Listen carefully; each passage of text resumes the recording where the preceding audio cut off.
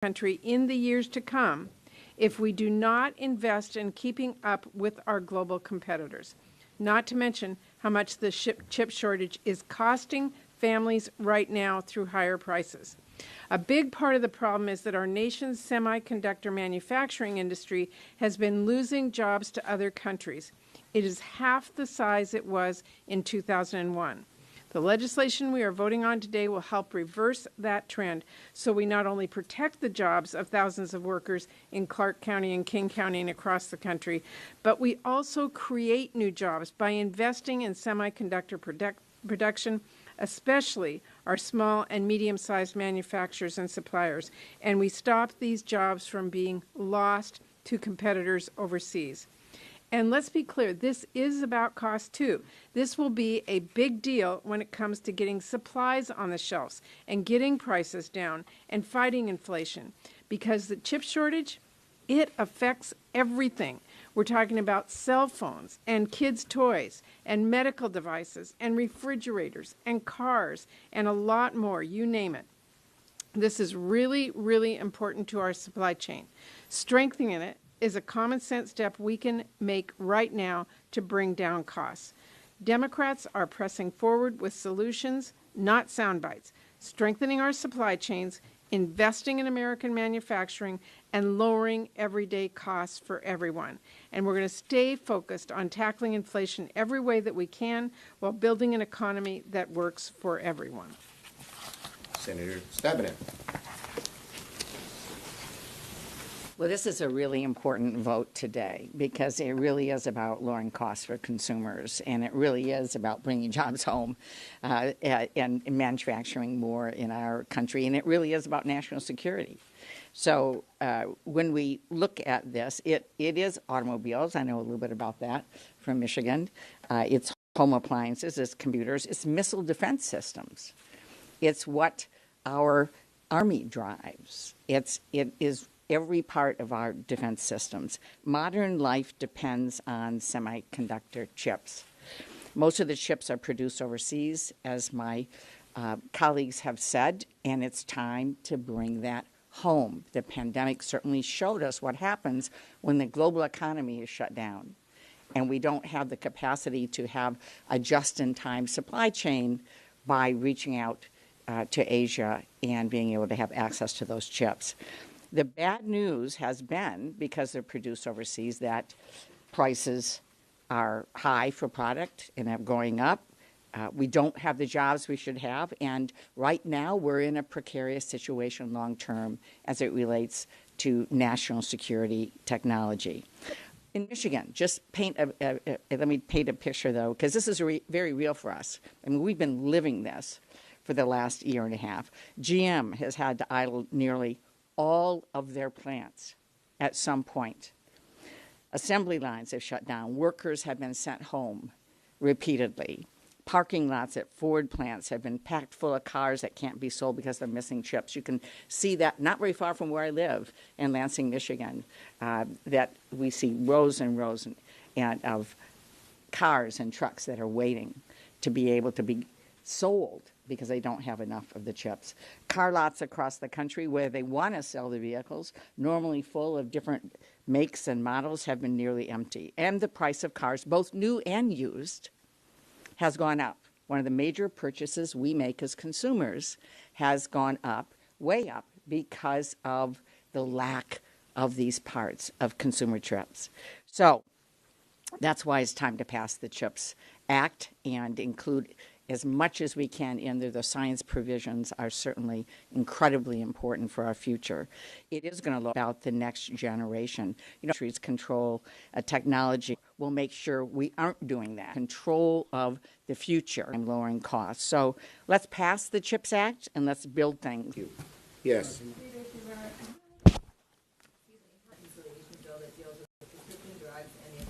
Yes. Led with the provision to lower prescription drug prices. We'll be meeting with the parliamentarian, then Republicans, but the real birdbath is both are together and make their odds. That's what's going to happen Thursday. And let me say, doing prescription drugs. This is your accomplishment to help people bring down inflation. It has so many good provisions in it. Of course, for the first time, The drug companies will be forced to negotiate prices with Medicare. But there's other things as well. For instance, there's a $2,000 limit. No one will pay more than $2,000 for drugs. That's going to send relief to lots of people who desperately need expensive drugs and can't afford them.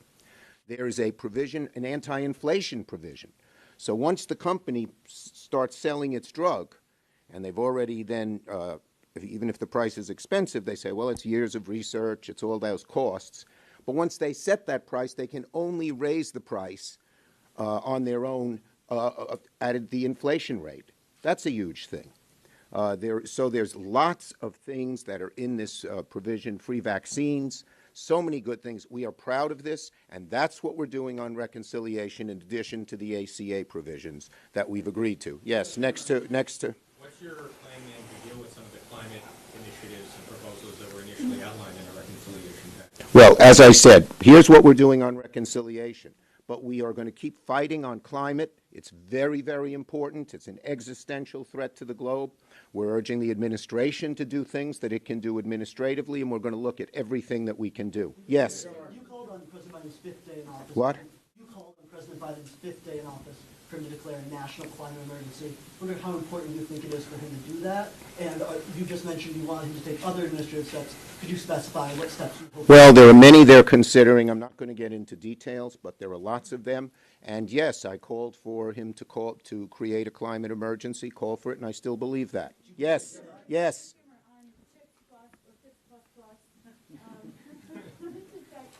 At this point, then, is the idea of expanded tax credit also for design, is that off the table this round? And then second of all, in either version, do you know if it's paid for completely? You're going to see the CHIP. You will see the CHIPS bill is already published, and you can look at all of it and make your determinations on both of those things. Okay? Okay. Now, wait, I want to give away one of Manu's little secrets before I... Look, he has his own little chart that he reserves his seat. Hold it up, Manu. Show everybody. Now, we need all the other networks to put things on their seats so they can get a front row seat just like Manu. I'm not the only one. Well, it's the only one I see. Maybe I should have one here. Schumer.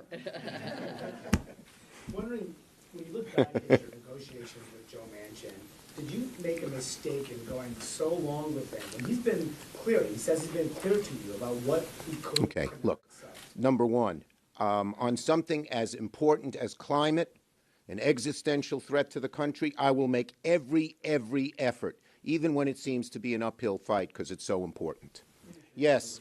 When will the bipartisan antitrust bills hit the floor? Well, I'm working with Senator Klobuchar. I support these bills. I want to bring them to the floor. We have to see that we have 60 votes.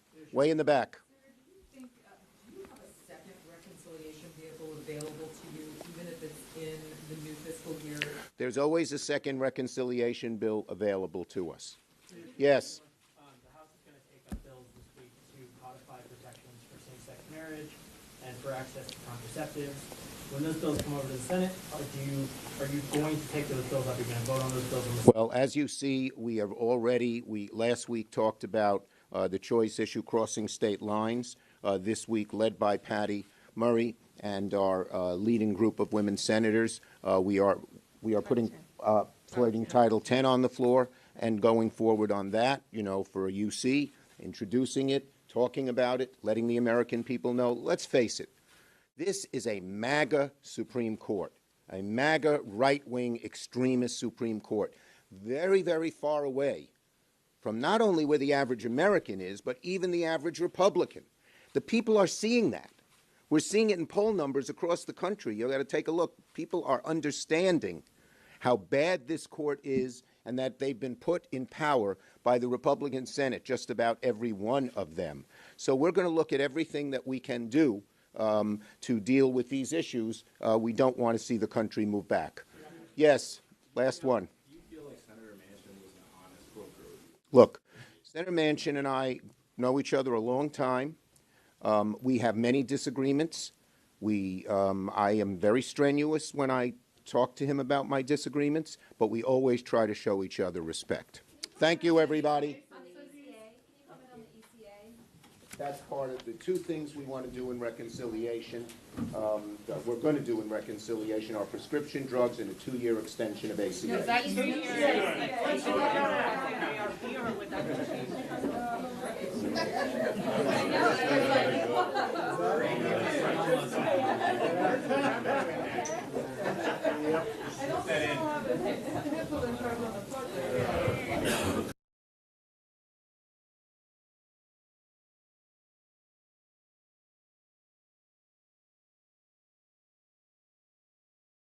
Say they have the capacity to do a nuclear, but they are not interested in weaponizing the program. Is that your understanding of what they say? I will leave it to Iran to characterize. But do you agree that's what they said? The status of their program. And my other question is there any kind of ongoing talks right now, whether in Doha or Vienna, whether, We've, as we've said, engaged with the Iranians in any way? We have not engaged directly with the Iranians. That has not been our choice. We would have preferred to engage in direct diplomacy many, many months ago. In fact, when this process first started, we were prepared to engage directly with the Iranians in coordination with our European allies and our other P5+1 partners. The European Union has been playing the role of effective middlemen in these discussions. We're grateful for the role that Enrique Mora and other European officials have played. Turkey, given the fact Anything else on Iran? Yes. Iran. Oh, okay. Iran. Let me go ahead, Sean. On Iran, but a bit different from this. Do you have any reaction on Jafar Panahi, the celebrated filmmaker? Has been the Iranian judiciary said he has to serve his sentence from the 2010. I understand he's a German national, so I need to refer you to the German authorities to speak to that. Just to follow up, NATO member Turkey is currently present at the summit in Iran. Did you discuss Iran with Turkey? Recently, we had presidential meetings between Erdogan and President Biden. So I would need to refer you to the White House to speak to the engagement between President Erdogan and President Biden. What I will say broadly is that countries around the world have an interest in seeing to it that Iran is not able to acquire a nuclear weapon. That includes countries in the region, but it includes countries well beyond the region. Yes. A different topic? I have a few questions. I'll stick with Alex for 1 second. Sure. Just on Ukraine. Kremlin says that when peace comes, it will come on Moscow's terms because of its gaining ground, territories in Ukraine. Can you please respond to that? The quote came from Medvedev this morning. I didn't understand the last part. Medvedev says that when peace comes, it will be on our terms because we are gaining territories. Can I get your reaction to that? What we have seen is Moscow already thwarted in its strategic ambitions. It went into Ukraine now months ago with the intention of subverting the Ukrainian government, of subjugating the Ukrainian people, and more broadly of dividing NATO, dividing the West, dividing the broader international community. On each of its strategic aims, Moscow has failed. Moscow has failed to achieve each one of them. When it comes to what we're seeing now, we are seeing heavy fighting in parts of Ukraine, heavy fighting especially in the Donbass, in eastern Ukraine. Territory is going back and forth, is trading hands rather consistently. The incremental gains that Russia has been able to make, they have come at tremendous cost to the Russian Federation, both in terms of manpower, but also in terms of treasure and supplies. So our charge and what we are doing is supporting our Ukrainian partners in the interim, providing them with precisely what they need to continue to defend their territory, but also their democracy and their freedoms. Not only is this allowing and enabling our Ukrainian partners to be effective on the battlefield, but it is strengthening their hands at any negotiating table that will emerge. And I say any negotiating table because we've heard from President Zelensky that this conflict can only end diplomatically. But until this point, at least, we've seen no indication from Russia that they are prepared to engage in genuine diplomacy. So until Moscow changes its approach, together with dozens of countries around the world, we'll continue to provide our Ukrainian partners with what they need on the battlefield, but ultimately to help strengthen their hands at that ultimate negotiating table. Follow up on that? On Ukraine, Yes. the images of the Ukrainian fields of wheat burning are still a reality despite of the extra military help that the U.S. Is sending, and also despite of the strong statements from the State Department regarding the Russian invasion. So what you could address about this new reality, burning fields of wheat in Ukraine? Well, unfortunately, this isn't exactly a new reality. It has been one of the heinous tactics that Russia has employed against not only the Ukrainian people, but the international community since the earliest days of this conflict. We have seen the rise in food prices affect countries not only in the region, but countries in many cases far afield, in sub-Saharan Africa, in South Asia, in Latin America, in virtually every region of the world. This is being felt. It is the practice of burning, of destroying wheat and other fields. It is the practice of attacking grain silos. It is the practice of pursuing Ukraine's farmers and its harvesters.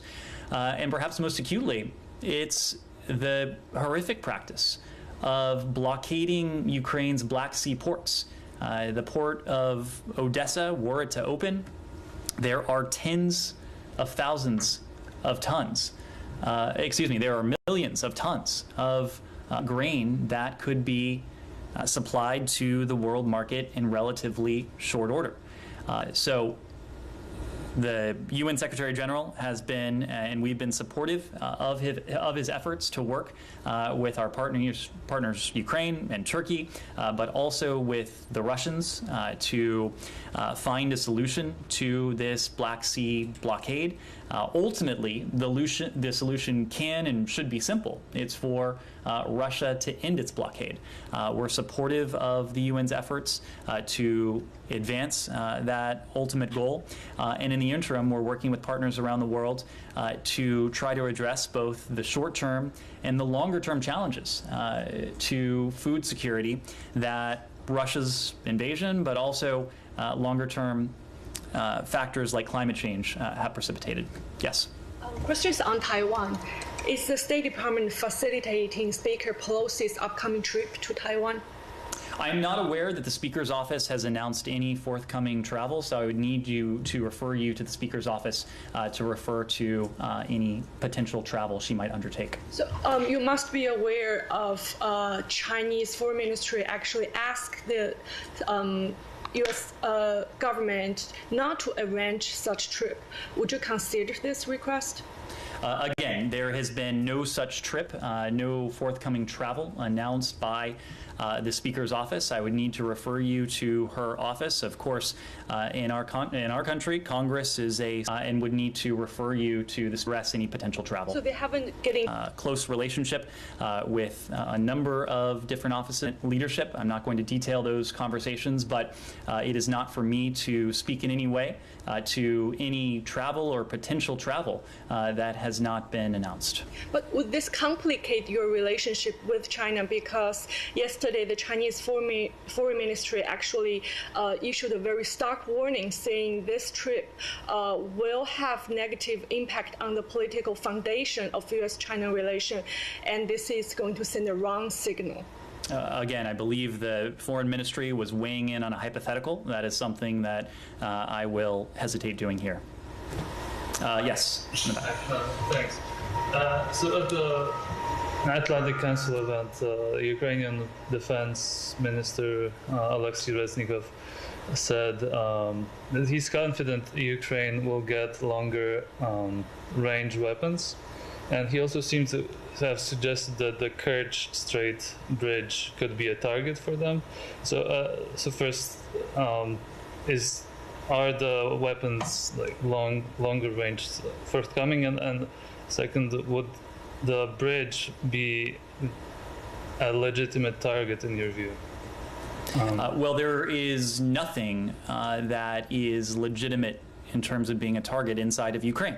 Russia's war against Ukraine, it was unprovoked, it's unjustified, it's illegal. No, but I mean the Russian bridge, the bridge that Russia built between Russia and Crimea.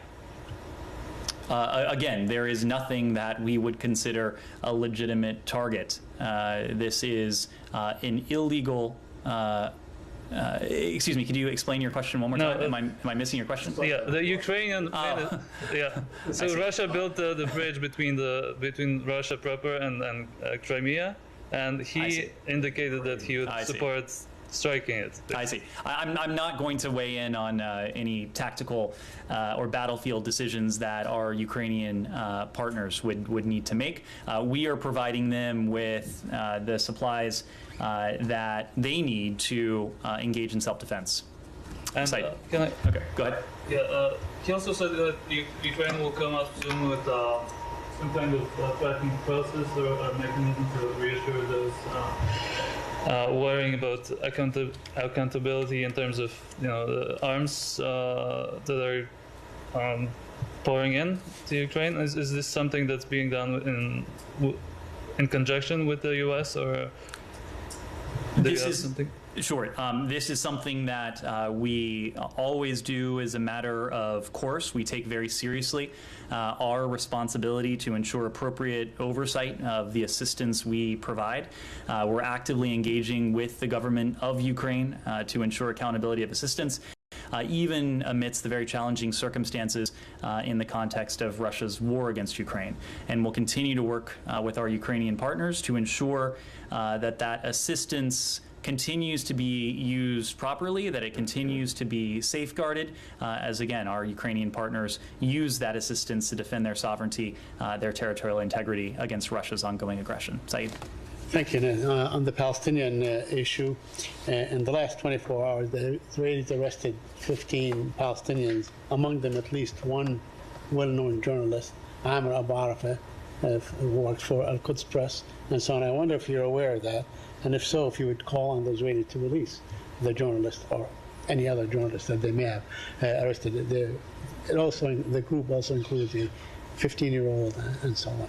And the Israelis are in the habit of holding people indefinitely under the pretext of administrative detention. So I wonder if you have any comment on that. I'm not immediately aware of the details you're referencing. If we do have a specific comment, we'll be happy to let you know. What I will say generally is that our commitment to media freedom, to freedom of the press, it is universal. It is country agnostic. It's a principle that we uphold around the world. And on the settlement issue, the Israelis have, issued, I guess, they legitimized a new outpost outside Ramallah, a new settlement outpost, and the settlement movement, Hamallah, has also announced that tomorrow they will launch dozens, that's what they said, dozens of settlement outposts all throughout the West Bank. I wonder if you have any comment. I know you say both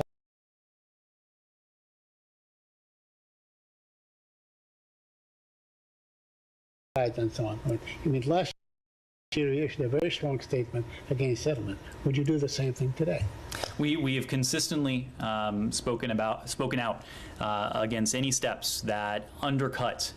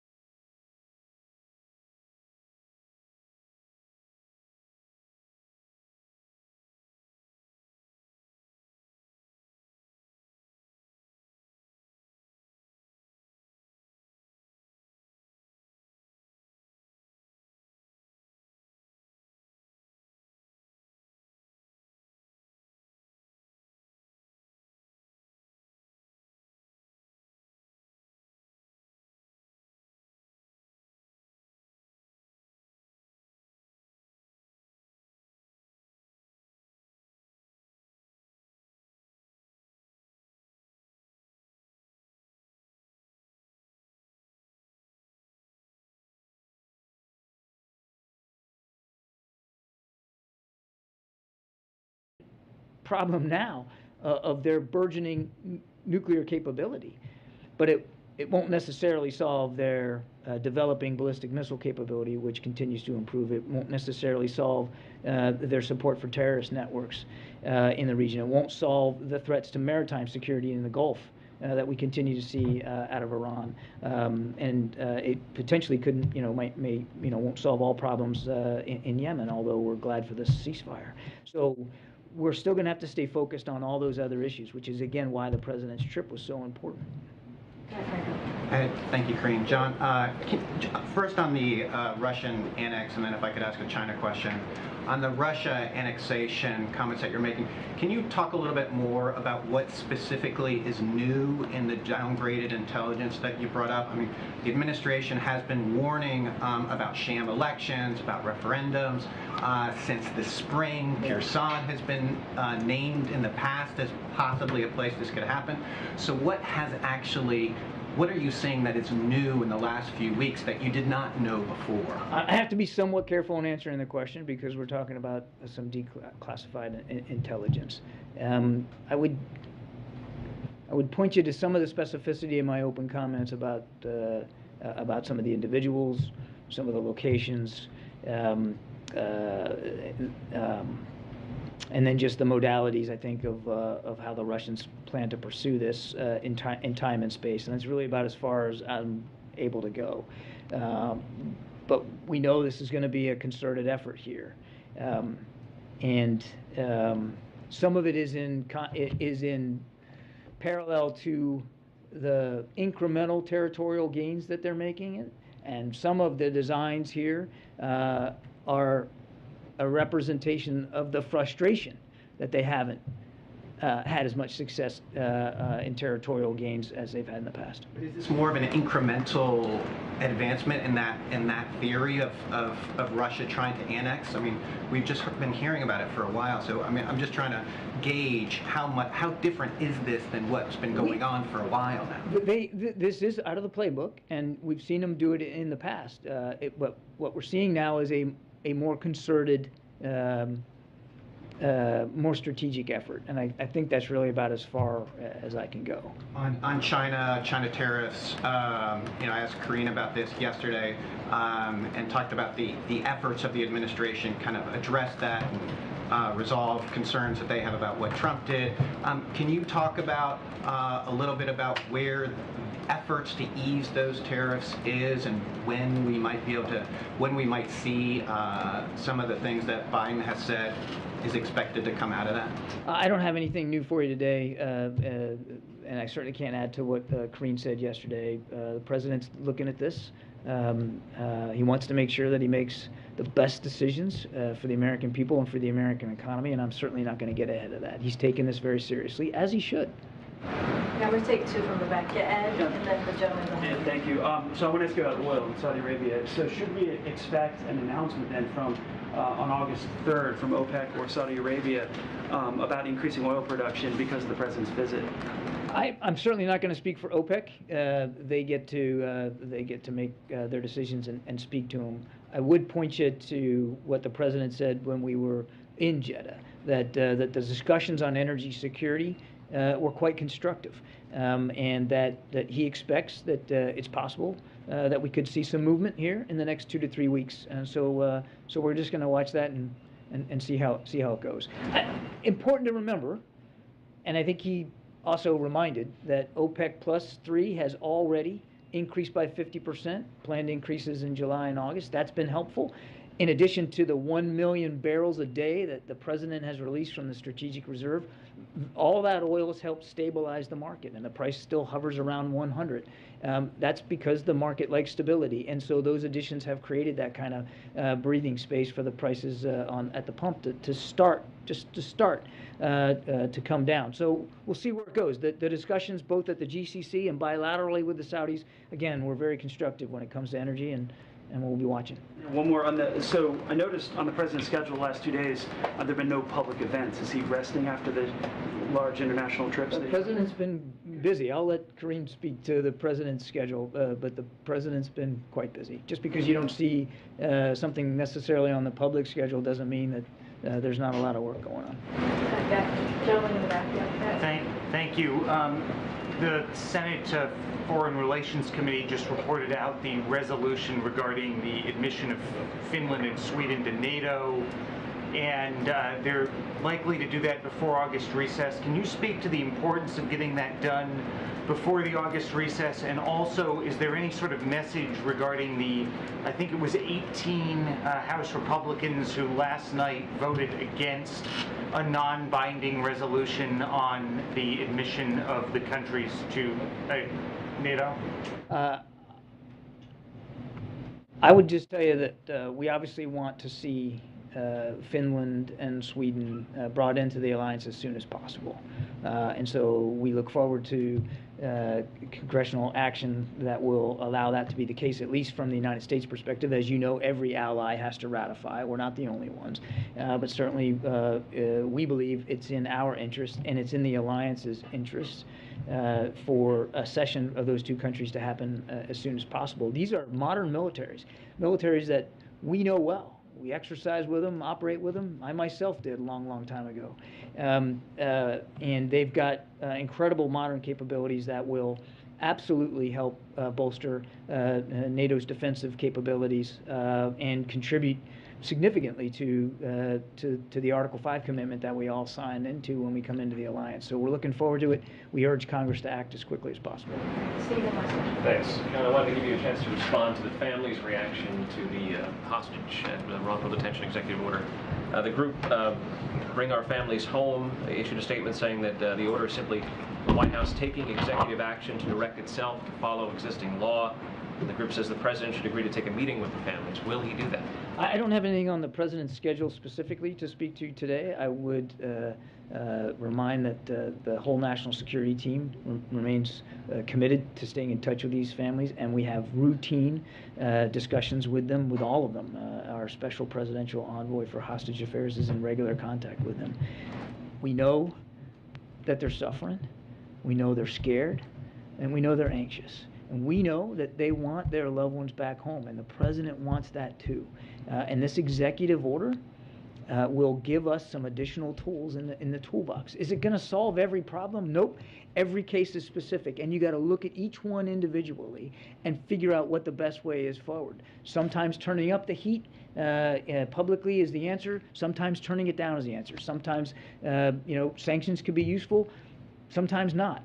Each one's individual and each one's different, because you know what, to those families it's individual as well.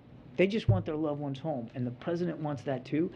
This EO is a useful extra set of tools that we'll have in our toolbox to help bring that about. Thanks. Appreciate it, everybody. All right. Yes, ma'am. Bye-bye. Okay. I have a few things at the top. Speaking of climate change. So we are closely monitoring extreme heat conditions impacting much of Europe, as well as the extreme heat impacting the more than 100 million Americans who are struggling with extreme heat conditions here at home just this week alone. The impacts of extreme weather are intensifying across the globe, including here in the United States. No one is immune from climate change.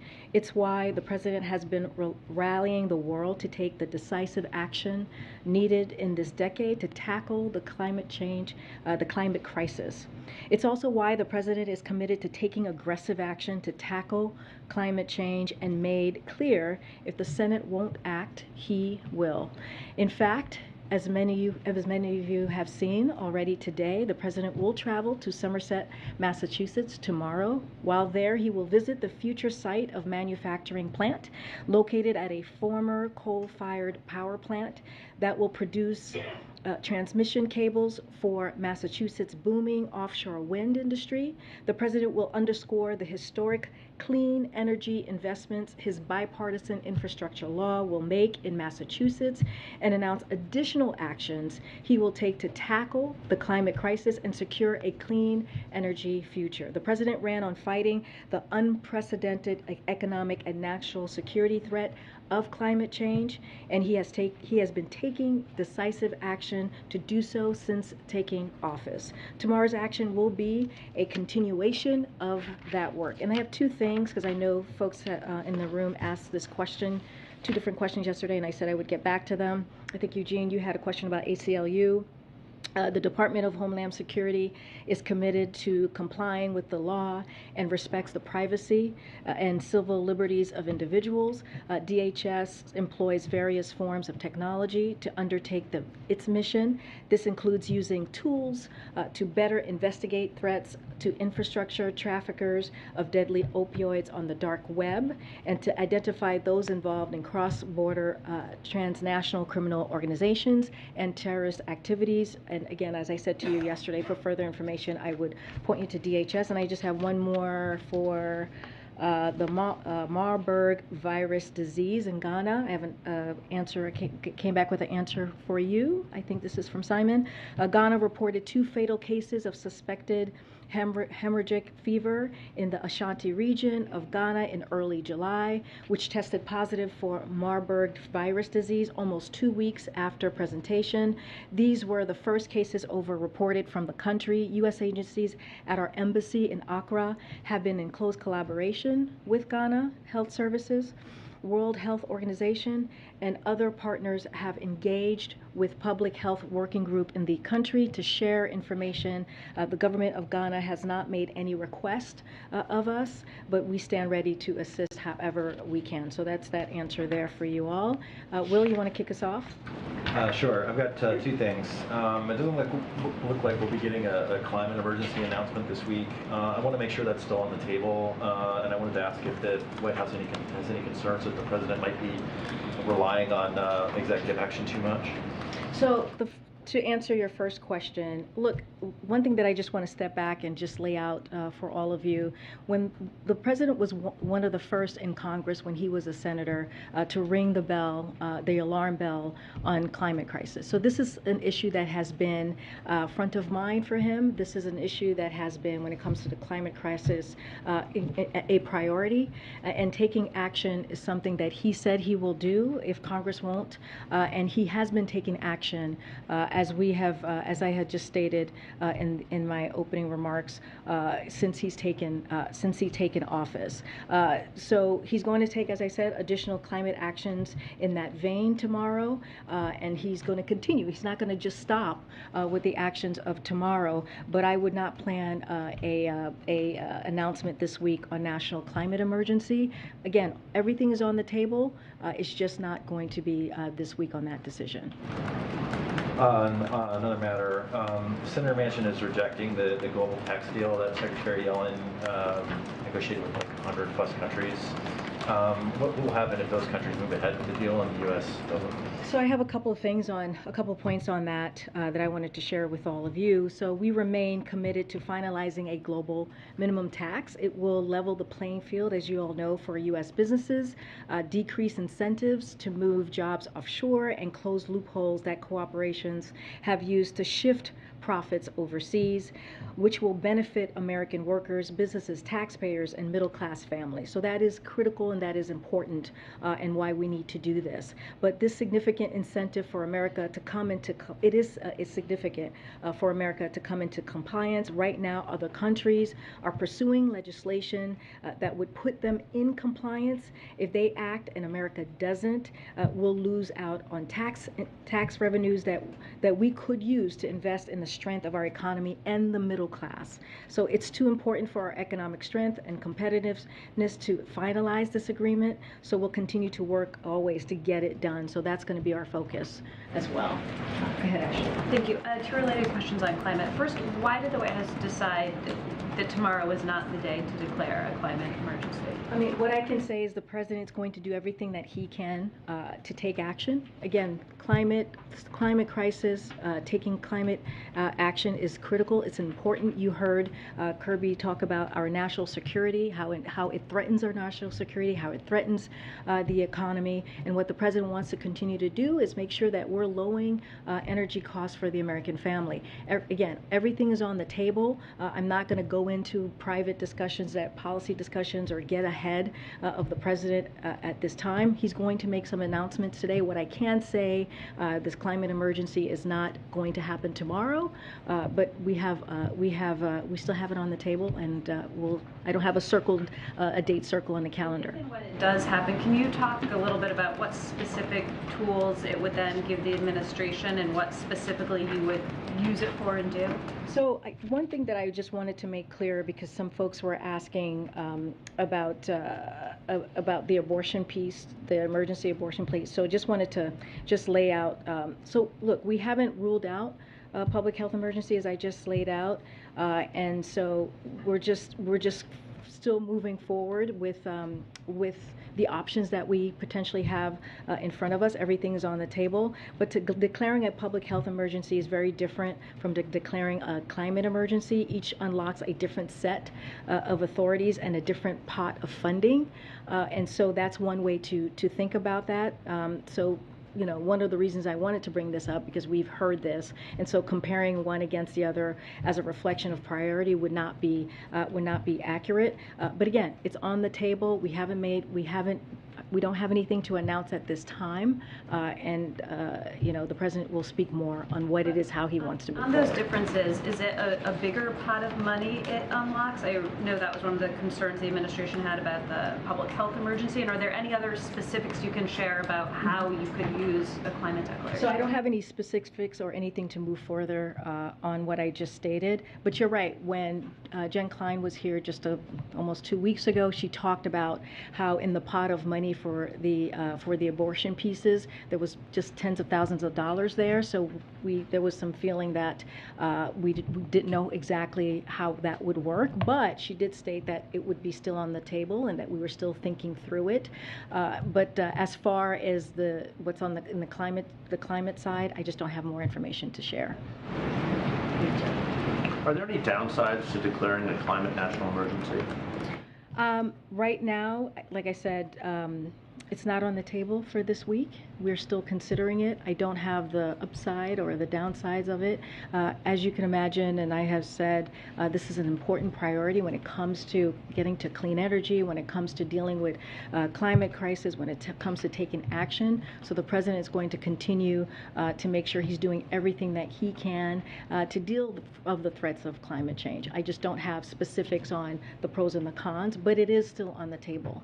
When you talk about actions for tomorrow, should we assume that he'll be signing executive actions to announce tomorrow? Jeff, I just don't want to get ahead of the president. Again, he's going to make some announcement. Call on this later to explain what he's doing. There might be. I just don't have one to announce. We normally do, to your point. We usually have background calls when we're ready, and we usually invite all of you.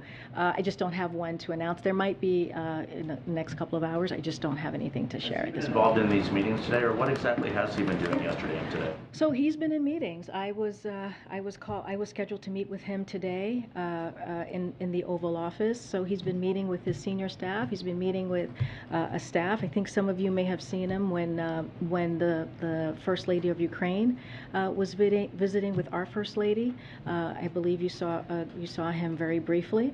So he's just been very busy dealing with the issues of the American people and meeting with his staff and senior staff the last 2 days. Okay. Just a quick one on climate emergency and public health emergency.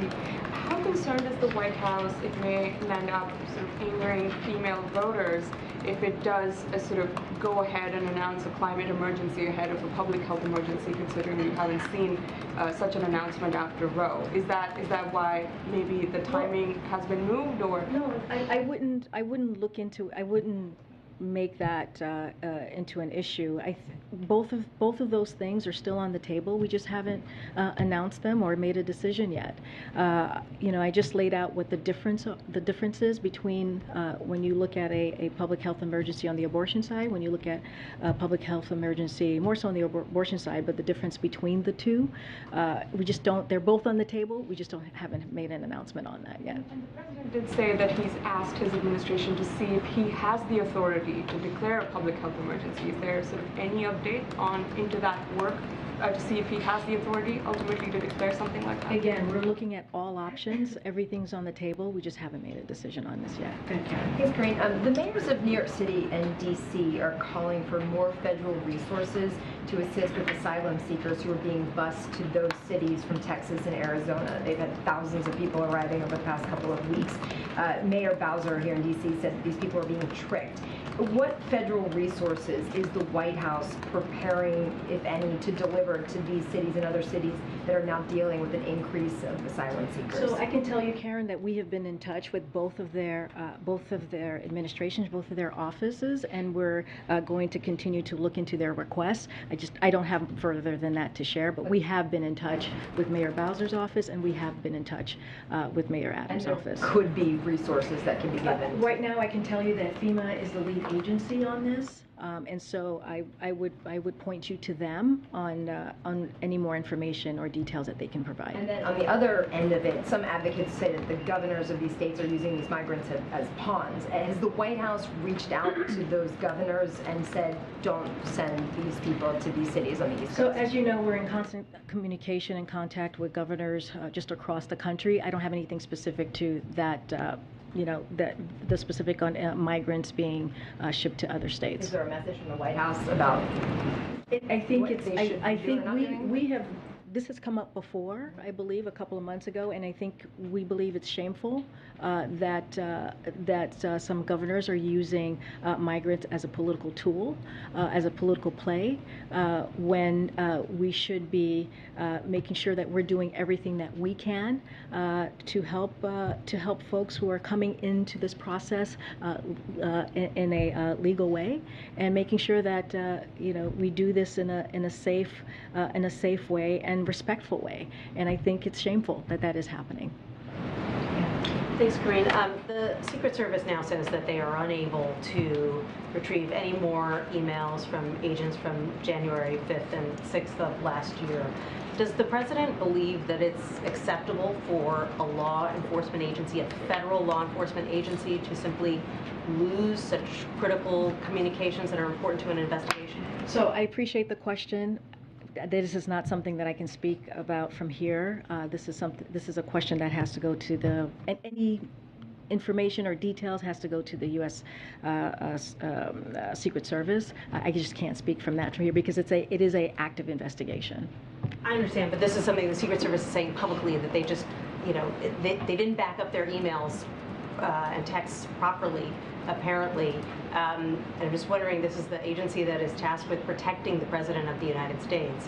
Is he concerned about some gaps in mission there? I understand the question and I hear the question, but we just can't, I can't respond to it from here, from the podium. Okay, it's an active investigation. And then has the President been, I know you mentioned Marburg's disease at the top, has the President been briefed on the situation with Marburg's disease? And is the White House preparing any additional action? Well, we're ready. We have not gotten, as I stated, any ask for assistance, and we are ready to assist when asked. I would have to check in with the team to see if the President's been briefed about this particular issue. Thanks. Can you say what role ongoing reconciliation talks played in the climate decision? For instance, is a climate emergency off the table because you're worried it will upend the apple cart in the Senate with Senator Manchin or others by going sort of being too fast? Can you talk about what role the tensions are between what to do now on climate and what you're still hoping to get out of Congress? So when it comes to what's happening on the Senate with reconciliation, I will not negotiate in public or speak to any private conversation. I can tell you that our teams are in regular contact with Senator Manchin and other members in the Senate and in Congress, just as we do on a constant way, in a constant basis. I will say that, as I mentioned, I wouldn't expect an announcement this week on the emergency, on the climate change emergency, but what I will say is that it is still on the table. We have not made a decision yet. Again, This is what we're seeing, this action that we're going to hear about from the president tomorrow. This is part of multiple actions that the president has already taken from the moment that he walked into office. This is urgent to him. He called the climate crisis one of the 4 major crises that he was dealing with once walking into the administration. Again, we're talking about national security. We're talking about lowering energy costs. We're talking about threats to our economy. All of these things are critical. All of these things are important, and he will continue to be steadfast in focusing on the climate crisis. Did he not do these things, the executive actions previously, because he hoped that he would get it in legislation? Well, the president, and you've heard me say this, you've heard him say this, when it comes to the climate change provisions in reconciliation, of course, he wants to see it in the bill. Why not both? Pardon me? Why not both? Like, why did he hold off? He seems to have held off doing executive actions, waiting for the bill. Could he have not done? Well, I think, look, I think we could still walk and chew gum. No one says, again, I'm not going to negotiate in public. You know, the process in the Senate is happening. I'm not going to speak to that in public. Look, this is an opportunity. The president has said that he was going to take action. He said, you know, he's always said if the Senate won't, he will take action. He is just taking another step. This is not the final step. This is part of a process that you have seen him take, especially when it comes to the climate crisis. And so, you know, I wouldn't see this as an either or. I would see this as part of what he has been trying to continue to do in playing our part in the climate crisis and dealing with climate change. And finally, can you offer any update on the deliberations on student loan relief and what kind of timeline, if any, there is on that? So I don't have a timeline for you. I know this is a question that comes up often in the briefing room. This is something that is clearly important to the president, and so as soon as we have anything to preview, we will make sure that happens. Thank you. Thanks. Corinne, too, on China. China's warning that relations with the U.S. would be damaged if Speaker Pelosi visits Taiwan. Do you have any comment on the reports that she's going, and has the White House had any communication with her office about this? So I'm just not going to comment on travel that the Speaker's office itself has not announced, I believe. That's the last that I've heard before I came to the podium. So we'll refer you to the congressional delegation on their travel. I will reiterate that the United States remain committed to our One China policy, which is set forth in the Taiwan Relations Act. As you know, the 3 joint communiques and the 6 assurances. This has been a consistent U.S. position for decades across multiple administrations. This is nothing new here. U.S. support for Taiwan remains rock solid, principled, and bipartisan, and is in line with our One China policy and longstanding U.S. commitments. But from what I understand, there has been no announcement, and I'm certainly not going to comment on her travels at this time. Any update on when President Biden may speak or have a phone call with President Xi? And that's been talked about. As you know, they spoke recently, not too long ago. And I've said this before, we are keeping the lines of communication, of dialogue open. There has been staff-to-staff communications over the last several months since the last time the president spoke to President Xi. I don't have anything to preview on the next conversation. You're at your time. Do you want more? Oh, yeah, I'm at my time. Okay. I'll go around. Go ahead, Mike. Corinne, a question on the Respect for Marriage Act. The president, after Dobbs, said he believed the right to privacy was at risk. Obviously, you yesterday said that the administration supports this bill. We're seeing some Republican lawmakers in the House come out in favor of it, and McConnell says he won't preview his vote on it until it reaches the Senate. So do you believe that Senate passage is actually in reach, and what is the president doing to get it closer to that? So as you know, and I said this yesterday, this is an issue when it comes to the right to marry, loving who you want to love. The president has been supportive of that for many, many years, clearly before he was a president, and he has been very vocal. And so first I want to say that he strongly supports the bill. As you heard me say yesterday, he's grateful that this has bipartisan support in the House as we're seeing it. Right now there is a SAP, a Statement of Administration administration policy that we sent out to continue to show our support. Look, the president is always going to continue to speak on equal rights, especially as it relates to this particular piece on LGBTQ rights, marriage equality. This is not something that he will not stop talking about. He will make sure he is very clear. It's a priority for him, hence why we did the SAP. But I do want to take a step back because I know that this has bipartisan support. You know, the exact reason for why this bill is being voted on is because of Republicans' assault on the recognition of Americans' right to privacy, which has been recognized and upheld over decades by judges appointed by a wide range of presidents that puts us here. That is why the House, had to vote for this bill so that we can protect people's rights because of what we have seen this past several weeks. The judges they've endorsed, for example, the state legislators they work with, they have said that the quiet part out loud, which is they are coming for the right to marriage. Justice Thomas, as I have said many times before, right here in this briefing room, as the president has said explicitly in his concurring opinion, said this. He was very clear about this. So we need this legislation and urge Congress to move as quickly as possible.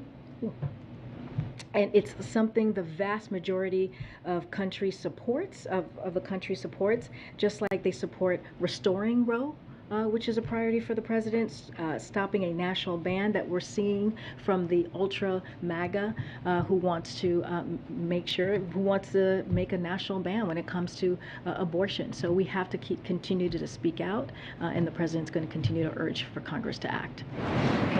Just a follow-up on that question. Is the White House speaking to Republicans about this bill, Senate Republicans about the bill, because we are starting to see even some of the Republicans in the Senate say they would be interested in passing the bill if it came. And so we support that. That is something that we are grateful to see.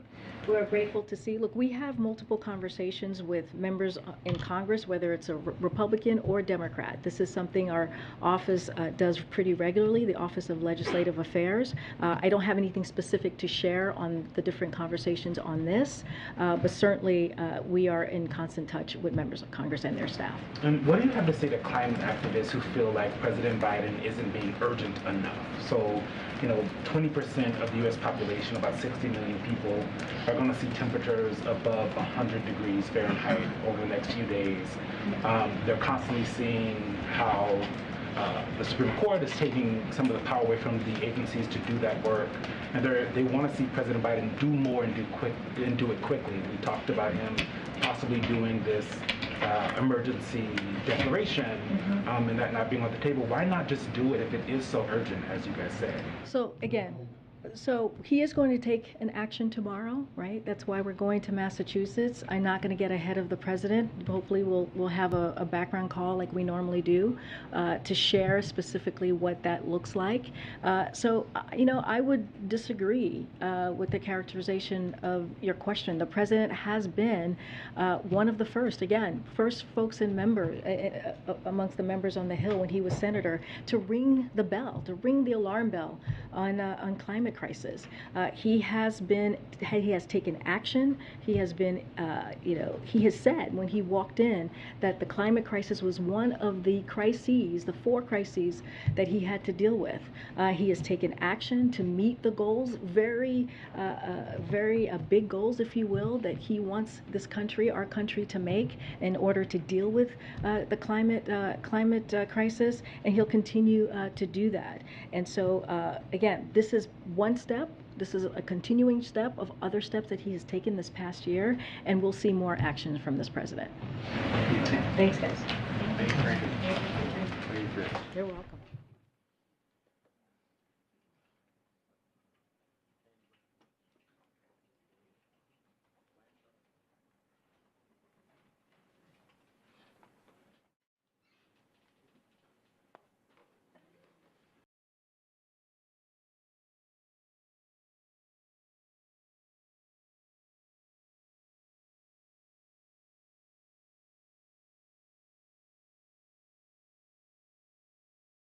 over 5 years. That's $76 billion for one industry. The editorial continues. Republicans on the House Ways and Means Committee point out that for the same money, Congress could double the research and development tax credit for all companies through 2025. It could also throw in 100% expensing for companies and allow immediate R&D deductions through 2025. But that would mean the politicians aren't picking favorites, which is what they prefer to do. The editorial goes on from there to describe the circumstances that led to the introduction of this bill. The fact that there was surging demand and diminished capacity to produce these semiconductors during the pandemic, and that since the pandemic, a lot of these very same firms, trying, understandably, to keep up with demand, have increased their production. And meanwhile, 2 years later, they find themselves in a position where, due to changing economic circumstances, demand is starting to soften.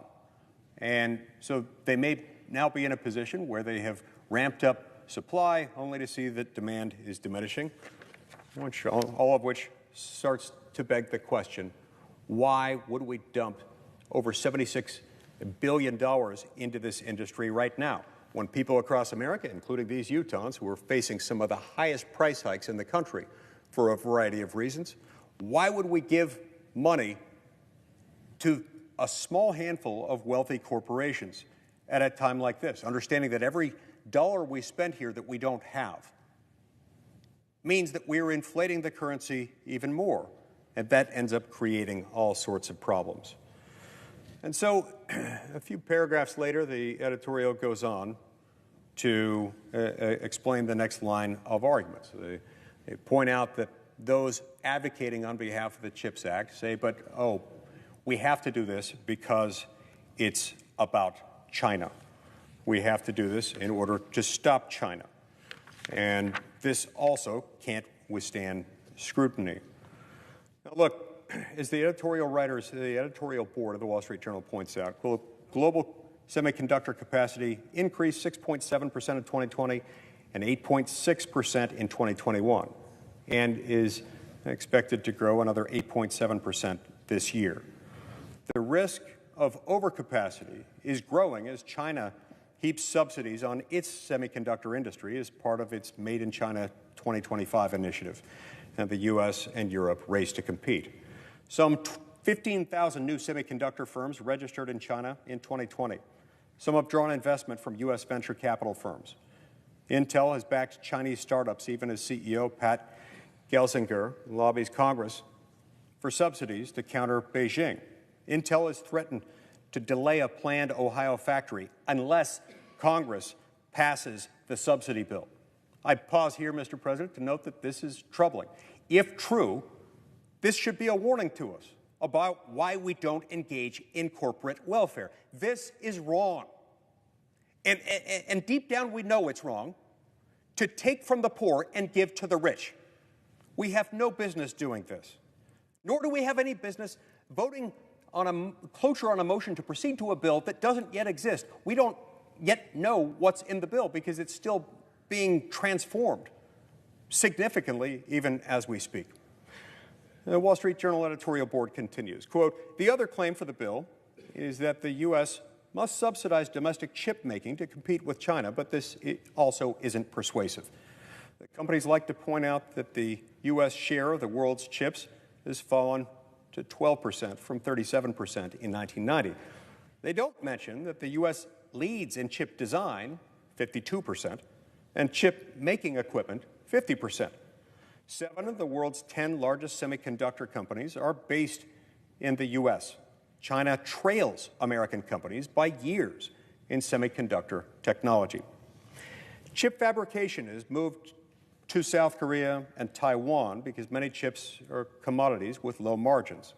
But chip makers are working to diversify their manufacturing bases to avoid future supply disruptions and have announced $80 billion in new U.S. investments through 2025. Samsung plans to build a $17 billion factory in Texas. TSMC has a $12 billion plant under construction in Arizona. I'd pause here to note that in meeting with representatives from some of these companies, including TSMC noted in my conversations with high-ranking executives of that company, that plant isn't made contingent on any legislation we're producing. They're doing that because it makes good business sense, not because it's their last gasp effort. This is a profitable company doing well.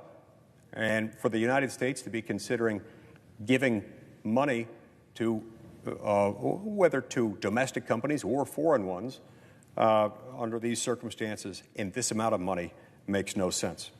The editorial continues, quote, one unfortunate impetus behind this bill is that for all their talk about competing with China, many politicians believe that Beijing's economic planning is superior to the U.S. free market system. It reminds us of the 1980s when legendary Intel CEO Andrew Grove warned that Japan was going to dominate the chip industry and the future of global technology. As former Cypress Semiconductor CEO T.J. Rogers explained on these pages last year, the government set up the Symantec chip consortium that, quote, was obsolescent when it opened. But Intel innovated with more advanced chips, and no one is talking now about Tokyo's central planning genius. The editorial concludes, quote, history shows that easy government money can undermine competitiveness. It often leads to inefficient spending and investment. The politicians will also attach their own strings, perhaps with limits on stock buybacks and dividends. Wait until Bernie Sanders is heard on the Senate floor. They forecasted what we've seen today. It closes with the following sentences, quote, this bill, the bill isn't the bill isn't needed to compete with China, and it will set a precedent that other industries will follow. Anybody who can throw up a China competition angle will ask for money. Why Republicans want to sign up for this is a mystery, especially when they might control both houses of Congress in 6 months, close quote. I couldn't agree more with the editorial board of the Wall Street Journal in this assessment. This is wrong. We know it's wrong. The bill still, as it stands right now, is unknown to most or the entirety of this body. We do know that it costs over $76 billion. We do know that people across America, including poor people throughout the state of Utah, not just the poor, but most people, again, with inflation, during periods of inflation, the extremely wealthy can find ways to become even wealthier. But everyone else suffers, literally everyone else. The poorer you are, the more you suffer. But even people well entrenched within the middle class get gouged considerably. Why we would want to take money away from them and give it to the wealthy is beyond my ability to fathom. All of this ties back, Mr. President, for the reason I came to the floor today, which was to try to pass the Price Act by unanimous consent. We didn't succeed today, but we're not going away. We're going to keep undertaking this effort. Because the fact is, we do need to impose a supermajority requirement for spending, especially when spending levels are producing inflation in excess of 3%. We're at 9.1% nationally, and in many of our states, including my own, it's higher than that. That's why we need this. And my colleague pointed out that he believes that the Tax Cuts and Jobs Act may have contributed to that. Well, it's not exactly how things work. I mean, when you're passing a tax reform bill that makes downward adjustments to marginal income tax rates, and to corporate rates, and capital gains rates, yes, it brings in less revenue. But the government taking in less revenue doesn't cause inflation. It is deficit spending that causes inflation. And so given that it's deficit spending, particularly deficit spending during periods of inflation, that matters, I believe that's where we ought to be focused. We ought to be focused on pro-growth opportunities and frankly, those adjustments to corporate rates, to capital gains rates, and to marginal tax rates are in fact pro-growth. They reduce disincentives to work. They bring more people back into the labor market. That, in turn, produces more tax revenue. You can expand and broaden the base while lowering the rates and ultimately come out on top and with more robust economic growth. But what you can't do is engage in increasingly more aggressive deficit spending and expect that that's going to do anything but harm the American people, especially America's poor and middle class. Thank you, Mr. President. I yield the floor. Mr. President. Senator from Vermont.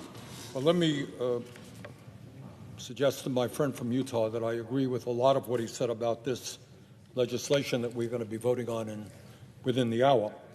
I would simply add, while this bill has had many names, I think it's lately called the CHIPS bill, it's also been called the China bill and so forth, but theoretically it is supposed to be competing against China. But I would point out that since 2005, Intel has invested at least $700 million in Chinese technology companies, including at least 4 microchip startups.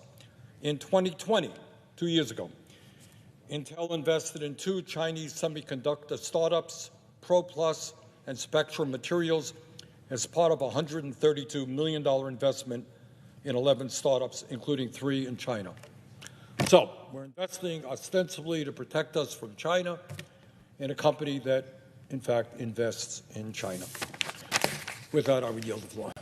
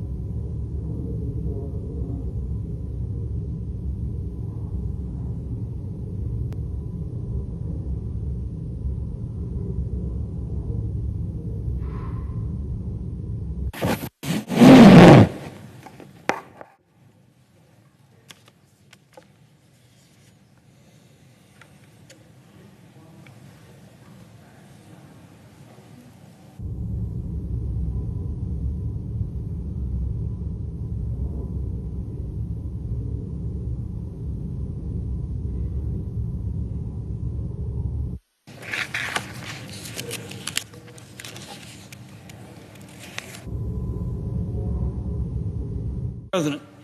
Senator from Oregon. Mr. President, in a few minutes, I'm going to put forward a request for the Senate to confirm the nomination of Rebecca Jones-Gaston to serve as Commissioner on Children, Youth, and Families within the Department of Health and Human Services.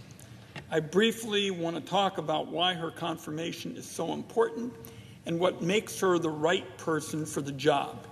The administration on children, youth, and families may not grab national headlines every day, but its work is essential to the well-being of millions of young people and families across the land. That is particularly true for vulnerable children, including those in the child welfare system. One of its big jobs over the last few years has been the implementation of the Family First Prevention Services Act. The landmark reform of the child welfare system was written by the Finance Committee on a bipartisan basis. And for colleagues who remember the late Orrin Hatch who cared so much about children and particularly welfare reform. This and the extension of the children's health insurance program for 10 years, the longest extension ever, were the two bills for children that Chairman Hatch really felt strongly about. The underlying goal of the legislation, which I was proud to co-sponsor with him, was simple. The foster care system was breaking families up too often. We designed the Family First Act to keep families together whenever it was safe and possible to do so. Maybe a grandparent is the right person to step in as a caretaker for their grandkids. I have been particularly involved in having grandparents play a bigger role in human services program. It's known as kinship care. We've been working on it for well over a decade. Chairman Hatch helped us expand it. Maybe all that's needed for a family to thrive is to help with mental health care for mom or dad. And with a little more flexibility in the program and a little more support, more families stay together and get ahead. The underlying goal that Chairman Hatch and I had was simple, but implementation has certainly been a challenge. It's required a lot of close collaboration between the Department of Health and Human Services, the Finance Committee, and state and local agencies. My view is when you're talking about reforms dealing with the well-being of our youngest, particularly vulnerable kids, it's just critical to get it right. That's why Rebecca Jones-Gaston is the right person to lead the administration on children, youth, and family services. She currently serves as the Child Welfare Director for Oregon's Department of Human Services. She is showing herself to be an effective leader and a strong advocate for the vulnerable. She served in a similar role in the state of Maryland under a Republican governor. So this is somebody who shows up every single day, willing to work with elected officials on both sides of the aisle. All in all, she brings nearly 25 years of experience in public policy dealing with support for families and children. The Finance Committee approved her nomination on a bipartisan basis in March. My view is the full Senate has waited long enough. Ms. Gaston is a highly qualified nominee, and the administration on children, youth, and families needs a confirmed leader. Mr. President, therefore, I ask unanimous consent that the Senate consider the following nomination. Calendar 763, Rebecca E. Jones-Gaston to be Commissioner on Children, Youth, and Families, Department of Health and Human Services. That the Senate vote on the nomination without intervening action or debate. The motion to reconsider be considered made and laid upon the table, and that any statements related to the objection be printed in the record. Is there objection? Mr. President. Senator from Tennessee. Mr. President, reserving the right to object, since last year, I've been asking for a commitment from my Democrat colleagues that any future reconciliation legislation in this Congress will not incorporate policies that will reduce access to care in non-expansion states, such as Tennessee. Specifically, my concern is that this reconciliation legislation that the House of Representatives passed last fall included provisions that cut dish in uncompensated care pool payments for non-expansion states. This would result in less health care for vulnerable populations. In my state, accelerate hospital closures in my state, and it would disadvantage rural communities in my state of Tennessee. These are places and populations for which we're trying to secure more quality health care, not less. Because I've not received the confirmation that these provisions will not be included in any future reconciliation bill, I cannot consent to expediting confirmation of this nominee, and I object. Objection is heard. Senator from Oregon. Mr. President, just speaking briefly again, let me tell my colleague from Tennessee, I very much enjoyed working with him on various policies here in the Senate. My understanding is that my colleague believes that his state has some ideas for showing that you can essentially meet Medicaid standards for health services for vulnerable people, and that the state of Tennessee is interested in trying out some new approaches. I want to assure my colleague that we're interested in hearing more about this. There is a specific waiver provision, for example, in the Affordable Care Act, to try out new approaches consistent with these guardrails so that people actually get health care coverage. My colleague has said to me that he is interested in pursuing those kinds of ideas. I want him to know that the Finance Democratic staff is available to hear his staff out on this, and I hope we can work it out. I hope we can move Rebecca Gaston quickly. This is a program that really makes a difference. Prior to Chairman Hatch working with me on this, we had essentially two alternatives for these vulnerable kids, neither of them particularly valuable. One was just sending the kids off to foster care. Some of those facilities are good, some of them not so good, or keeping them at home in a less than desirable situation.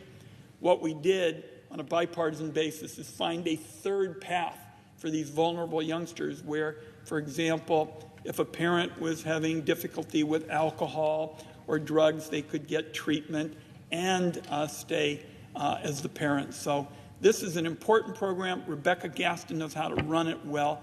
I want to see her confirmed as quickly as possible, and I want to tell my colleague I recognize his concern today and will be interested in following up with him and his staff to hear more about the program in the days ahead. Mr. President, I yield. Mr. President. Senator from Delaware. Mr. President, today I rise in support of the nomination of Rita Landgraf for the position of Assistant Secretary for Aging and Administrator of the Administration of Community Living at the Department of Health and Human Services. I've been privileged to know Rita Landgraf for over 2 decades, to have worked with her when I was governor of Delaware and in the years since then.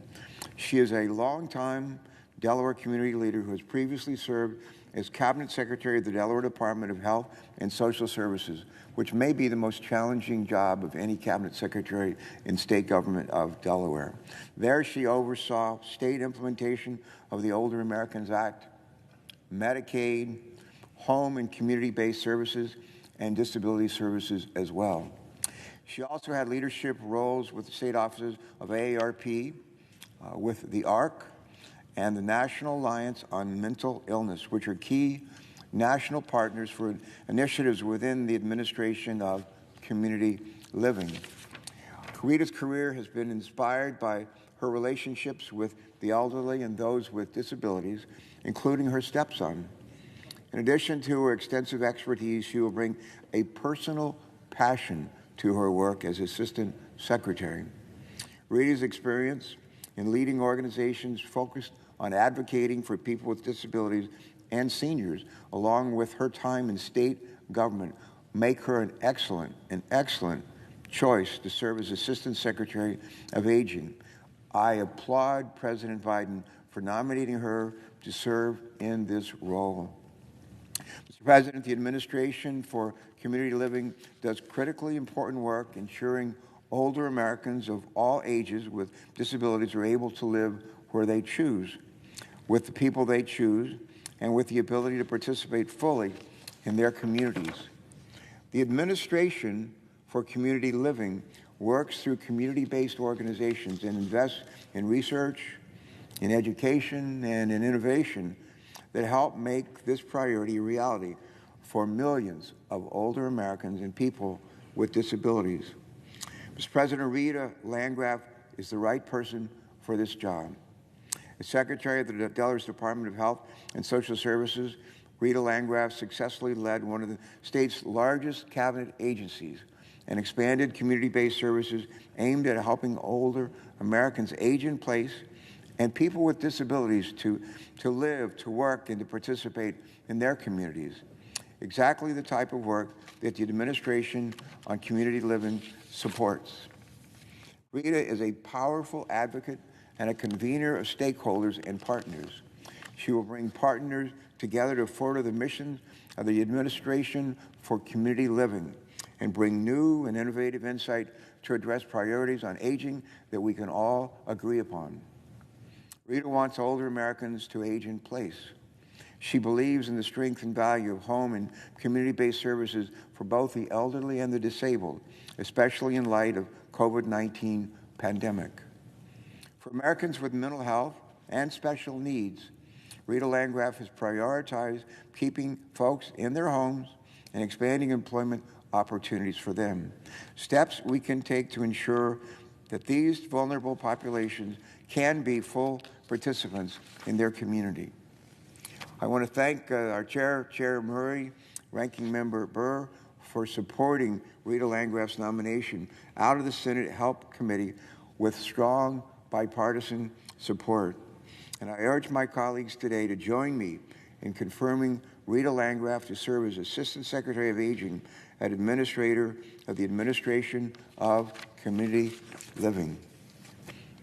With that, I ask unanimous consent that the Senate consider the following nomination, calendar number 966, Rita M. Landgraf to be Assistant Secretary for Aging, Department of Health and Human Services, that the Senate vote on the nomination without intervening action or debate.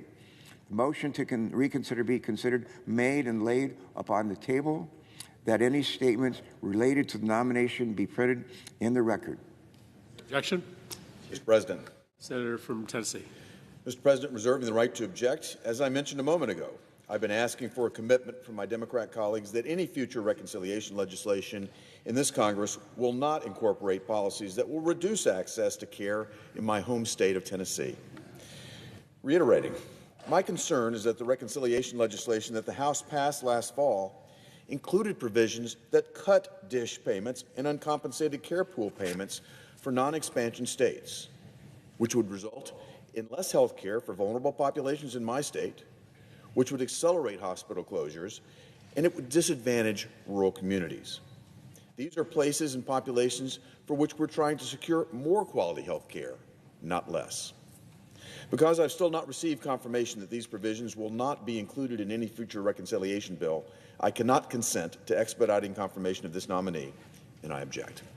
Mr. President, Objection is heard. Mr. President, The Senator just from recognize Delaware. momentarily, I had an opportunity to speak briefly with our colleague from Tennessee with respect to his concerns and the reasons that have led him to object to what I think, and he even may agree, is actually quite an excellent nomination. And my hope is to better understand those objections that he's voiced and to see if they can be objected in a way that would allow us to go forward with the nomination of Rita Landgraf to serve as Assistant Secretary for Aging in the Department of Health and Human Services. I yield back the floor. Thank you very much. From Rhode Island. Mr. President, I ask unanimous consent that Kiana Kikoa, a Coast Guard fellow in my office, be granted privileges of the floor for the remainder of the 117th Congress. Without objection, so ordered. Thank you, Mr. President. I would like to talk today about a health epidemic that is claiming the lives of tens of thousands of Americans each year. I'm speaking about the epidemic of suicide. I'll talk more about this in detail in a moment, but if there is one thing I would like those listening to my remarks to remember, it is the number 998. Excuse me, 988. 988. 988 is the three-digit number for the National Suicide Prevention Lifeline. If you need help, please dial 988. Over the last several years, we have all observed the increasing mental health needs in our country. Indeed, the isolation of the COVID-19 pandemic made those needs more pronounced, particularly among children, adolescents, and young adults.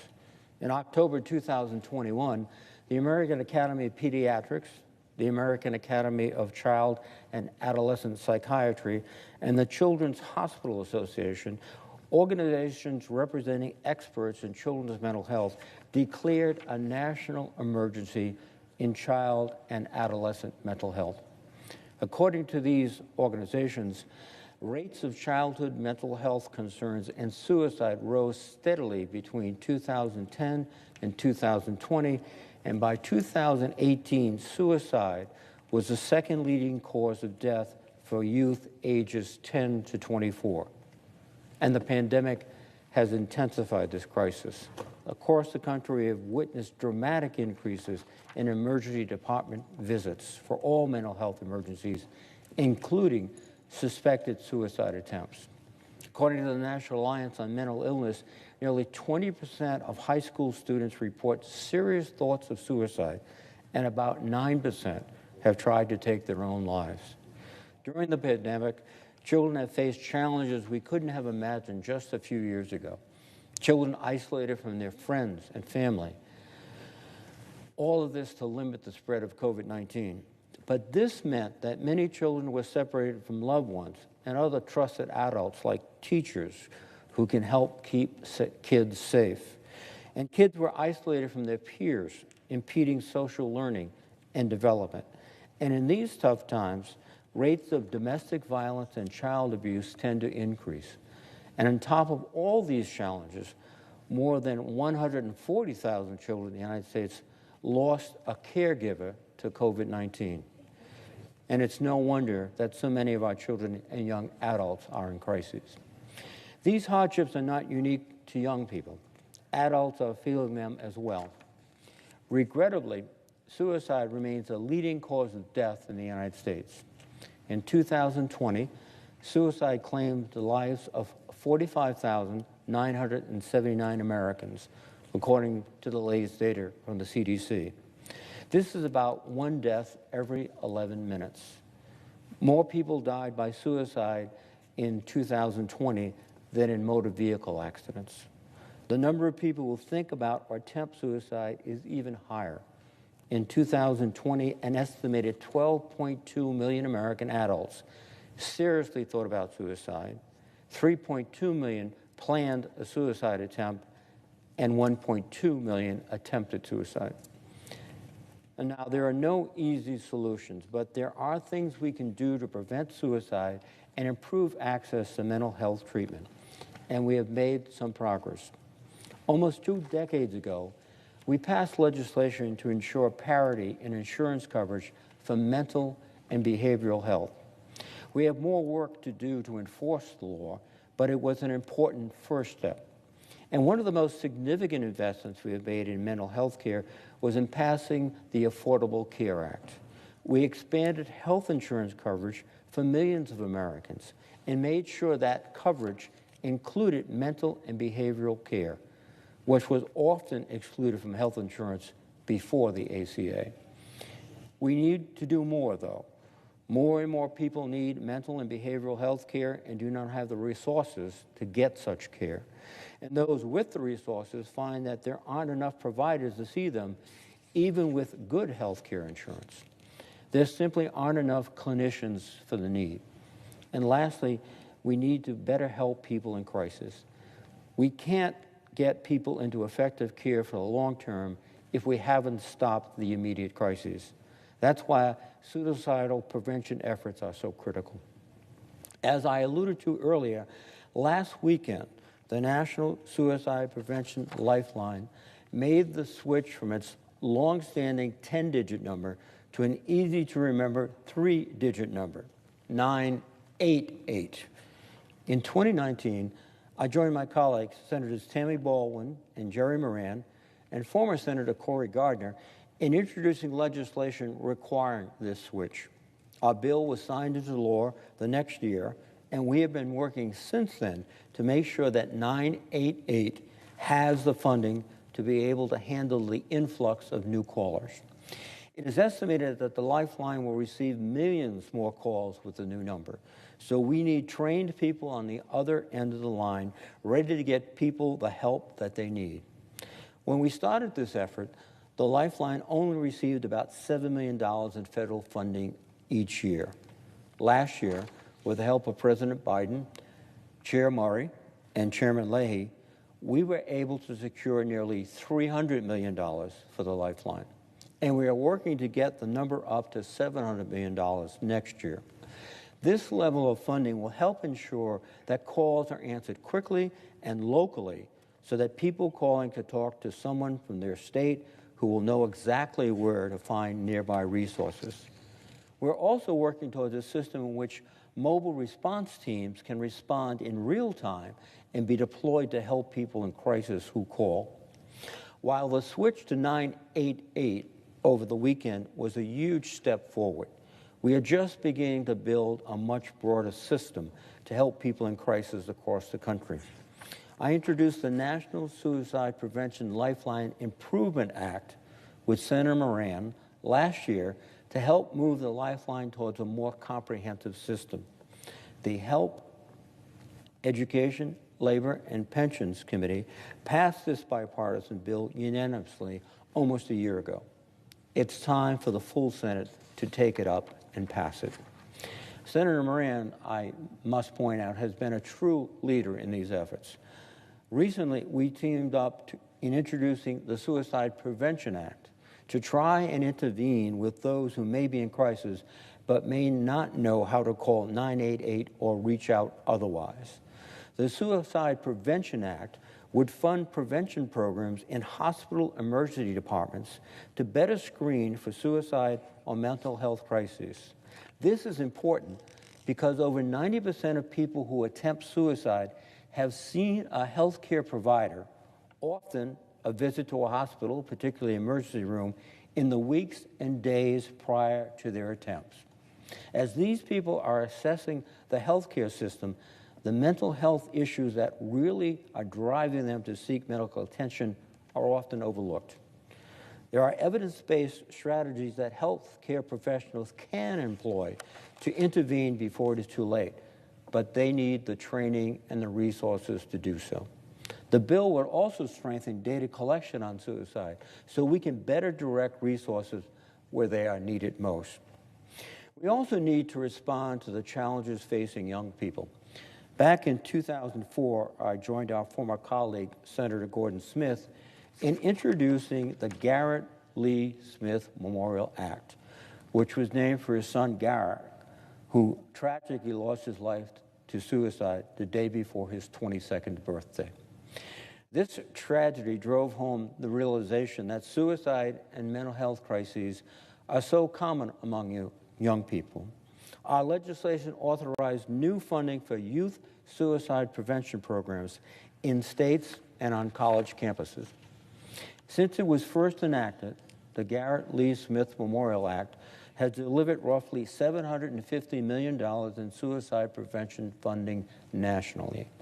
And I am pleased that Senator Lisa Murkowski, another long-standing partner and champion on this issue, joined me in introducing the reauthorization of this law so we can continue funding programs to support youth and young adults. Mr. President, mental health and suicide have for too long been subjects that have been difficult to talk about, much less confront. In meeting the challenge of this mental health crisis, we must be relentless. We cannot do just one thing or even a few things because there is no single solution. A few days ago, President Biden signed the bipartisan Safer Communities Act, which included new resources for mental health care, including an additional $150 million for implementation of 988 and billions of dollars for other mental health services, such as the nationwide expansion of the Certified Community Behavioral Health Clinic model. But that cannot be the end of our work. Each of the efforts and bills I've mentioned represent our continuing and unfinished work. They would add another layer to help prevent suicide and strengthen our mental health care system. So I urge my colleagues to work with me and my colleagues like Senator Moran and Senator Murkowski to pass the Suicide Prevention Act, the National Suicide Prevention Lifeline Improvement Act, the Garrett Lee Smith Memorial Act reauthorization, and to undertake many other efforts spearheaded by my colleagues. We should move forward with these measures without delay to prevent another 45,000 Americans from falling victim to suicide. Mr. President, with that, I would yield the floor and notice the absence of a quorum. The clerk will call the roll. Ms. Baldwin.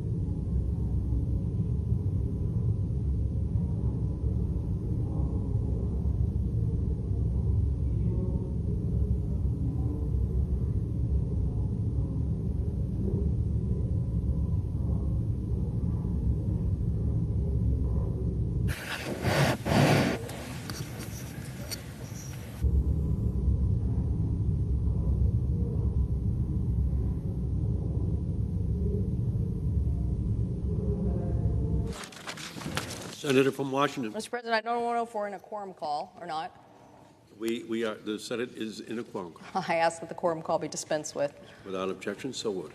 The I Senator know someone's the Senator helping. from Washington. Thank you, Mr. President. I know we're expecting a vote soon here, and I know that our colleagues know that we'll have two votes, one on a nominee and the second one on the motion to proceed to what has been known as the Innovation and Competition Act. And I just wanted to say, because I know there's been a few people out here on the floor, and I won't spend a lot of time now. Hopefully we'll proceed on the motion to proceed, and we will have a much larger discussion. Oops. But, Mr. President, I did want to clarify that today's vote is really about whether we're going to stop shipping jobs overseas and instead invest in American R&D. If we invest in American R&D, then we will see the plant, like is being talked about in Ohio, get built instead of being immediately built in Europe. We will see other companies make investments in states like Texas and Arizona and Idaho and many other parts of the United States. And we will help build an ecosystem here in the United States on technology and next generation development. So I encourage my colleagues to vote for a bill that not only makes an investment and competes with the next generation semiconductors so that we can go even faster at innovation than we are currently doing, because so much of that development is happening overseas. It's happening in Taiwan and it's happening in Korea, and they've had game on for a while. They've had game on and literally took a page out of what the United States has done to attract and keep industry here. But innovation is in the DNA of Americans. And if we want to create the economy of the future, we need to invest in the R&D of today. So that means passing this next motion to proceed, getting onto the bill, and passing as much of it as we can today. That way we can be assured that we're not going to lose out in this round of investment that is, yes, very challenging on a global basis, but we should be really realistic. We have a chip shortage today, and it's costing our economy, and it's increasing inflation. We know that there is going to be a chip demand that is going to be threefold from where we are today in the very near future. So that means if we don't start building here, we're not going to catch up. But more importantly is the national security elements of making sure that the United States is making the most advanced semiconductors. So today's vote is to say to our colleagues, we believe in the R&D ecosystem of the United States. We believe in NSF, we believe in our universities, we believe in DOE, and we believe that we can do translational science and help our manufacturing base be more competitive, whether it's autos or airplanes or other aspects of the tech sector. So this underlying bill invests in 10 key technology areas that we need to make investments in, and it makes sure that we in the United States of America are saying we want to see that innovation here. We want to see these in tech hubs and tech centers. We want our universities to translate that science faster and keep our patents and make sure that we are obviously continuing to lead the world in innovation. If we fail to do this, I guarantee you more jobs are going to go overseas. So American R&D can create the hub of innovation that we would like to see for the future. We have done it many times over. We just need to proceed to make sure that we are aware of the competition that exists around the globe, and the United States is up to it, capable of competing, and this institution is also capable of making decisions and proceeding, working together. Trust me, that is what people are looking at around the world, whether they're in Europe or Asia. They want to know whether we know how to get things done. Let's show them that American innovation is here to stay. It's the top of the game, and we can compete with anyone, given the right investments in STEM, job training, and education, and taking that ecosystem that is so unique and making an investment in it. I thank the President, and I yield the floor.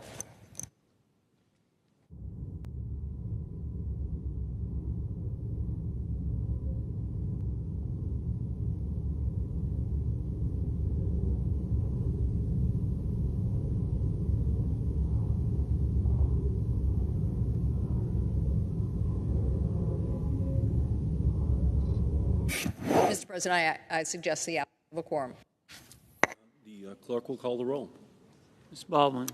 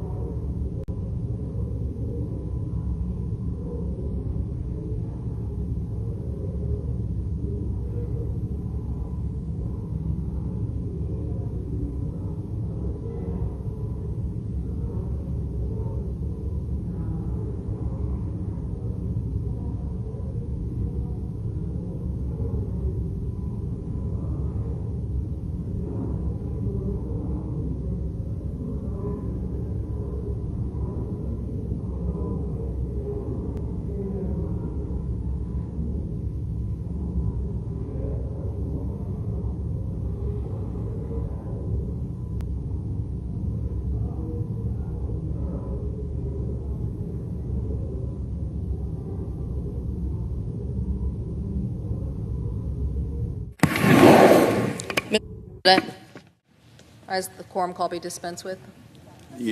Without objection, so President, I ordered. ask The senator from Washington State. Mr. President, I ask that the Senate vote on the confirmation of Executive Calendar number 968, the nomination of Julianne Childs under the previous order.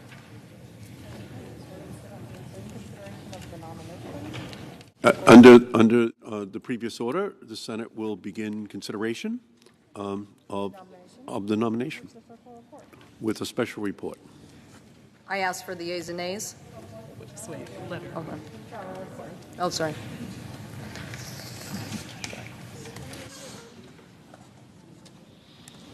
Nomination, the Judiciary, Juliana Michelle Childs, to be United States Circuit Judge for the District of Columbia Circuit. The senator from Washington. I ask for the yeas and nays. Is there a sufficient second? There appears to be. The clerk will call the roll. Ms. Baldwin, Mr. Barrasso, Mr. Bennett, Mrs. Blackburn, Mr. Blumenthal, Mr. Blunt, Mr. Booker, Mr. Bozeman, Mr. Braun, Mr. Brown, Mr. Burr, Ms. Cantwell.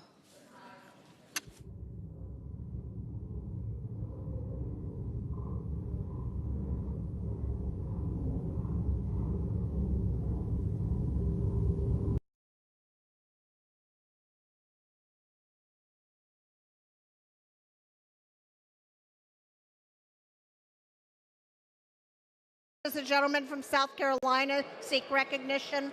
Madam Chairwoman, as a member designated by Mr. Joe Wilson from South Carolina, inform the House that Mr. Wilson will vote nay on en bloc number 6. For what purpose does the gentlewoman from Illinois seek recognition? Madam Chair, as a member designated by Ms. Demings of Florida, I inform the House that Ms. Demings will vote yes on the amendments in block number 6. For what purpose does the gentlewoman from Minnesota seek recognition? Madam Chair, as the member designated by Mrs. Lewinsky of Indiana, I inform the House that Mrs. Lewinsky will vote no on the en bloc number 6. For what purpose does the gentleman from Georgia seek recognition? Madam Chair, as the member designated by Mr. Thompson of Mississippi, pursuant to H-Res 8, I inform the House that Mr. Thompson will vote yes on en bloc 6. Yo. For what purpose does the gentleman from Texas seek recognition?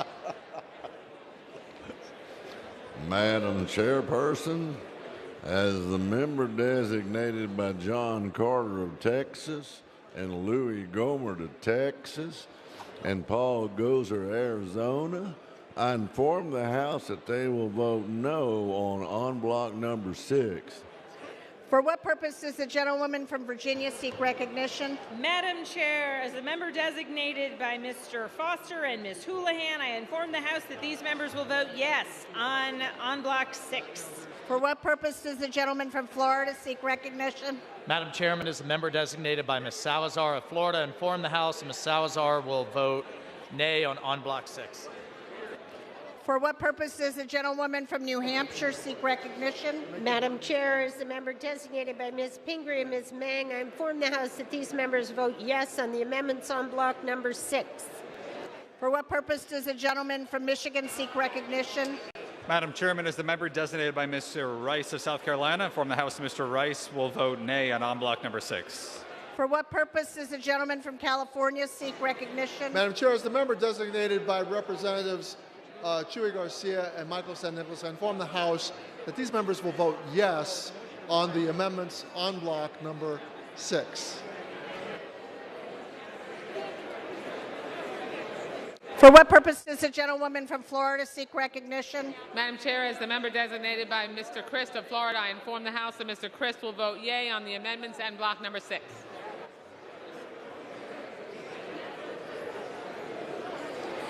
For what purpose does the gentleman from Virginia seek recognition? Madam Chair, as the member designated by Ms. Moore, Ms. Newman, Mr. Boyle, and Mr. Connolly, I inform the House that these 4 members will vote yes on the amendments on block number 6.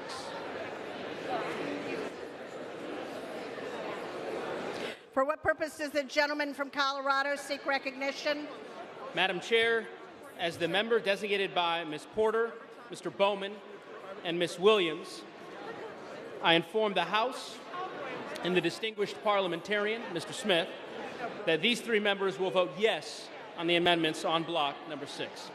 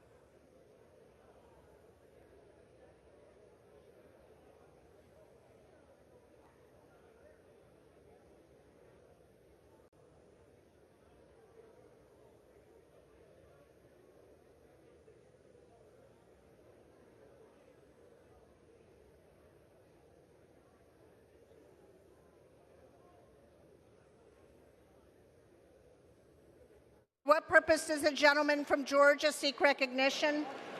Madam Chair, as the member designated by Mr. Thompson of Mississippi, pursuant to H.Reg. 8, I inform the House that Mr. Thompson will vote no on en bloc 6.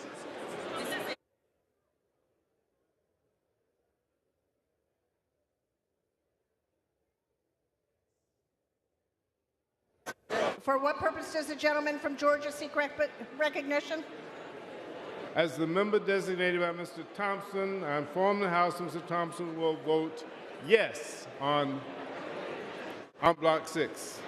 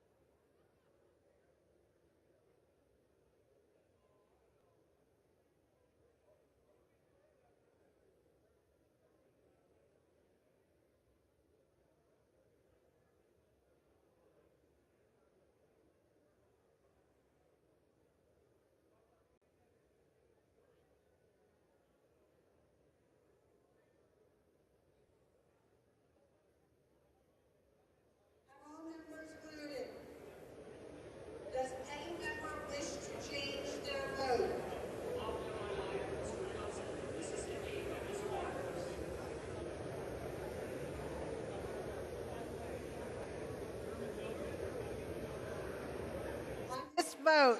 The yeas are 224, the nays are 204. The amendments en bloc are adopted. For what purpose does the gentlewoman from Connecticut seek recognition? Madam Chair, I move that the committee do not rise. The question is on the motion that the committee rise. All those in favor say aye. All those opposed say no. The ayes have it. The motion is adopted. Accordingly, the committee rises.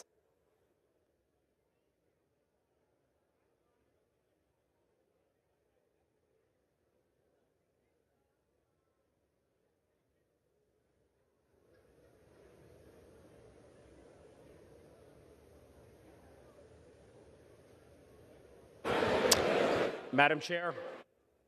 Committee of the whole House on the State of the Union having had under consideration H.R. 8294 directs me to report that it has come to no resolution thereon. I'll take that. The chair of the Committee of the Whole House on the State of the Union reports that the committee has under consideration H.R. 8294 and has come to no resolution thereon.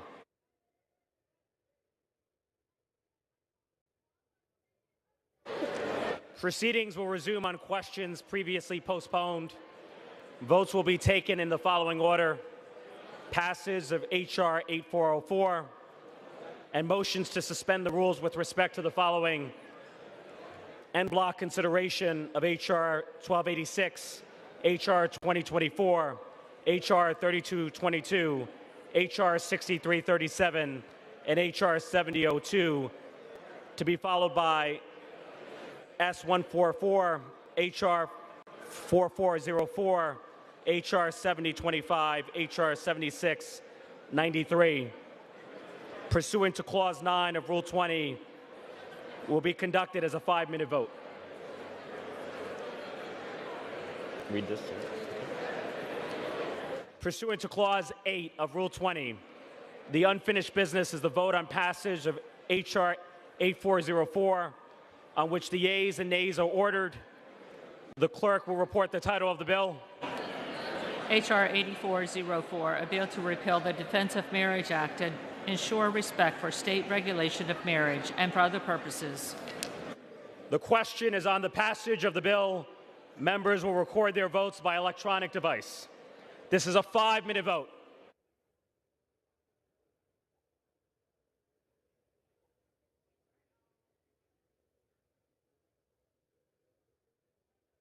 What purpose does the gentlewoman from Texas seek recognition? As a member designated by Ms. Escobar of Texas, and from the House that Ms. Escobar will vote yes on H.R. 8404.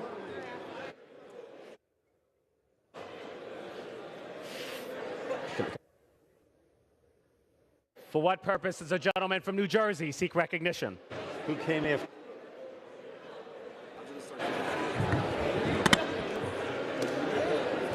For what purpose does the gentleman from New Jersey seek recognition? As a member designated by Ms. Mikey Sherrill, Mr. Peter DeFazio, Mr. Bill Pascrell, Ms. Ann Kirkpatrick, and Mr. Alvio Series, I inform the House that these members will vote yes on H.R. 8404. For what purpose does the gentleman from Pennsylvania seek recognition?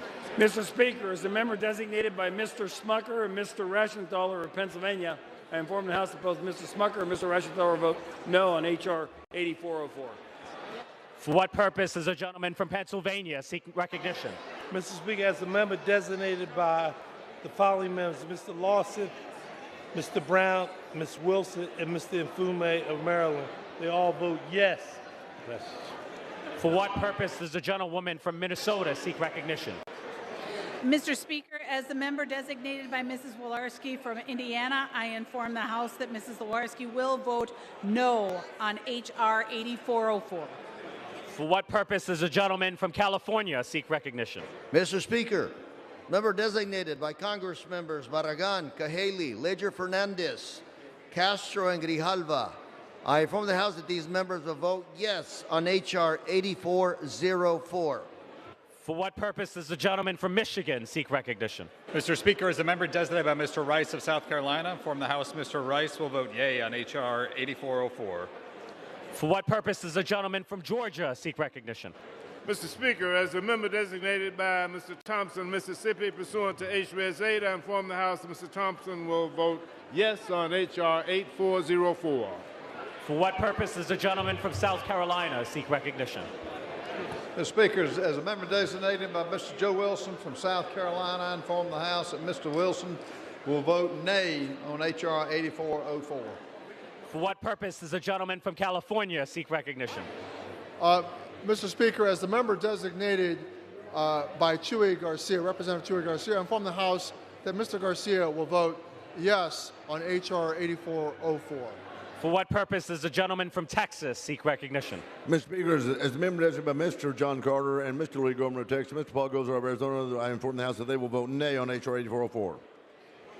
For what purpose does the gentlewoman from Florida seek recognition? Mr. Chairman, as the member designated, Mr. Speaker, as the member designated by Mr. Christ of Florida, I inform the House that Mr. Christ will vote yea on H.R. 8404. For what purpose does the gentleman from Florida seek recognition? Mr. Speaker, as a member designated by Ms. Salazar of Florida, I inform the House that Ms. Salazar will vote yea on H.R. 8404. For what purpose does the gentlewoman from Illinois seek recognition? Mr. Speaker, as the member designated by Ms. Demings of Florida, I inform the House that Ms. Demings will vote yes on H.R. 8404. For what purpose does the gentlewoman from Washington seek recognition? Mr. Speaker, as the member designated by Mr. Kinzinger from Illinois, I inform the House that Mr. Kinzinger will vote yes on H.R. 8404. For what purpose does the gentleman from Colorado seek recognition? Mr. Speaker, as the member designated by Ms. Porter, Mr. Bowman, and Ms. Williams, I inform the House that those three members will vote yes on H.R. 8404. For what purpose does the gentlewoman from Georgia seek recognition? Mr. Speaker, as the member designated by Mr. Madison Cawthorn of North Carolina, I inform the House that Mr. Cawthorn will vote nay on H.R. 8404. For what purpose does the gentlewoman from New Hampshire seek recognition? Mr. Chairman, Mr. Speaker, as the member designated by Ms. Pingree and Ms. Mang, I inform the House that these members will vote yes on H.R. 8404. For what purpose does the gentleman from North Carolina seek recognition? Mr. Chairman, as the member designated by Mr. Taylor of Texas, I inform the House that Mr. Taylor will vote no on H.R. 8404. For what purpose does the gentleman from Virginia seek recognition? Mr. Speaker, as a member designated by Ms. Moore, Ms. Newman, Mr. Boyle, and Mr. Connolly, I inform the House that these four members will vote yes on H.R. 8404.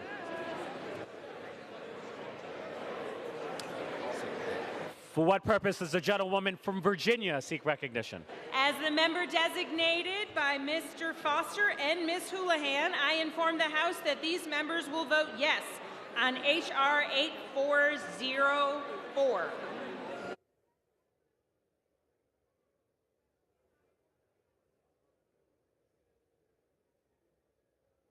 So what do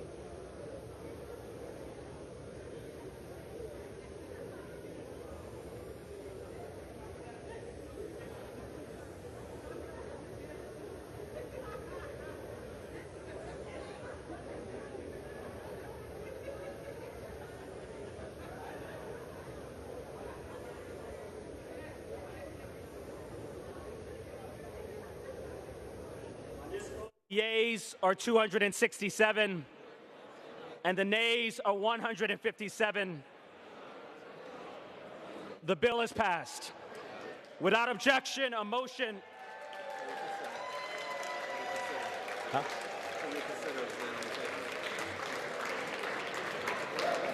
Without objection, a motion to reconsider is laid on the table.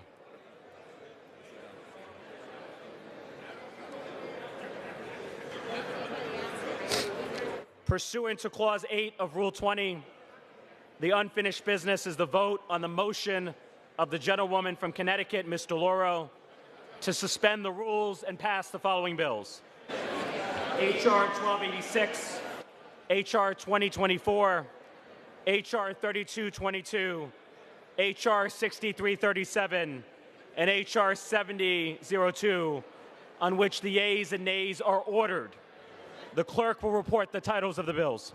Union Calendar number 315, H.R. 1286, a bill to establish in the states of North Carolina and South Carolina the Southern Campaign of the Revolution National Heritage Corridor and for other purposes.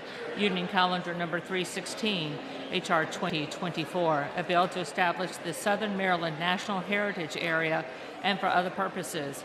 Union Calendar number 318, H.R. 3222, a bill to establish the Alabama Black Belt National Heritage Area and for other purposes. Union Calendar number 322, H.R. 6337, a bill to require the Secretary of the Interior and the Secretary of Agriculture to develop long-distance bike trails on federal land and for other purposes.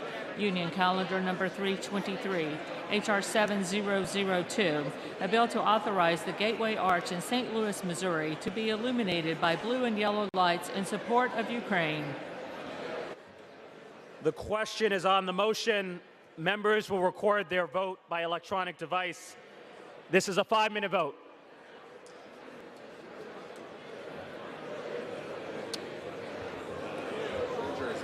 For what purpose does the gentleman from New Jersey seek recognition?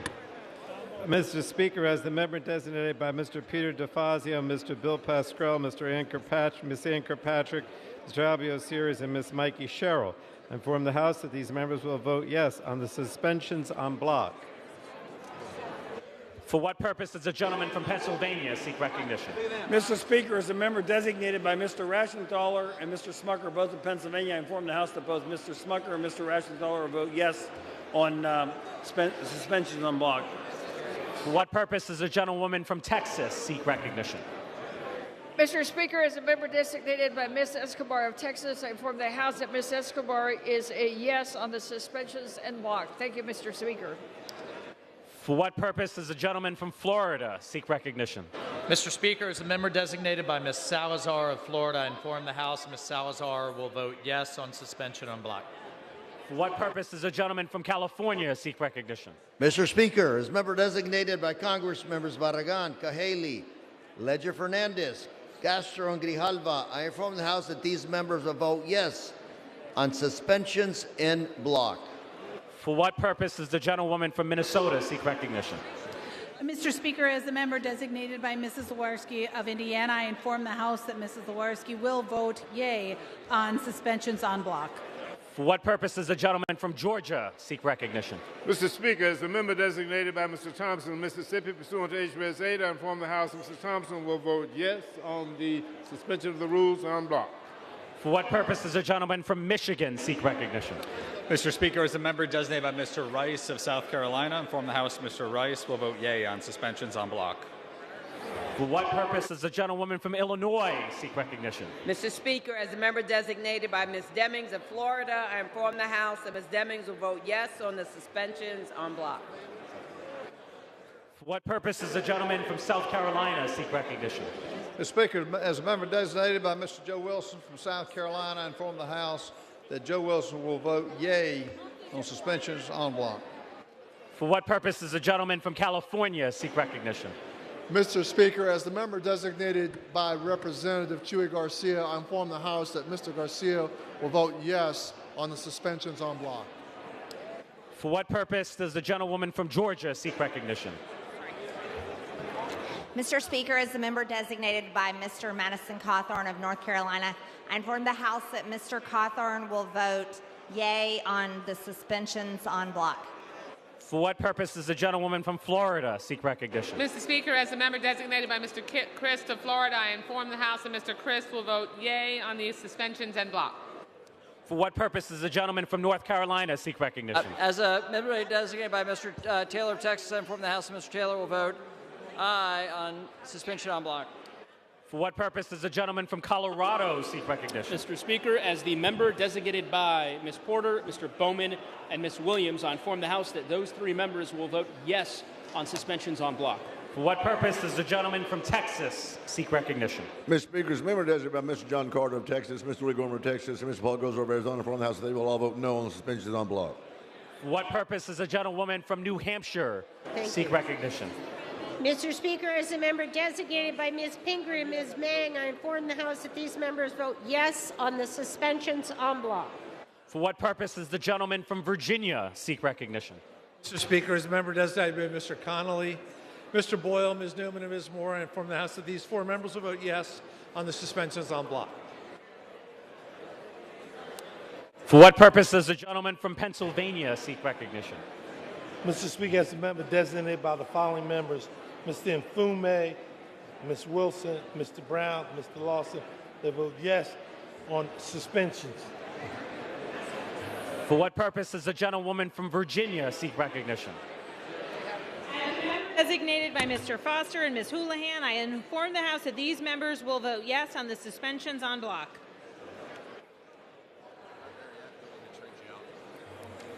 Closing is going to be the same exact kind of thing, right? We'll do one gavel, first 2 lines, then I'll hand you the tally.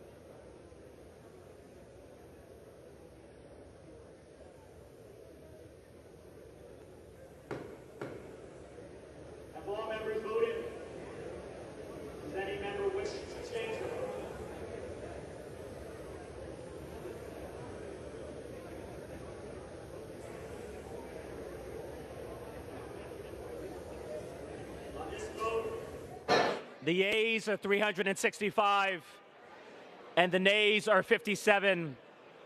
2/3 being in the affirmative, the rules are suspended, the bills are passed, and without objection, a motion to reconsider is laid on the table. Without objection, the title of H.R. 1286 is amended.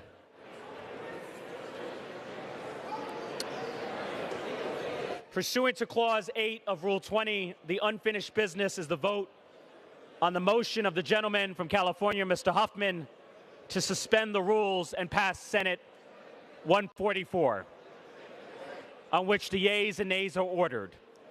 The clerk will report the title. Senate 144, an act to authorize the Secretary of Health and Human Services, acting through the Director of the Indian Health Service, to acquire private land to facilitate access to the Desert Sage Youth Wellness Center in Hamlet, California, and for other purposes. The question is, will the House suspend the rules and pass the bill? Members will record their votes by electronic device. This is a 5-minute vote.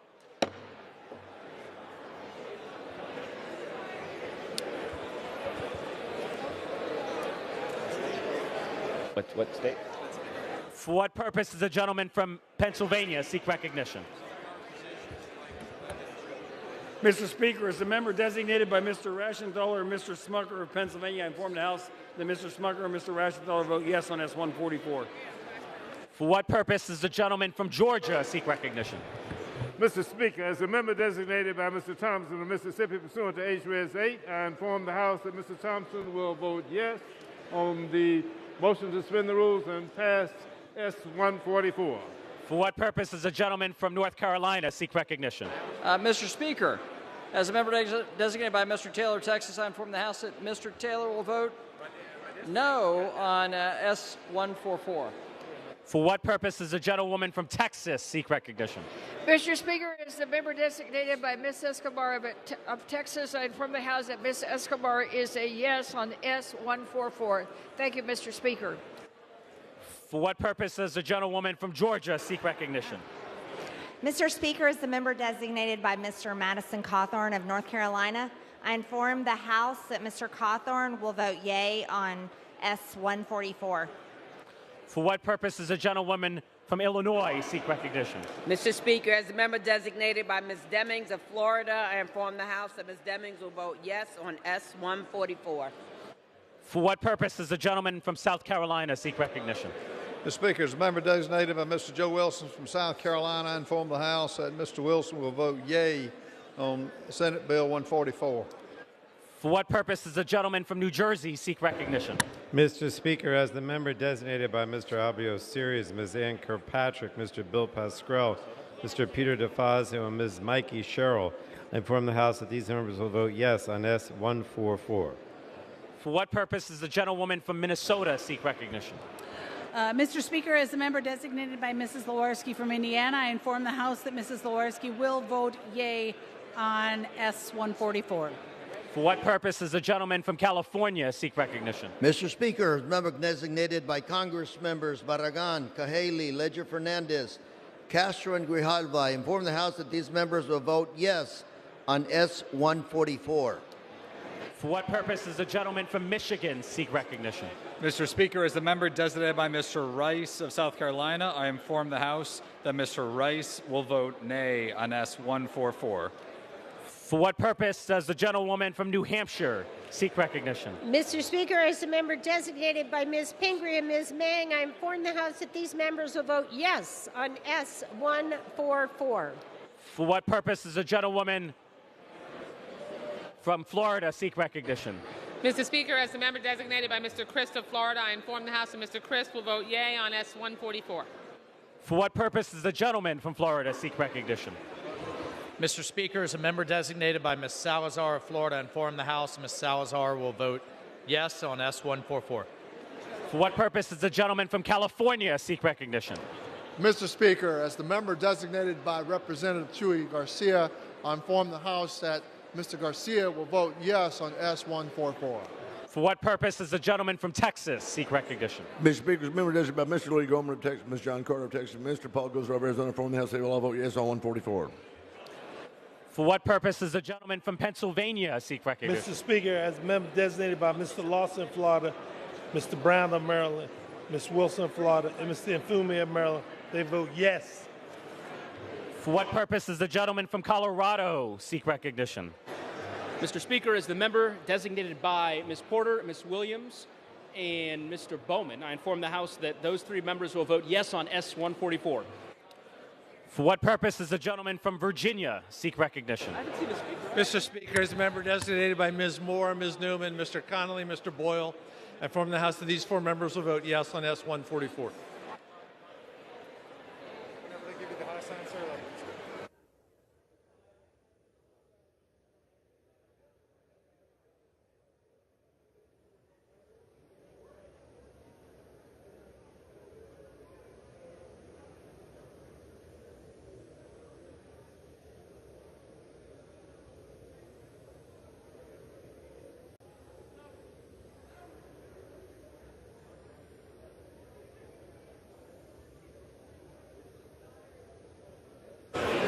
Does the gentlewoman from Virginia seek recognition? As the member designated by Mr. Foster and Ms. Houlihan, I inform the House that these members will vote yes on S-144.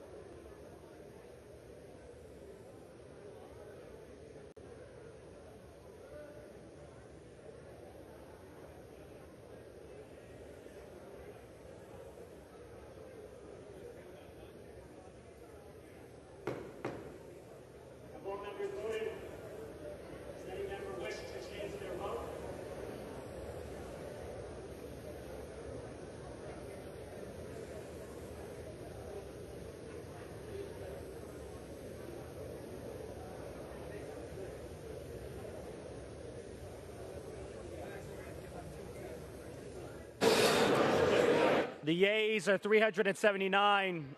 The nays are 41. 2/3 being in the affirmative. The rules are suspended. The bill is passed. And without objection, the motion to reconsider is laid on the table. Pursuant to Clause 8 of Rule 20, the unfinished business is the vote on the motion of the gentleman from California, Mr. Huffman, to suspend the rules and pass H.R. 4404, as amended, on which the yeas and nays are ordered. The clerk will report the title. Union Calendar Number 321, H.R. 4404. A bill to amend the Wild and Science Rivers Act to designate segments of the Kissimmee River in the state of Florida as a component of the Wild and Scenic Rivers system and for other purposes. Members will record their votes by electronic. The question is, will the House suspend the rules and pass the bill as amended? Members will record their votes by electronic device. This is a 5-minute vote.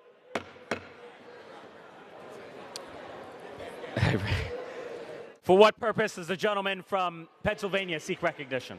Mr. Speaker, as the member designated by Mr. Rashenthaler and Mr. Smucker, both of Pennsylvania, I inform the House that both Mr. Smucker and Mr. Rashenthaler vote yes on H.R. 4404.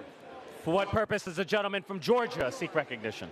Mr. Speaker, as a member designated by Mr. Thompson of Mississippi pursuant to H.R. 8, I inform the House Mr. Thompson will vote yes on H.R. 4404.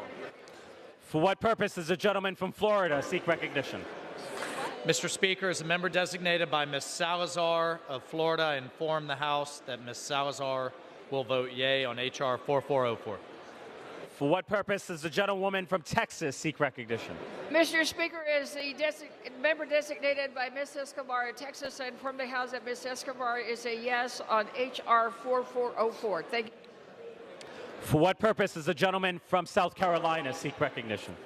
Mr. Speaker, as a member designated by Mr. Joe Wilson from South Carolina, I inform the House Mr. Wilson will vote yea on H.R. 4404.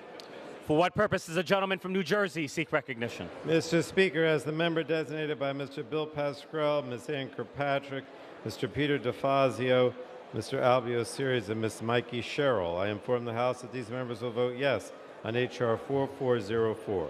For what purpose does the gentlewoman from Minnesota seek recognition? Mr. Speaker, as a member designated by Mrs. Lewirsky of Indiana, I inform the House that Mrs. Lewirsky will vote yea on H.R. 4404. For what purpose does the gentlewoman from Florida seek recognition? Mr. Speaker, as a member designated by Mr. Christ of Florida, I inform the House that Mr. Christ will vote yea on H.R. 4404. For what purpose does the gentleman from Michigan seek recognition? Mr. Speaker, as the member designated by Mr. Rice of South Carolina, I inform the House Mr. Rice will vote nay on H.R. 4404.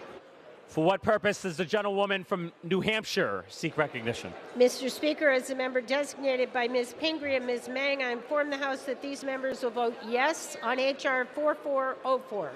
For what purpose does the gentleman from Texas seek recognition? Mr. Speaker, as a member designated by Mr. John Carter of Texas, Mr. Lee Grover of Texas, I inform the House they will vote yea on 4404. And as a member designated by Mr. Paul Gozer of Arizona, I inform the House he will vote no on 4404. For what purpose does the gentleman from California seek recognition? Mr. Speaker, as a member designated by Representative Chuy Garcia, I inform the House that Mr. Garcia will vote yes on H.R. 4404. For what purpose does the gentlewoman from Georgia seek recognition? Mr. Speaker, as the member designated by Mr. Madison Cawthorn of North Carolina, I inform the House that Mr. Cawthorn will vote yea on H.R. 4404. For what purpose does the gentleman from California seek recognition? Mr. Speaker, as member designated by the Congress members Barragan, Cahaley, Ledger Fernandez, Castro, and Grijalva, inform the House that these members will vote yes on H.R. 4404. For what purpose does the gentleman from Colorado seek recognition? Colorado. Mr. Speaker, as the member designated by Ms. Porter, Mr. Bowman, and Ms. Williams, I inform the House that those three members will vote yes on H.R. 4404. For what purpose does the gentlewoman from Illinois seek recognition?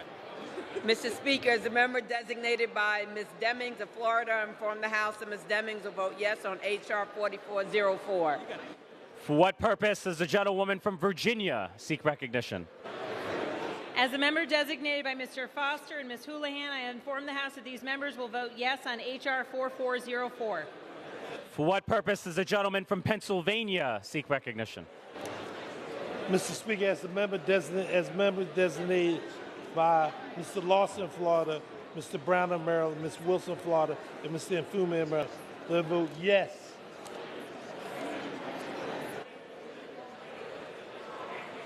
How many more votes?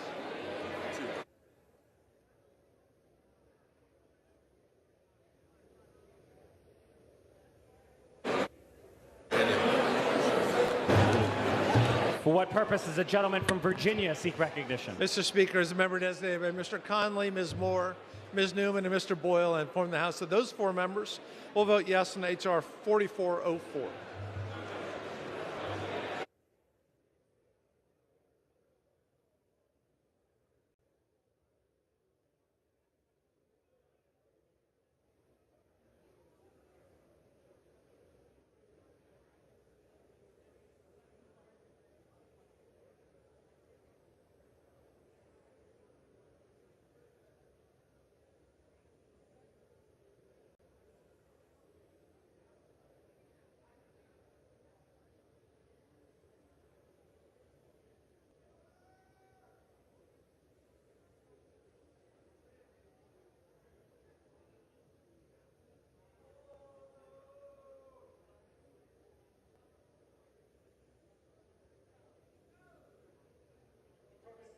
From North Carolina, seek recognition. Speaker, as a member designated by Mr. Taylor of Texas, I inform the House that Mr. Taylor will vote aye on H.R. this.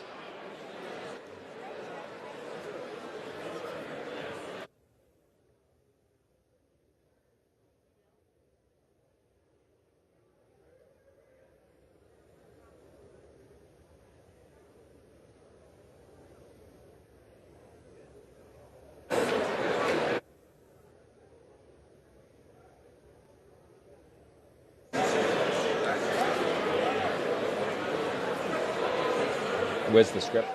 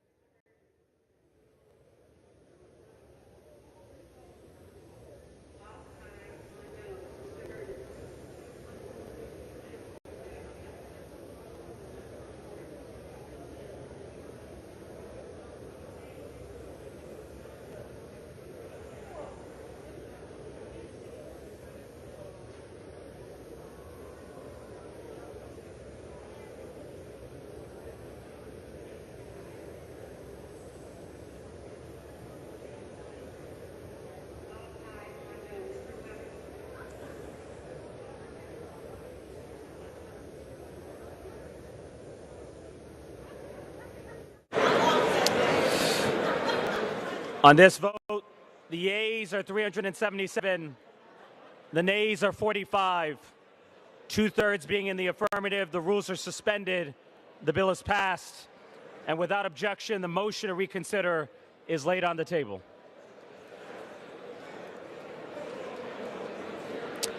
Pursuant to Clause 8 of Rule 20, the unfinished business is the vote on the motion of the gentleman from California, Mr. Huffman, to suspend the rules and pass H.R. 7025 as amended, on which the yeas and nays are ordered. The clerk will report the title. H.R. 7025, a bill to prohibit the Director of the United States Fish and Wildlife Service from funding entities that commit, fund, or support gross violations of internationally recognized human rights and for other purposes. The question is, will the House suspend the rules and pass the bill as amended? Members will record their votes by electronic device. This is a 5-minute vote. For what purpose does the gentlewoman from Texas seek recognition? Mr. Speaker, as a member designated by Ms. Escobar of Texas, I inform the House that Ms. Escobar will vote yes on H.R. 7025. Thank you, Mr. Speaker. For what purpose does the gentleman from Florida seek recognition? Member designated by Ms. Salazar of Florida, I inform the House that Ms. Salazar will vote yay on H.R. 7025. For what purpose does the gentleman from New Jersey seek recognition? Mr. Speaker, as the member designated by Ms. Mikey Sherrill, Mr. Peter DeFazio, Mr. Albio Series, Ms. Ann Kirkpatrick, and Mr. Bill Pascrell, I inform the House that these members will vote yes on H.R. 7025. For what purpose does the gentlewoman from Minnesota seek recognition? Mr. Speaker, as the member designated by Mrs. Lewirsky from Indiana, I inform the House that Mrs. Lewirsky will vote aye on H.R. 7025. For what purpose does the gentleman from Virginia seek recognition? Mr. Speaker, as the member designated by Ms. Gwen Moore, Ms. Marie Newman, Jerry Connolly, and Brendan Boyle, I inform the House that these four members will vote yes on H.R. 7025. For what purpose does the gentleman from Pennsylvania seek recognition? Mr. Speaker, as the member designated by Mr. Smucker and Mr. Rashenthaler of Pennsylvania, I inform the House that Mr. Smucker and Mr. Rashenthaler will vote yes on H.R. 7025. For what purpose does the gentleman from Georgia seek recognition? Mr. Speaker, as the member designated by Mr. Thompson of Mississippi, I inform the House that Mr. Thompson will vote yes on H.R. 7025. For what purpose does the gentleman from Texas seek recognition? Mr. Speaker, as a member designated by Mr. John Carter of Texas, I inform the House that he will vote yea on 7025. As a member designated by Mr. Louis Gomer of Texas and Paul Goes of Arizona, inform they will vote no on 7025. For what purpose does the gentleman from Colorado seek recognition? Mr. Speaker, as the member designated by Ms. Porter, Ms. Porter and Ms. Williams, I inform the House that those two members will vote yes on H.R. 7025. For what purpose does the gentleman from South Carolina seek recognition? The Speaker's member designated by Mr. Joe Wilson of South Carolina, I inform the House that Mr. Wilson will vote yea on H.R. 7025. For what purpose does the gentlewoman from Florida seek recognition? Mr. Speaker, as the member designated by Mr. Christ of Florida, I inform the House that Mr. Christ will vote yea on H.R. 7025. For what purpose does the gentleman from Michigan seek recognition? Mr. Speaker, as the member designated by Mr. Rice of South Carolina, inform the House Mr. Rice will vote yea on H.R. 7025. For what purpose does the gentlewoman from Illinois seek recognition? Mr. Speaker, as a member designated by Ms. Demings of Florida, I inform the House that Ms. Demings will vote yes on H.R. 7025. For what purpose does the gentlewoman from Georgia seek recognition? Mr. Speaker, as the member designated by Mr. Madison Cawthorn from North Carolina, I inform the House that Mr. Cawthorn will vote yea on H.R. 7025. For what purpose does the gentleman from California seek recognition? Mr. Speaker, as member designated by Congress members Barragan, Cahaley, Ledger Fernandez, Castro, and Grijalva, I inform the House that these members will vote yes on H.R. 7025. For what purpose does the gentleman from California seek recognition? Mr. Speaker, as the member designated by Representative Chuy Garcia, I inform the House that Mr. Garcia will vote yes on H.R. 7025. For what purpose does the gentlewoman from New Hampshire seek recognition? Mr. Speaker, as the member designated by Ms. Pingree and Ms. Mang, I inform the House that these members will vote yes on H.R. 7025. For what purpose does the gentlewoman from Virginia seek recognition? As the member designated by Mr. Foster and Ms. Houlihan, I inform the House that these members will vote yes on H.R. 7025. For what purpose does the gentleman from Pennsylvania seek recognition? Thank you, Mr. Speaker. As a member designated by Mr. Lawson of Florida, Mr. Brown of Maryland, Ms. Wilson of Florida, and Mr. Infume of Maryland, they vote yes.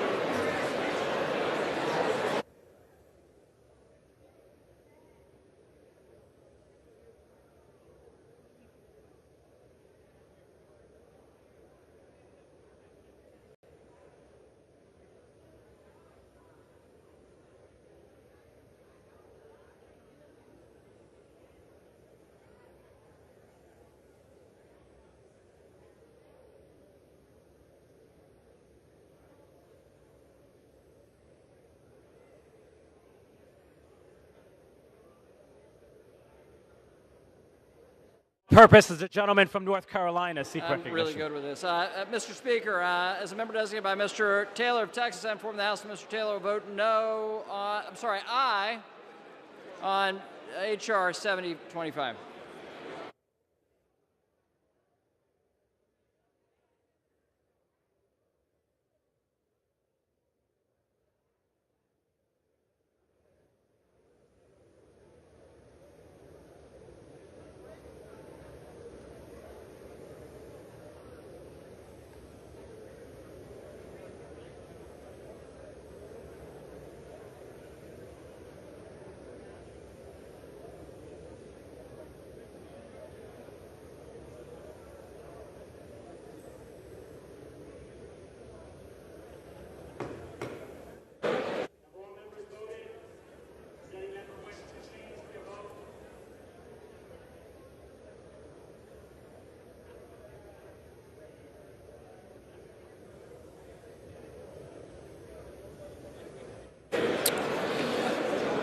The yeas are 379.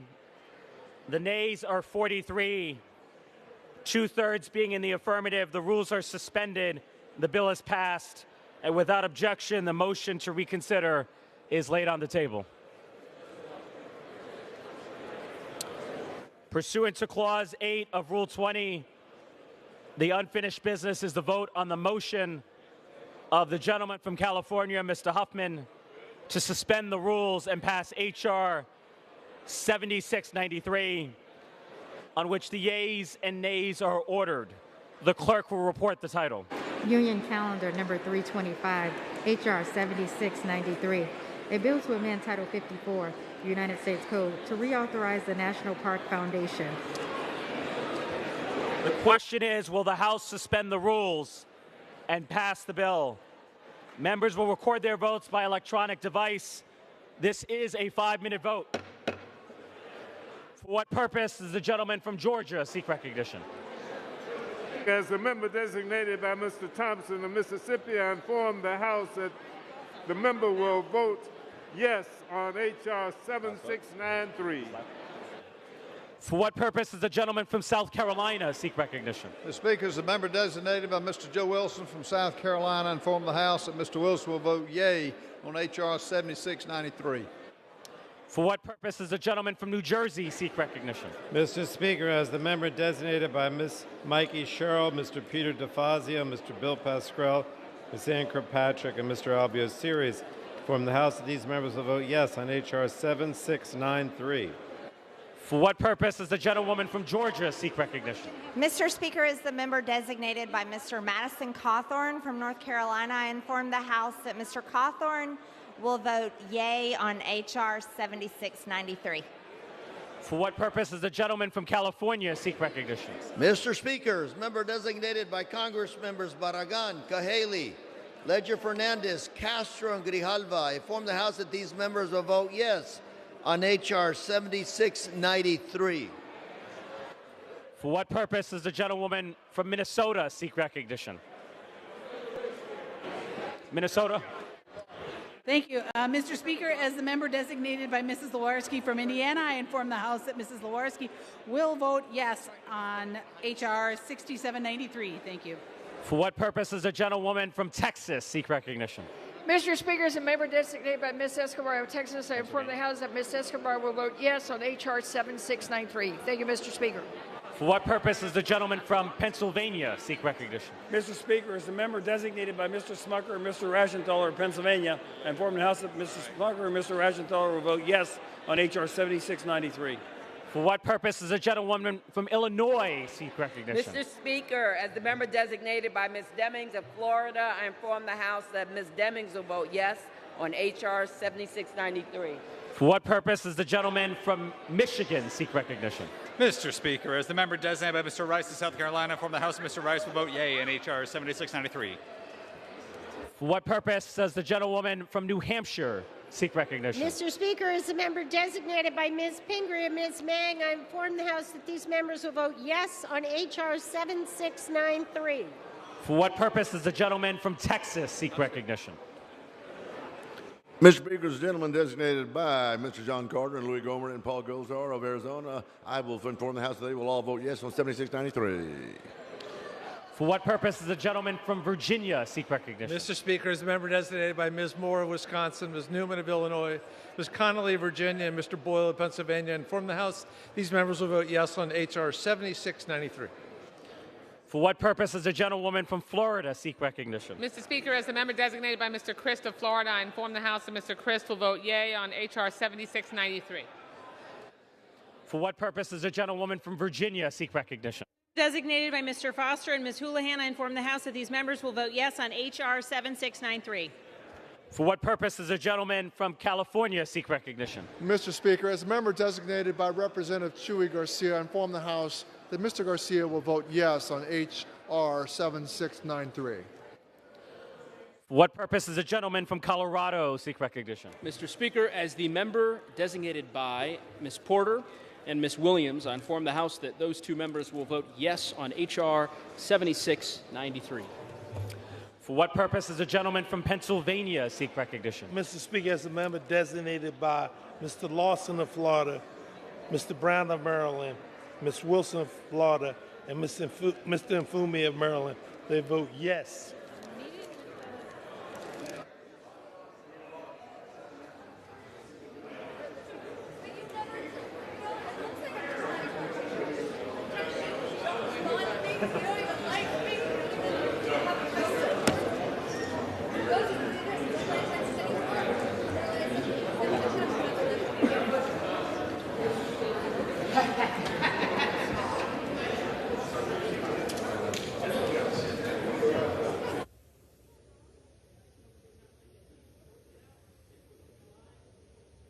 No.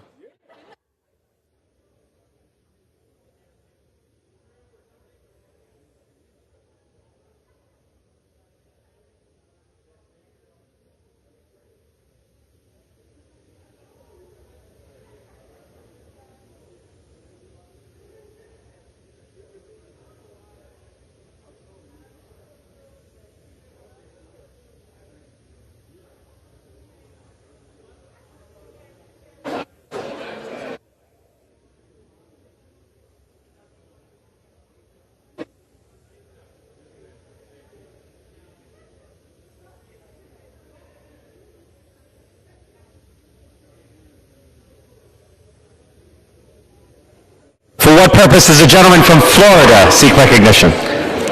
Yeah, Mr. Speaker, as a member designated by Ms. Salazar of Florida, inform the House that Ms. Salazar will vote yea on H.R. 7693.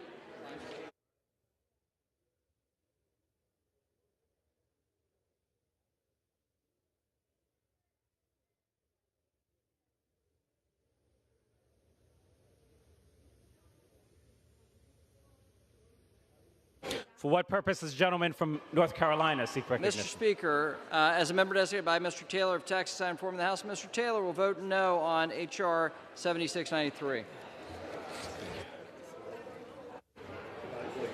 I was committing a crime, I would have said real.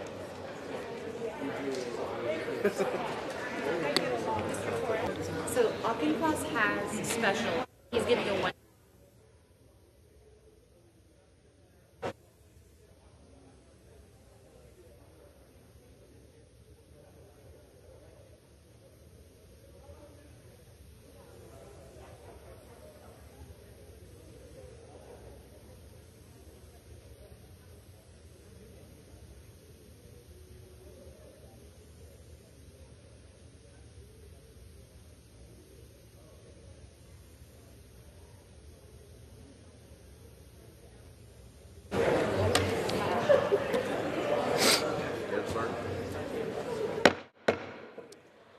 Have all members voted?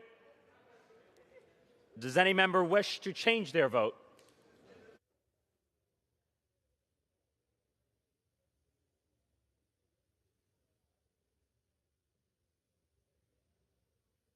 On this vote, the yeas are 397, the nays 22, two-thirds being in the affirmative. The rules are suspended, the bill is passed, and without objection, the motion to reconsider is laid on the table.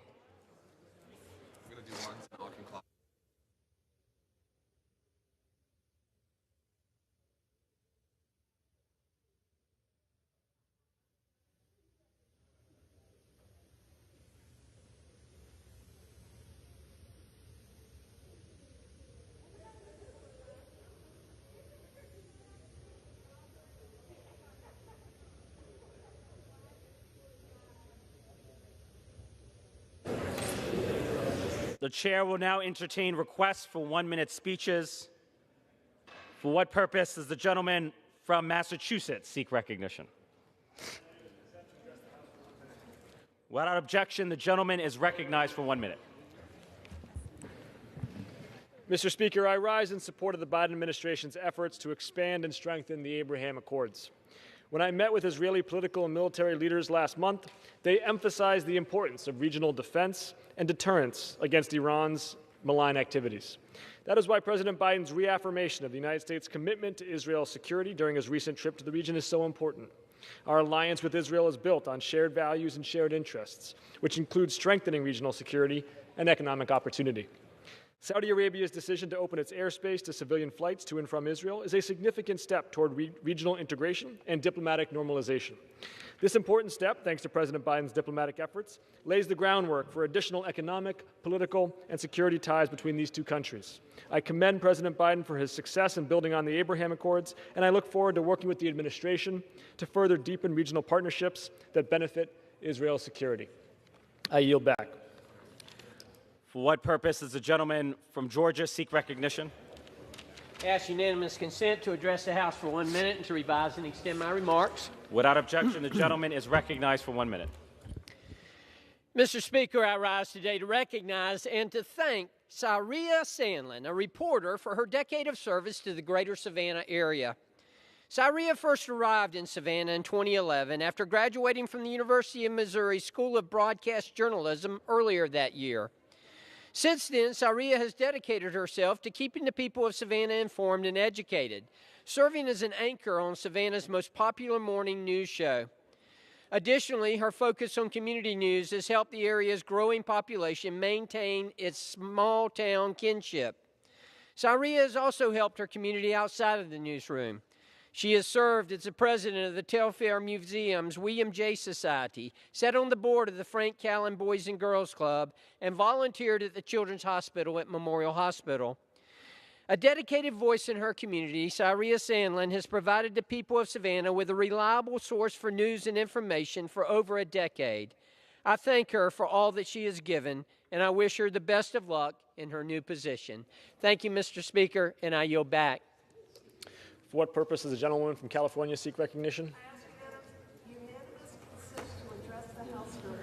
Without objection, the gentlewoman is recognized for 1 minute.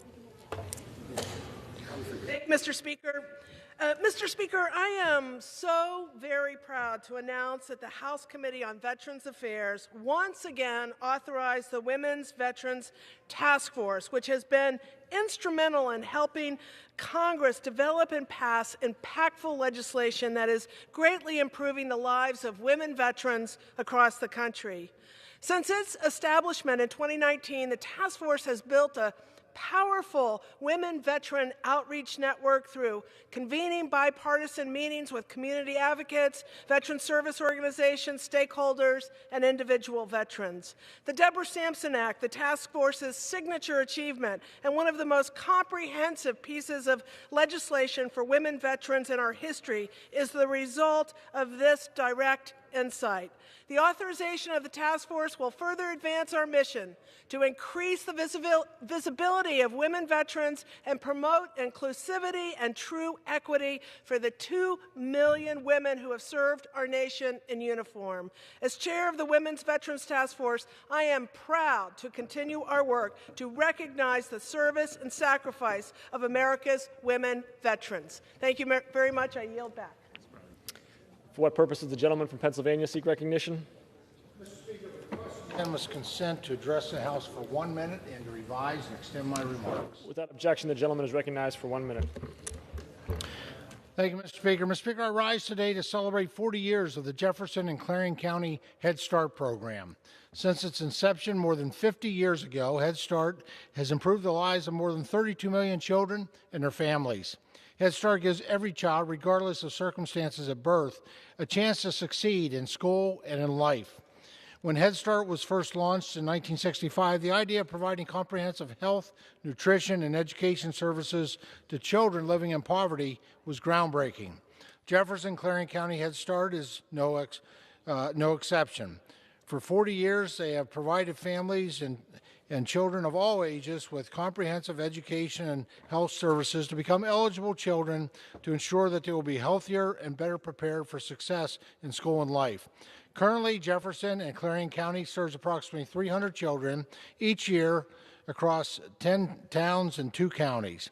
Mr. Speaker, Head Start takes a comprehensive approach to meeting the needs of young children. They focus on the whole child and the whole family. Congratulations to all who work and participate with Jefferson and Clarion County Head Start. Your work is vital to our community.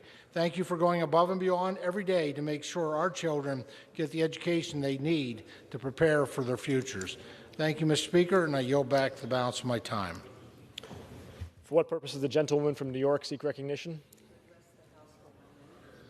Without objection, the gentlewoman is recognized for 1 minute. Mr. Speaker, between Florida's Don't Say Gay or Trans legislation and Alabama's ban on gender-affirming care for transgender youth, LGBTQ+ rights in this country are under attack. Unfortunately, these attacks are not just limited to the states. Just 25 days ago, a right-wing majority overturned Roe v. Wade and indicated that contraception and marriage equality are likely next. That's why I was so pleased that the House passed the Respect of Marriage Act today, which would repeal the Discriminatory Defense of Marriage Act and ensure that marriage equality is protected across our country. I've always been a strong supporter of LGBTQ+ rights.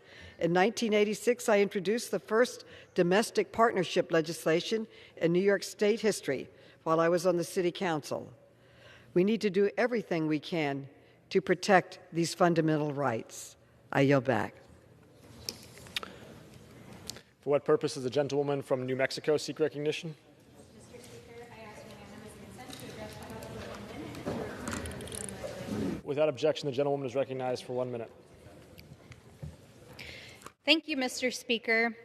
It's hard to believe that in the year 2022, I rise today to defend the right to access contraception. That's right, contraception. Why? Because we have a renegade Supreme Court that has overturned a half-century of settled law, stripping away our fundamental reproductive rights, and have made it clear that they plan to not stop there. In fact, Justice Thomas's concurring opinion in Dobbs makes it clear that the Supreme Court has its sights on overturning long-standing precedents that guarantee the right to access contraception and protect the right to same-sex marriage, which we just voted on. These are basic human rights. The right to marry, the right to love who you love, the right to control your own body, the right to control your own health, to control your own family decisions, and your right to protect your own privacy. Let me say it loud and let me say it clear. We will not go back. My great-grandmother was born in this country before she had the right to vote. My mother was a machine operator and entrepreneur, and I stand here today as your Congresswoman and your committed Congresswoman to say we will not go back. These are our gentlewoman's time has expired. Our rights, and we will continue to fight to protect them. The chair lays before the House a message. The chair lays before the House a message. And when she's done reading it. To the Congress of the United States.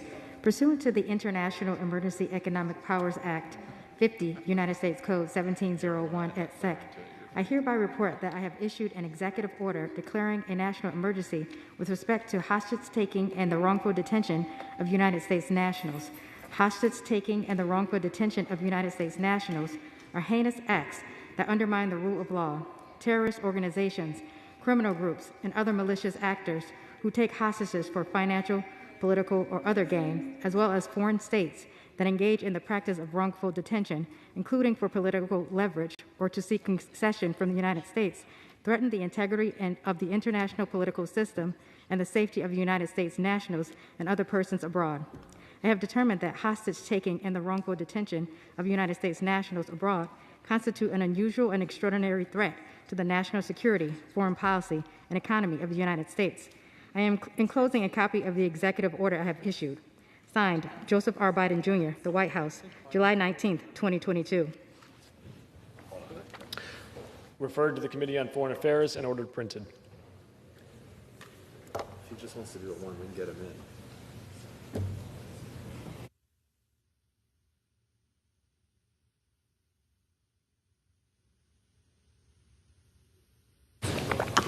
For what purpose does the gentleman from Georgia seek recognition?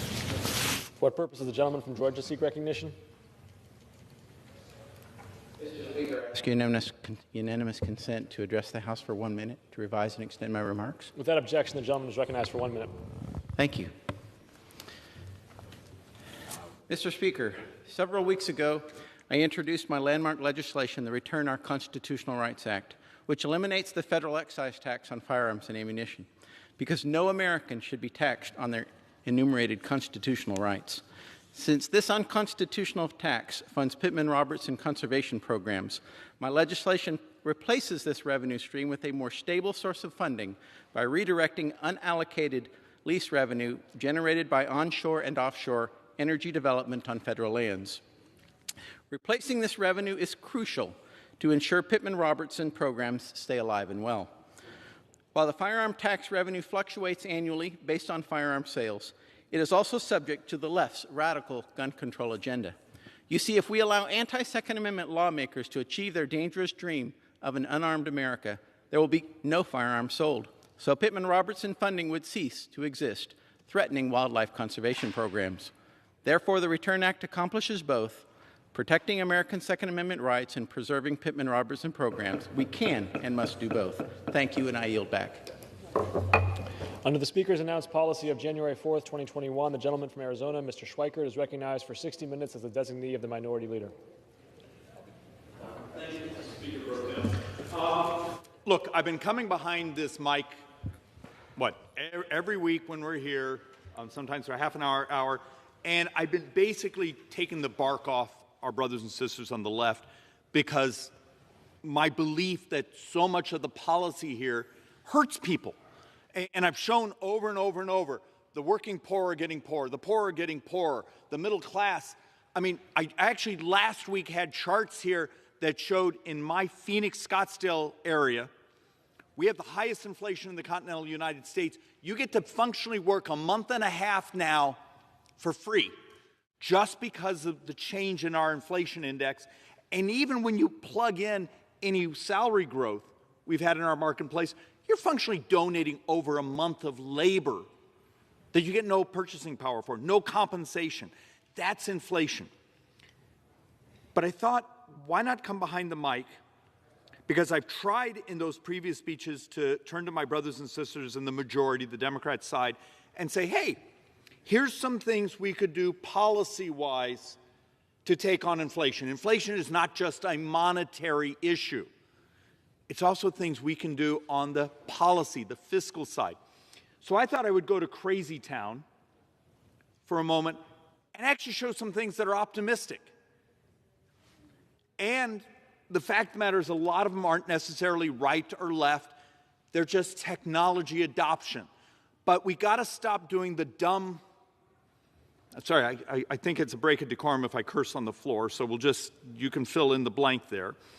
But the virtue signaling, like we just did a half an hour ago on this floor, it's theater. I understand the polling numbers are miserable for my brothers and sisters on the left. Great. So they're going to throw out every virtue signaling vote, whether it be actually legal or mechanically sensible or even have any place in reality. So let's go to what's really going on and some things that would be good that we could do together. First off, we need to understand the scale of how much trouble we're in. And this slide is almost a year old, But the fact of the matter is we're in a world right now where you basically, your government is an insurance company with an army. It's a way to think about it. We're an insurance company with an army. When you start to understand over the next 30 years, Medicare and Social Security are 100% of the future debt. And that future debt, from last year's CBO number, is $112 trillion in today's value. And if you add in inflation, our calculations are now blowing through $120 trillion of borrowed money. Now, the fact of the matter is almost every modeler says we can never get there. We blow up long before that. But you got to understand, mandatory, that's Social Security, it's Medicare, it's other things we've made that are formula. Over here is defense, and over here is other domestic programs. Only about 13, actually I think this coming year it may be even less, of everything we spend is really FBI, it's environment, it's research, it's this tiny sliver down here. But the reality of what is driving that mandatory monster that is consuming everything? It's Medicare.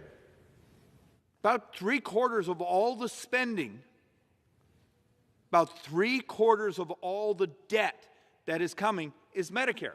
The vast majority of Medicare comes out of the general fund. It's healthcare costs. So the brain trust around here, we'll do things like the ACA, Obamacare, the Republican alternative, Medicare for all. They are all financing bills. We play games around here. It's about, who gets subsidized, who has to pay. A number of the boards I'm going to show today are about healthcare disruption to change not who pays, but what we pay. There's a reason you don't go back to Blockbuster Video anymore. There was a technology revolution where you no longer go wait in line at the local strip mall, get a little silver disc, take it home, and half the time, 3/4 of the time, you couldn't get the silver disc you wanted because someone else already had it.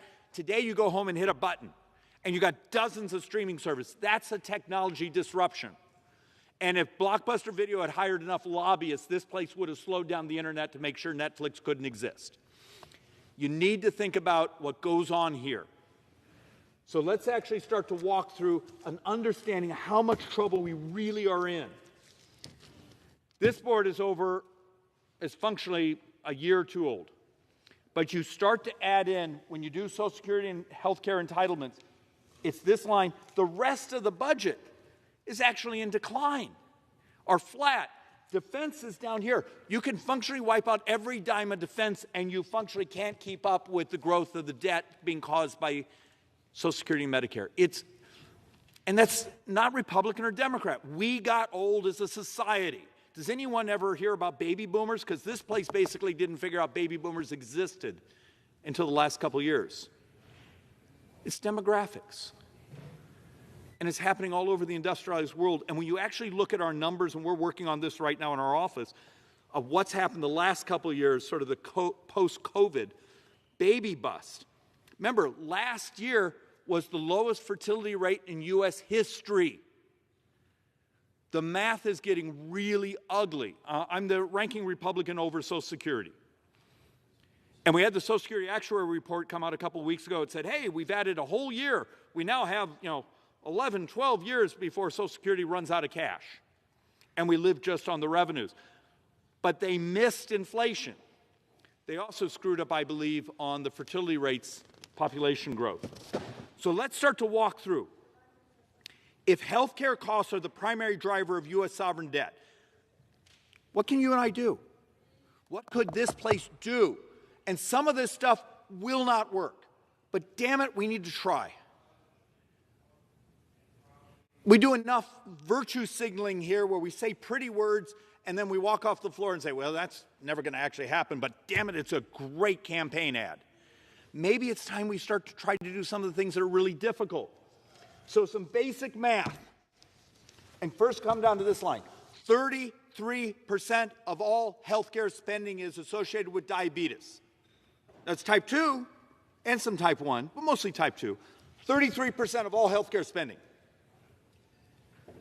31% of all Medicare spending. Why wouldn't you absolutely fixate. And look, we won't call it Operation Warp Speed because that had something to do with Donald Trump and the left, despises him. So give it any damn name you want. But come on, people.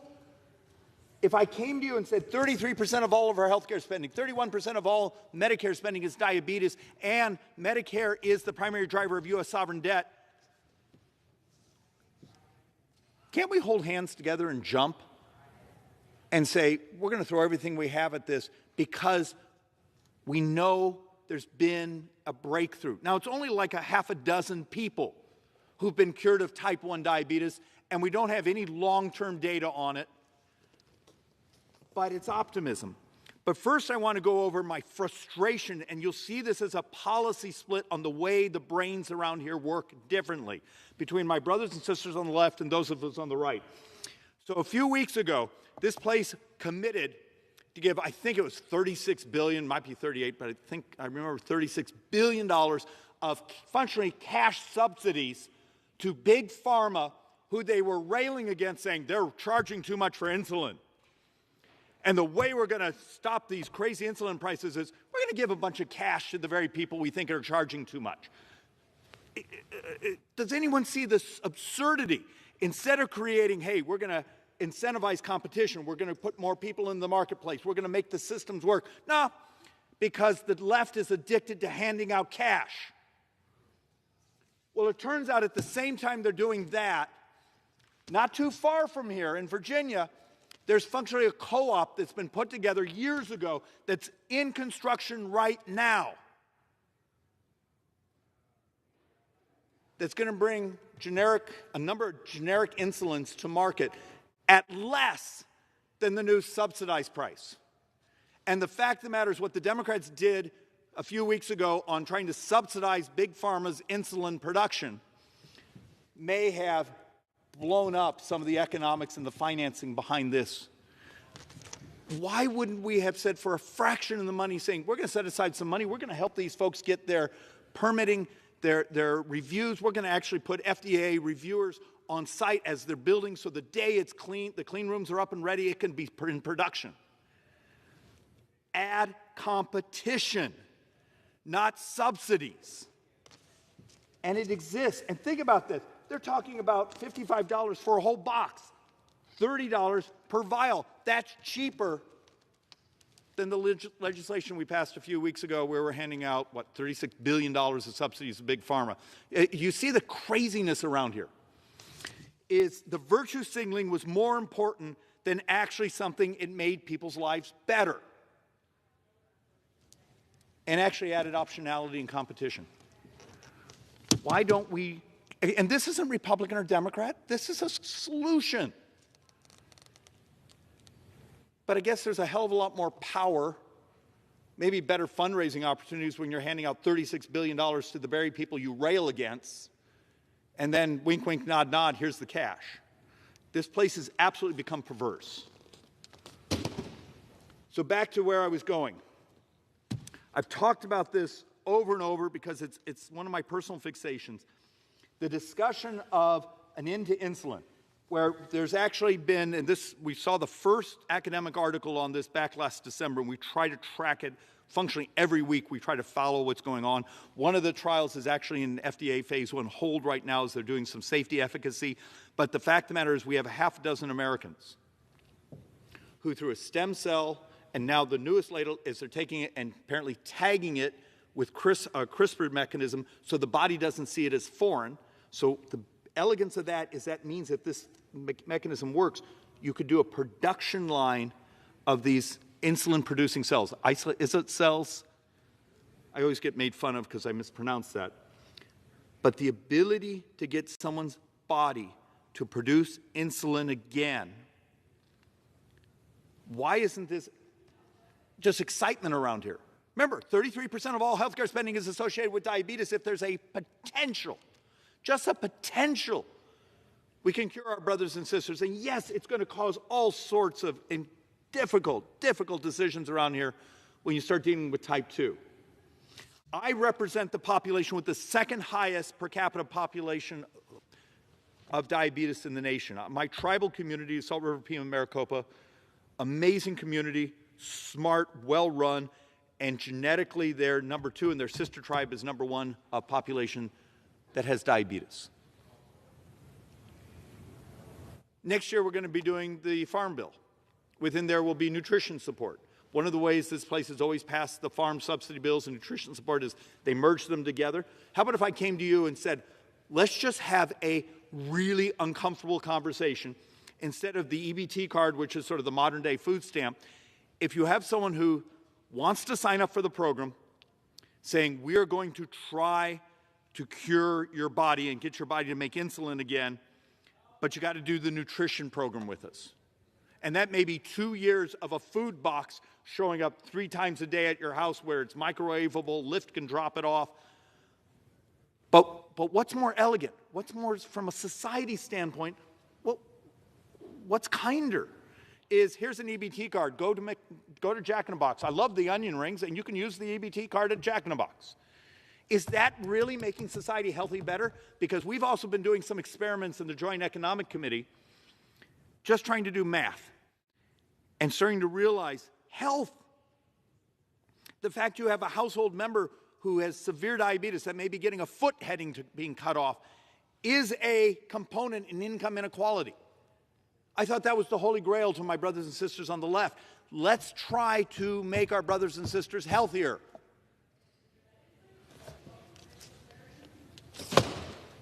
And the fact of the matter is there's something going on out there in the literature.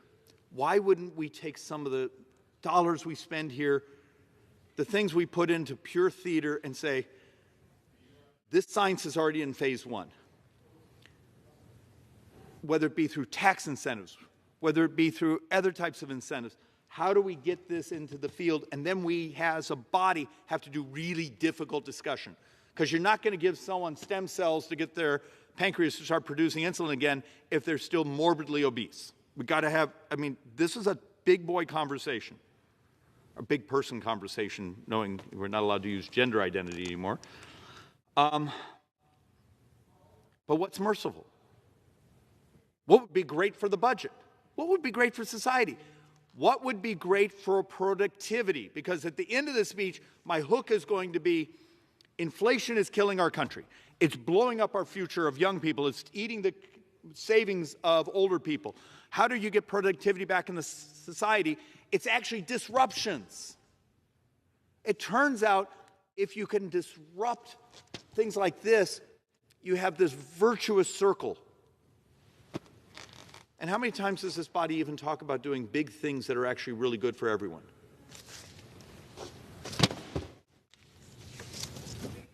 And if it's true, you would think the majority here, which basically controls all the power, one of the first things they would have done is invited the researchers who had gotten together with CRISPR and the stem cell and brought them in here and said, let's have a conversation. How real is this? How far off in it? What resources, what incentives, what things could we do in the capital stack to get money to invest in it? What could we do as a body? Because if this is really 33% of all healthcare spending is associated with diabetes, could you imagine? Even if it was a fraction of that population of our brothers and sisters were removed from the suffering. I have pitched over and over and over people with power in this body saying, invite the researchers here. We need to understand this. And instead, over and over, my brothers and sisters on the left seem to say, no, we care more. We're going to build more diabetes clinics. We're going to build more community-based clinics. And I'm saying the disruption is the solution. Cure the damn disease. And it's going to be hard. And there will be things that will go wrong. And there will be people who will call us names because we're trying to say, well, we need to do the nutrition, maybe some exercises. We get ready to make this investment in you. But it's the moral thing to do for our society and also economically really smart. And let alone also think of the economic expansion we get when we live in a society where we have so many of our brothers and sisters who can't participate in the economy because parts of their lives are miserable, their health issues. The cure is the solution. patching people up it may be great virtue signaling, but it's not that merciful. So that's sort of the theme I'm going to walk through these boards. So now let's go through other things we could do as a society to disrupt. So how many times have we all been here on the floor and we hear about the Build Back Better?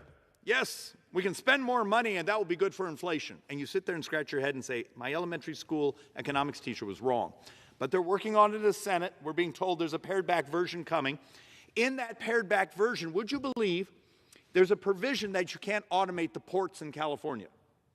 Huh? Okay, you got to back up and think about this. So I have a White House and some of my brothers and sisters here on the left. Inflation isn't their fault. It's not the incredible amounts of spending, the trillions of dollars being handed out to people without any requirement for them to participate in the society or economy. It's not their fault. It's supply chains. And one of the first things they really want to do is a piece of legislation that would restrict automating the ports. Huh? Because there's a worker shortage, there is a technology shortage, we have ships parked out, but the longshoremen write checks to Democrats, so they'll slow down. You can't have it both ways. So the fact of the matter is the language is there. I've had a number of people look at me and say, oh, that can't be. No, it got slipped in and it's still over there in the Senate draft. This is absurd. Because I will argue the technology is, the disruption is the cure. So it's not only automating the ports, it's the second half. There's some brilliant articles out there of some technology now said that the rail spurs in the Port of Long Beach, the Port of Los Angeles, some of the others, you could actually now, and this is some former SpaceX engineers that have designed this, and you take the container, you park it on the electric rail car, and you tell it where to go, and it just goes automatically to the spur to drop it off, this and that. It functionally, you go from an automated port to an automated travel delivery system. That's forward thinking. That's policy. That's rule sets that pop that productivity, pop the problems in the supply chain. Ta-da! You did something positive, and when you do that, you also take on inflation. And instead, this body's trying to stop the very disruptions that would make our lives better because they're pandering to a group that writes them a check. But it exists.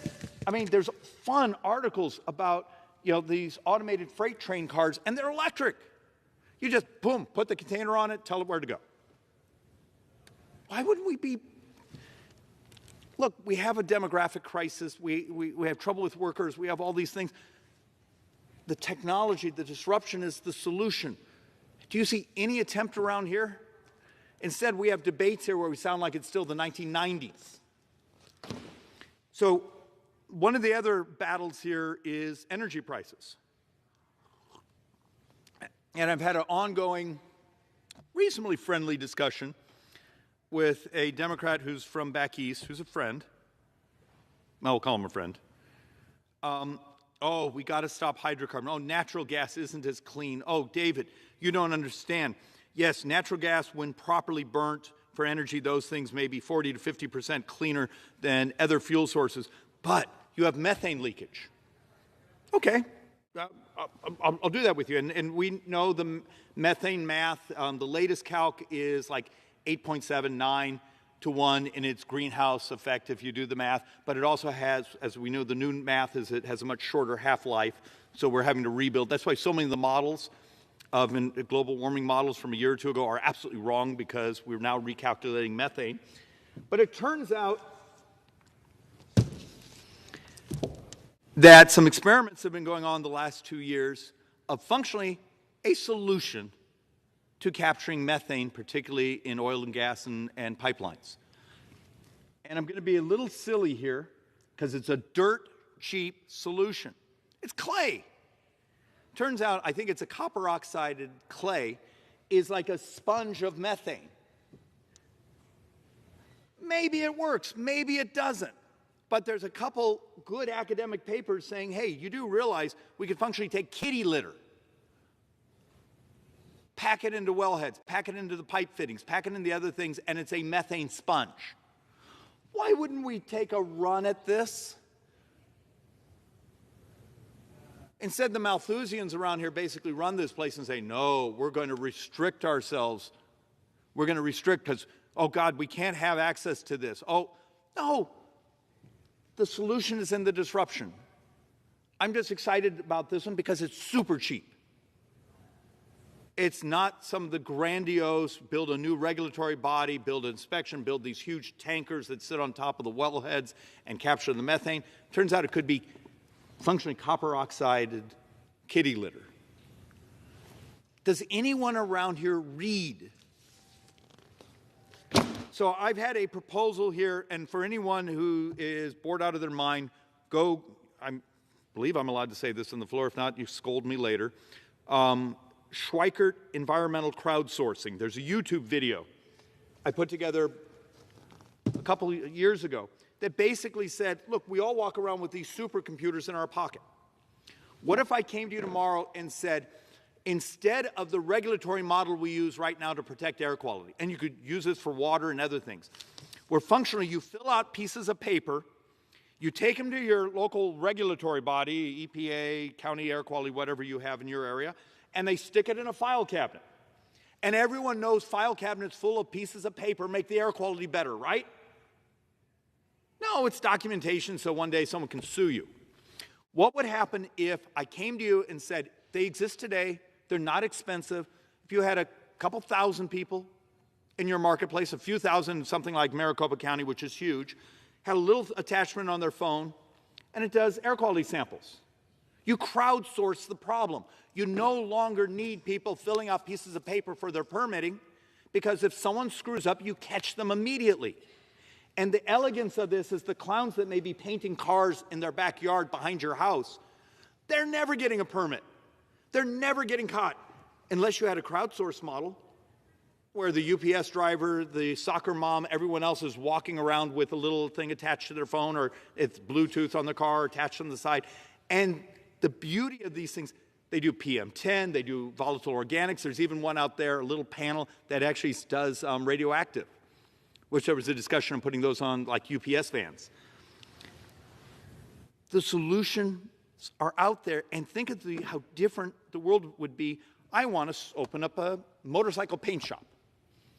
I have to go get engineer to stamp my air quality permit. I have to go get the scrubbers. I have to do this, do this, do this, do this. What if the solution is, hey, here's the things you have to do. You don't need a permit because the moment you screw up, we catch you that same day. It's a living, I mean, do any of you use Waze when you go driving? It's a living crowdsourced model. These ideas exist out there. Would, in Detroit where they had the water issue, there's a little ring out there that's like $39. You could have put it under the sink and you would have caught it. You could have crowdsourced the information, not gone through multi-billion dollars of misery. The unwillingness of this place to understand what century we're in. So if someone gets bored, take a look at that YouTube video. It sort of explains the concept. The other things, for those of us in the West, this is a crazy one, but it's worth thinking about. Maybe it works, maybe it doesn't. Desalinization. We know there's a number of desalinization plants along the coast of California. There's even some discussions of some in Mexico and other places and around the world. But there's always an issue with the brine. You've got to really, spread the brine out so you don't, create intense areas. But now there's some researchers out there that are going, hey, that brine, did you know? There may be all sorts of really neat stuff in that. There may be rare earths. We could actually, as the desalinization plant is mining potable water, we could be mining the brine for rare earths. I'm just begging the people around here, think a little more creatively.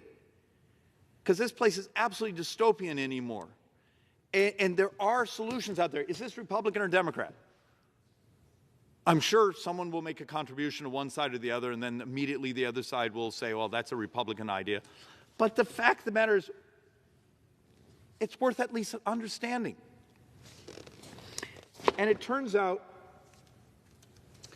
I have an absolute fascination with carbon capture. There's actually a tax credit and those things that I'm the lead author on that's out there in law and other things. And the breakthroughs, it turns out we're getting really good at this.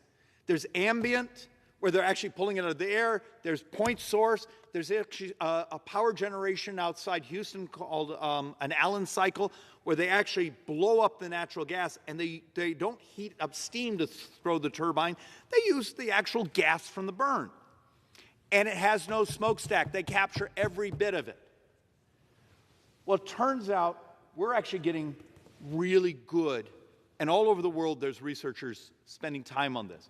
There was even an amazing paper about 2 years ago. MIT came up with a nanotubed electric charge plates that go on, off, but it crashed the cost, absolutely crashed the cost of capturing, and they were doing it ambient. They were just blowing air across it. And it crashed the energy to do carbon capture. Okay, so my brothers and sisters on the left say they're the ones that care about the environment. Okay, but we're the ones actually doing the policy that's practical, that works, that we don't actually put ourselves back in the Stone Age, and options to grab the carbon. And there's multiple versions of this. This is actually, there's an actual facility, I think this one actually may be in Canada, and yes, it has Gates Foundation money and others, and this one is in active ambient capture. Apparently it does amazing things, and this technology is only a couple years old, and it's already out of date. The technology is moving so fast. This isn't pie in the sky, this isn't theoretical, they exist. What could we do policy-wise, other than me doing the 45, in the tax code to try to say, hey, we're going to give you a tax credit for carbon you've captured if you sequester it or put it in concrete or other things. Are there things we could do? And this becomes a moment where those of us who believe the use of hydrocarbons is basically keeping a society prosperous, and my brothers and sisters on the left that want to eliminate hydrocarbons, maybe there's a technology solution that brings us together. It's worth understanding and working on. How many detailed hearings have we seen here where we brought in the engineers? Not the talking heads, not the lobbyists, not another idiot doing virtue signaling for us, but the actual engineers. Those types where you have to have a conversation where you own a calculator. But this stuff exists. So there's other revolutions happening around us that are incredible opportunities, very scary, very wonderful. So we're going to do the Farm Bill next year. I grabbed this article almost 2 years ago, and we've been tracking it, and they've had some success. And I'm going to geek out for a couple seconds. I'll try to do this as quickly and lightly as I can. Do y'all remember your high school biology class? C4 plants, C3 plants. Okay, so these plants actually, they need a carbon molecule to grow because they turned it into a sugar. But the dear Lord, there's actually this weird little glitch where sometimes the plant grabs an oxygen molecule and it goes, oh, I don't need this. And it spends its energy purging the oxygen molecule and going back trying to get a carbon. What would happen if researchers, through a little synthetic biology, could tweak it so every time it grabbed the carbon? Some of the researchers think for some plants that could be a 40. Now, on some of the other articles I'm reading, it's down in some, for other types of plants, it might be in the 20s, 25, 28, there's a 30.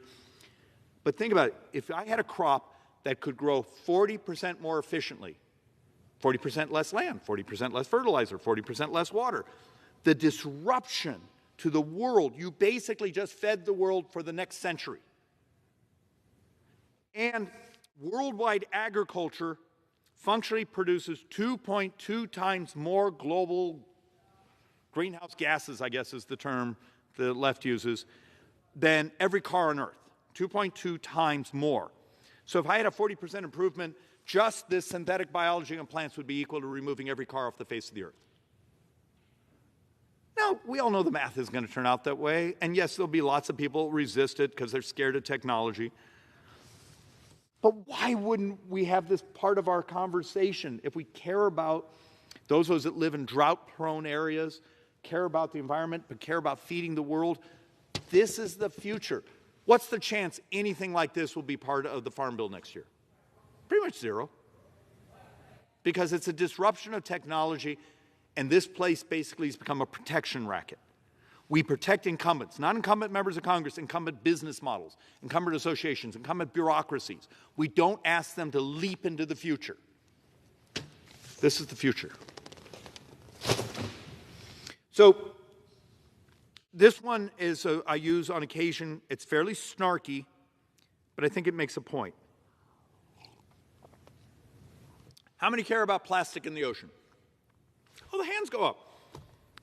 Here in D.C., I don't think we're allowed to use plastic straws because everyone knows D.C. plastic straws were critical to ocean-wide plastic, except there's almost no plastic from North America in the ocean. Turns out 90% of the plastic in the ocean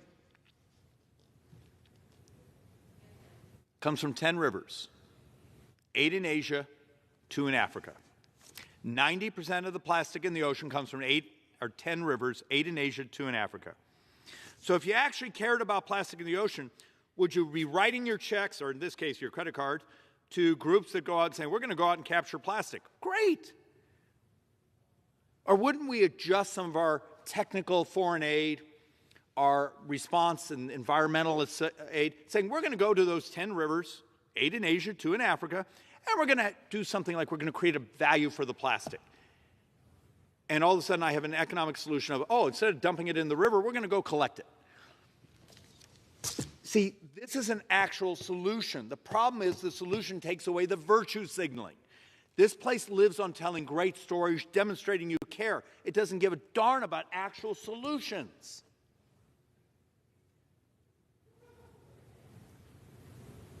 "90% of the ocean plastic comes from 10 rivers. Go to those rivers and let's deal with it." Another thought experiment, and now I'm going to do a lot more on healthcare. I accept a number of these will not work. I accept a number of these will make some people angry because it blows up their business model. Remember, money, power, vanity, but most of the time DC is about the money. But what is the single most powerful thing this place could do tomorrow? If I said, between now and the end of the year, I want to have a disruption in the cost of health care. But David, that's only a few months. DC's not capable of actually setting off a revolution in a few months to actually do something powerful for the price of health care. What if I came to you tomorrow and said, the models say, the research says, and this is one we've known for years and years and years,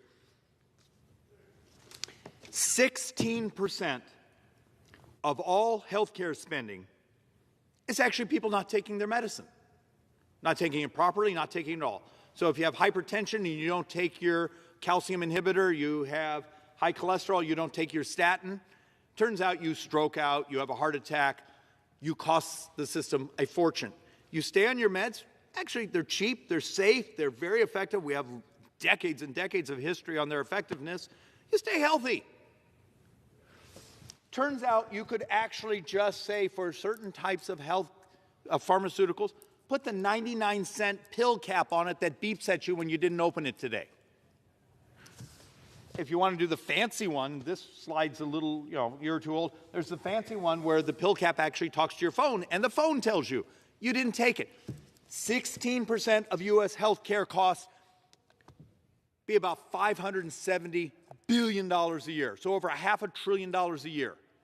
What would happen if tomorrow this place got together and said, hey, for some of our populations that we know are likely to, miss taking their pills, or, grandma's having some cognitive issues, or someone's just really busy in their life, let's spend the 99 cents on the pill bottle, give them the thing that beeps when it's not open. If that actually helped even a fraction, maybe it's not 16%, but what if we were able to do half of that? We're talking hundreds of billions of dollars. Is this Republican or Democrat? It smacks us in the face. There's just no constituency here lobbying or writing us checks for this. The solution is in the disruption. The disruption is part of the technology. And before I do this slide, I need to tell a story and see if I can put this in perspective. And look, there's a reason here I seem to just annoy the hell out of so many folks, because this is a challenge to how we think. A few years ago, I'm reading one of my crazy blogs, and it's a material science blog, oddly enough. And a professor, I think it was Duke, I may have the university wrong, she'd been working on this thing where a breath biopsy, you could put breath across it, and it could actually designate, hey, you have this category of flu. Okay? And the model basically said, once we know that category, we can bounce off your medical records on your phone, and it could just automatically order your antivirals. And it's been worked on and worked on and worked on. So think of this. It's a flu kazoo. You blow into it, and it can designate, and the latest models, experiments now, are picking up dead cancer proteins. So a cell dies, it throws off a DNA strip. Some of the sensors are getting so good, they can actually identify them. What's the problem with something like a breath biopsy? I wish I had some brothers and sisters here in the body to yell at me. What's the problem with it? You blow into it, it bangs off your medical records and orders your antivirals. What's the problem with it? It's illegal. I'm allowing an algorithm to prescribe. Social Security Act says I'll see a doctor, not an algorithm. Now, the fact of the matter is, wink, wink, nod, nod, if you have someone with diabetic pump and that talks to their phone, they already have an algorithm that's prescribing, and they've been doing it for years. This is not new. And if you had it certified by the FDA, and there are algorithms certified by the FDA, why wouldn't we make them reimbursable? Why wouldn't we do some simple conceptual ideas that you could actually have technology in your home medicine cabinet that you lick, you spit, you urinate, you blow into, whatever it is, and you can monitor your health? That technology exists today, but one of the reasons the capital stack won't invest in it, it's functionally illegal. And they're basically betting that the lobbyist armies will keep it illegal here. Because, gotta be honest, it will change the foot traffic in many of our medical facilities. It will also save the society from the debt implosion that's being driven by the future healthcare costs. So you gotta decide, are you gonna save us? Are we going to protect the world from a disruption? It's back to my Blockbuster Video example. Should Congress have stopped Netflix or streaming and protected, the renting of the little silver discs? Because that's functionally what we do in healthcare. There's technology out there coming, the newest versions of folks with the Apple Watches. The reality, if I can know your O2, your temperature, your pulse rates, the algorithm can say, hey, you might have a problem here. What happens when the new versions, which are stunningly accurate? We have math for a number of these that are more accurate than a human. And yes, it is scary. Disruption always is. And if we don't have a disruption in the cost of healthcare, there's a technical economic term. We are screwed.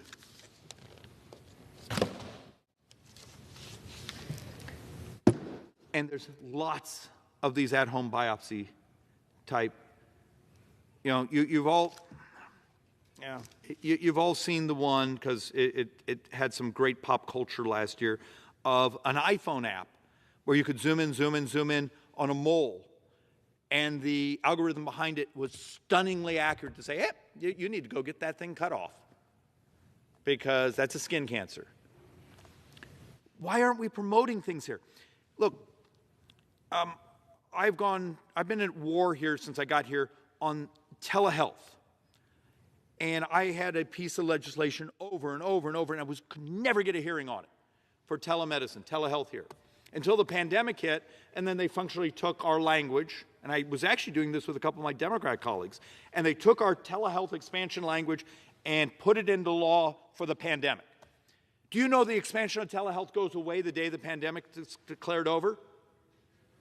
And the argument used to be, well, David, you don't understand. Seniors aren't going to figure out how to hit the button and use FaceTime to talk to their doctor. Seniors aren't going to figure out how to put something on their wrist or on their chest or blow into it.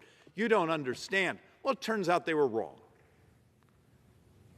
And I'm looking forward to this body deciding, are you going to be with the lobbyists or the expansion of access to health care through telehealth? Because this goes away when the pandemic is declared over.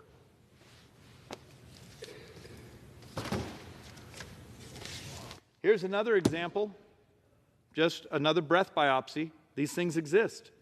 They've put them together, and what's fascinating is this slide's about a year or so old. It keeps going and going and going, and they're working now on a number where it's a breath biopsy to detect different types of cancers. Why?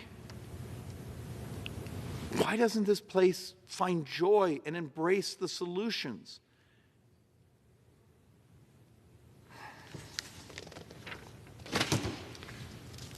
And you start to understand,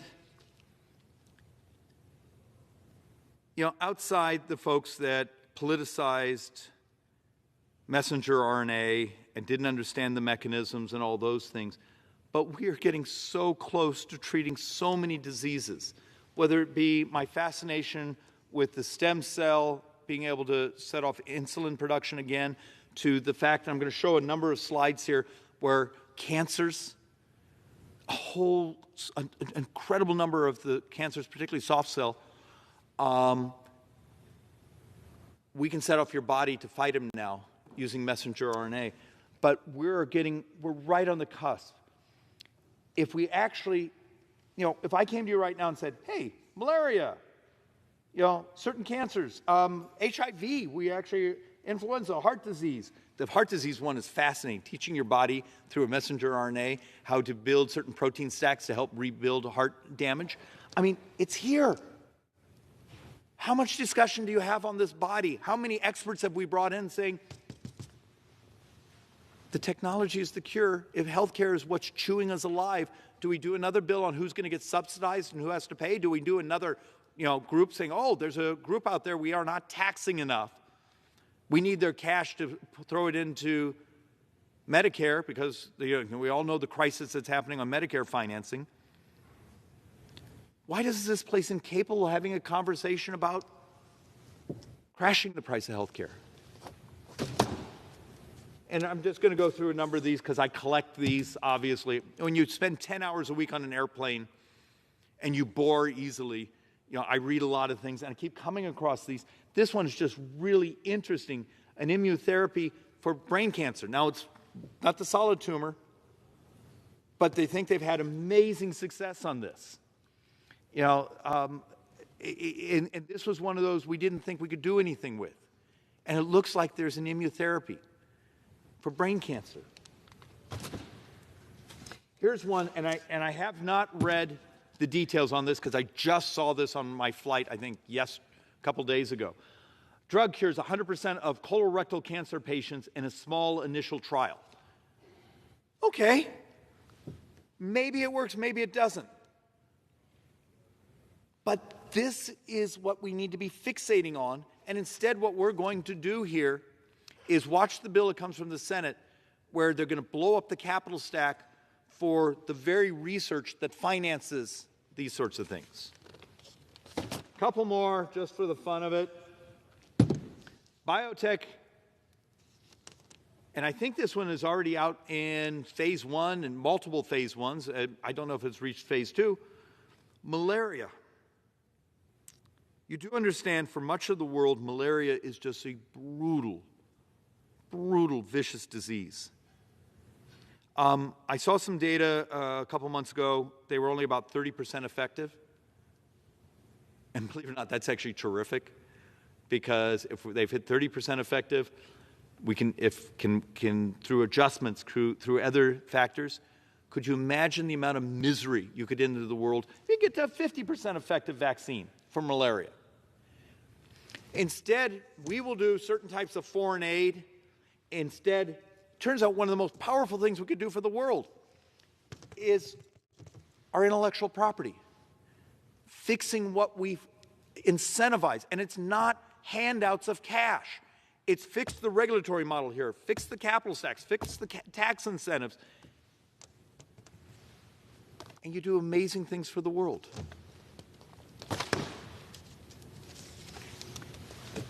This one, I did a presentation last year, and I got a little over the top on getting a little technical, so I used to have about a dozen slides on this one. But it turns out we think we know how to do a type of gene editing with a couple other optionalities for sickle cell anemia. And this one's out there in trials. Isn't that a moral thing to do? You know, the fact of the matter is, do you try to help people maintain their misery, or do you pursue, when you actually see data that says there's a path, do you pursue the cure?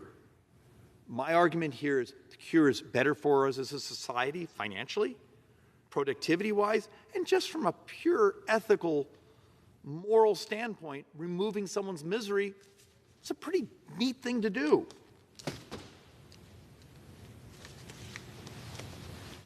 This is that heart disease one, which I just found fascinating, that through functionally a CAR T, which is the derivative of the mRNA, you're setting off your body, and in this case, instead of it going after a disease, it's actually repairing damage. And I actually think this one's coming out of the Boston area.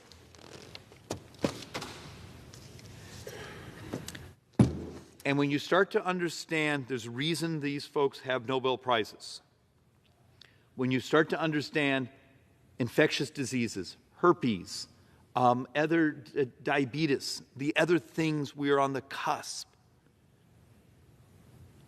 of having cures.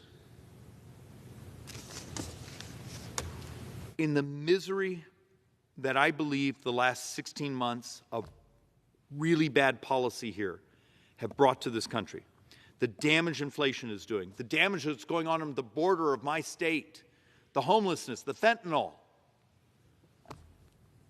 Could you imagine if this place would set aside some of the virtue signaling legislation that's saying, oh, this is going to get the other side in the next election. Oh, that just writes a great ad. And you actually brought in the engineers and the experts in our different areas that we all claim to pretend we know something about and say, here's what the future looks like. And if we get it right,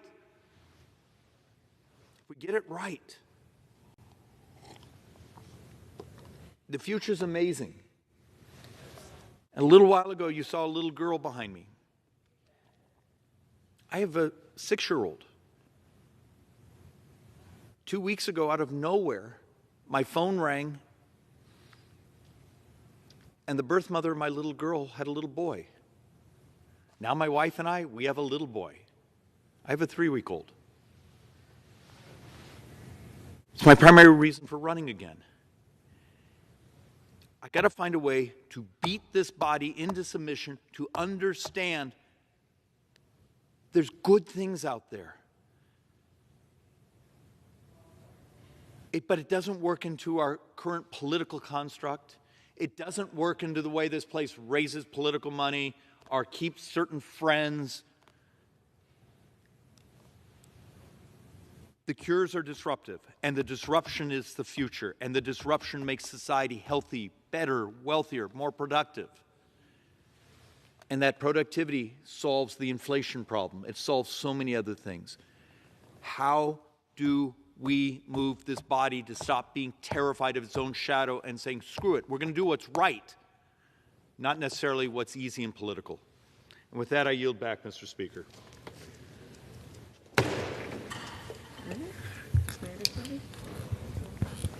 Under the Speaker's announced policy of January 4th, 2021, the gentleman from Illinois, Mr. Schneider, is recognized for 60 minutes as the designee of the Majority Leader.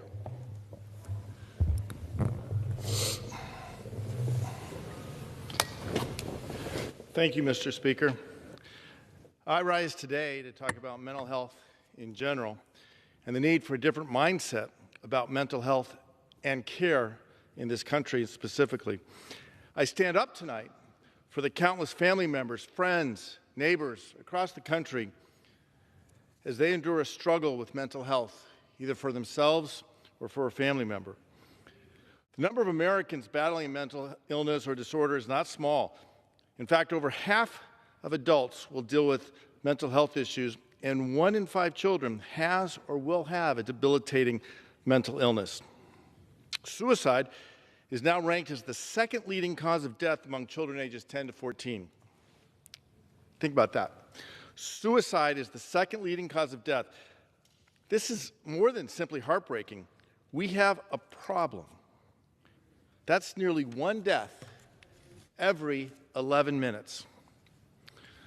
Suicide is a tragic outcome for people dealing with mental crisis. But across the country, there are so many dealing in other ways, especially in the midst of this pandemic. Working parents trying to make it through the day, juggling. Parents not working, trying to find ways to make ends meet. Kids in remote school, losing the opportunity for the social emotional learning that is so critical for their development. Families juggling remote work and remote school at the same time. All of these have contributed to what is truly a mental health crisis in the country. In fact, as we think about it, in the same way that young kids, babies born during the Depression were forever known as depression babies, it's very likely that this generation and during the pandemic will be COVID babies throughout their life. It will have an impact. Beyond that, we have the issues of mass violence. I live in Highland Park. 2 weeks ago, we experienced something that no community should ever go through, but unfortunately, too many communities have and continue to do so. Highland Park, Uvalde, you can go back to Sandy Hook, so many others. Too long a list to give a comprehensive naming of every single community that has suffered from mass violence. But at its core, there is something, these kids committing and perpetrating these heinous crimes, monstrous crimes. If we can reach them at an earlier age, maybe we can reduce some of that violence. Nor is this an exhaustive list of all the things, all the aspects of mental health that affect people. We know that the pandemic has made all of us painfully aware of the inadequacies and inequalities of our mental health system. Too late in the process, our system steps in to deal with crises, rather than working on helping people have a strong and confident, healthful life and tackle challenges as they occur. We should be providing holistic mental health care and provide support early and often. At the baseline, Americans are experiencing anxiety and depression at higher rates, and the number of services available just aren't keeping up, putting a crisis on top of a crisis. For those already suffering from mental health issues, the pandemic has increased their symptoms, and experts worry that we will deal with the stressors and effects long after the official end of this pandemic. Everywhere I go, in my district and around the country, I hear stories, some heartbreaking, some just simply frustrating, about people's struggles getting care for themselves and their loved ones. It's not a new problem. In fact, sharing just a couple of personal stories, my first experience of tragedy in the context of mental health, my best friend as a young child in elementary school was a boy named David Siegel.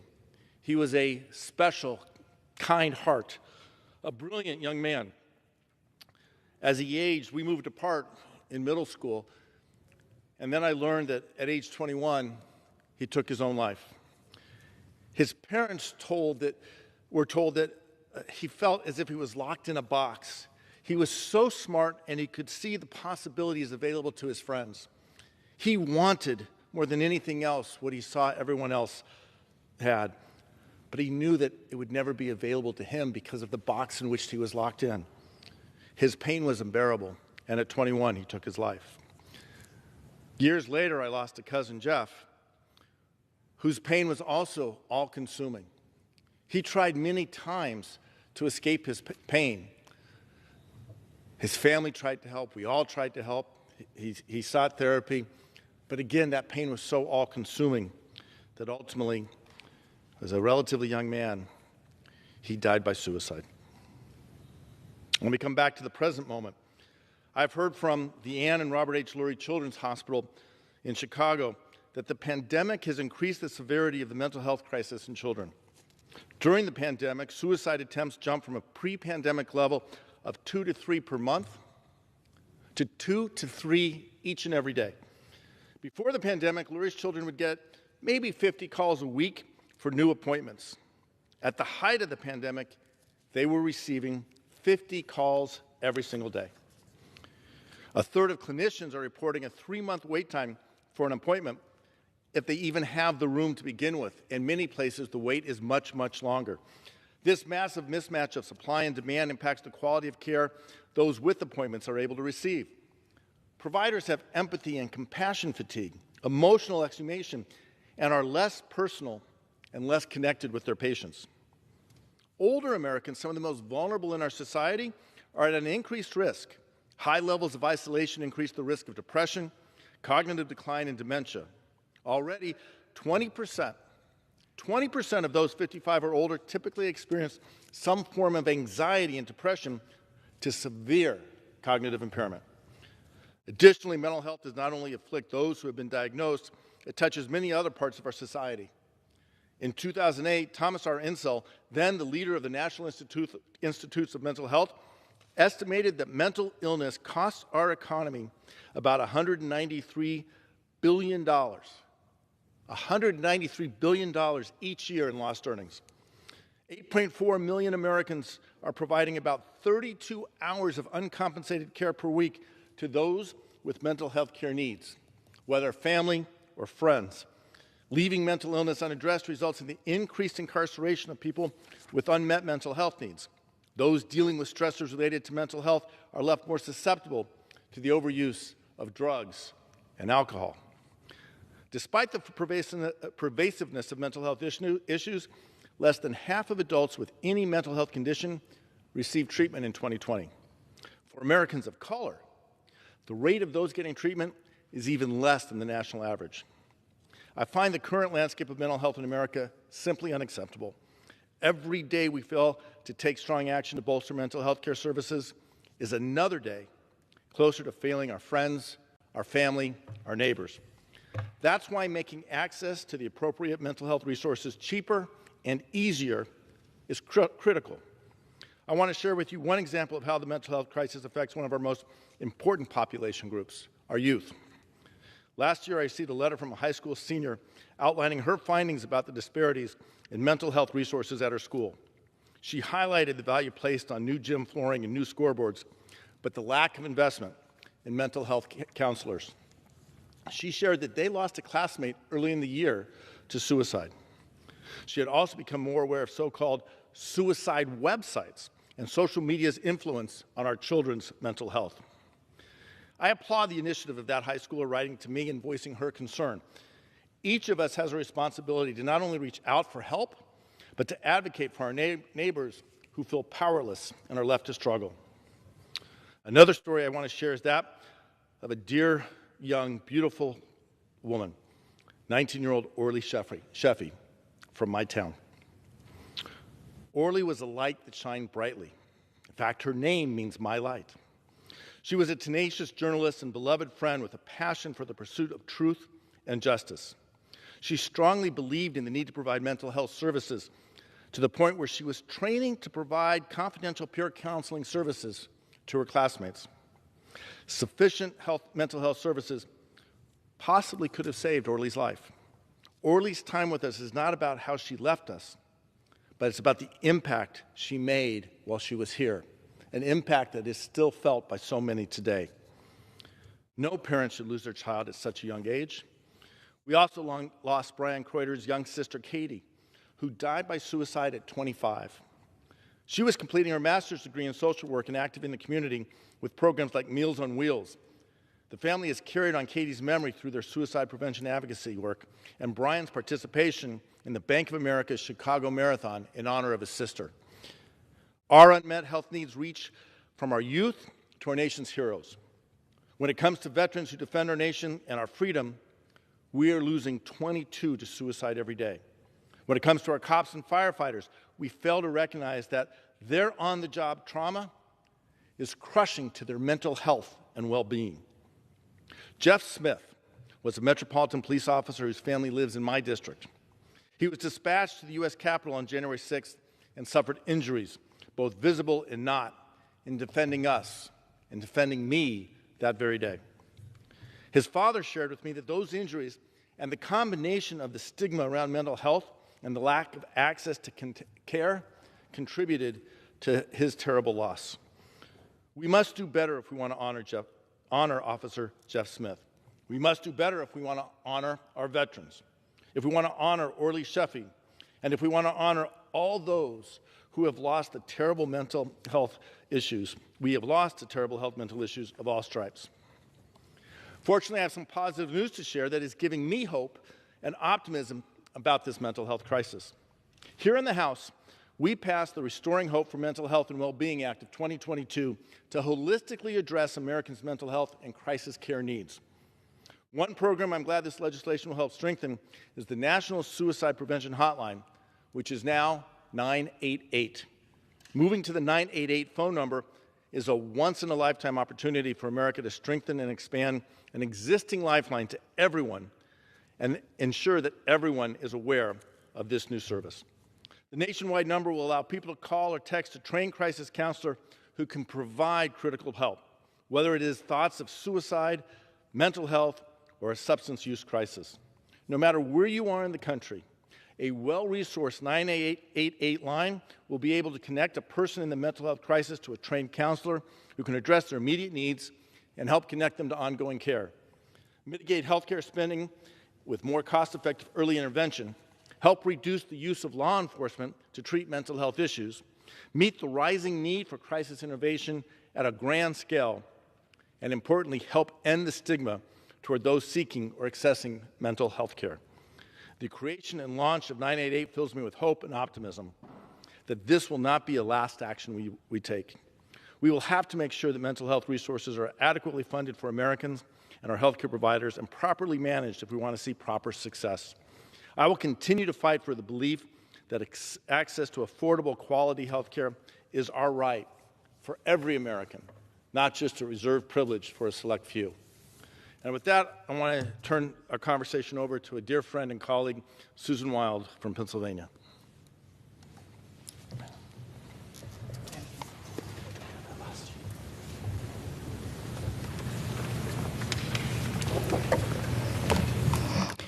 Thank you. Our nation can be characterized by many great traits: hard work, discipline, grit, dedication, determination, selflessness, bravery, courage, strength, a quest for success. We have a rugged streak of individualism, a desire to get things done by any means necessary, even if it means going it alone. These are admirable American traits and have made us who we are. But they are also why we are where we are on mental health.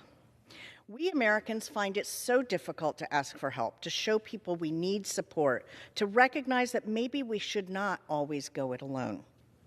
Our nation is facing a mental health crisis, one which the unprecedented stress and uncertainty of the pandemic has forced into plain view, demanding to be addressed, to be seen, to be helped. And that perhaps may be the silver lining of the pandemic, that we have finally woken up and taken notice of this epidemic in our country. Just think about it.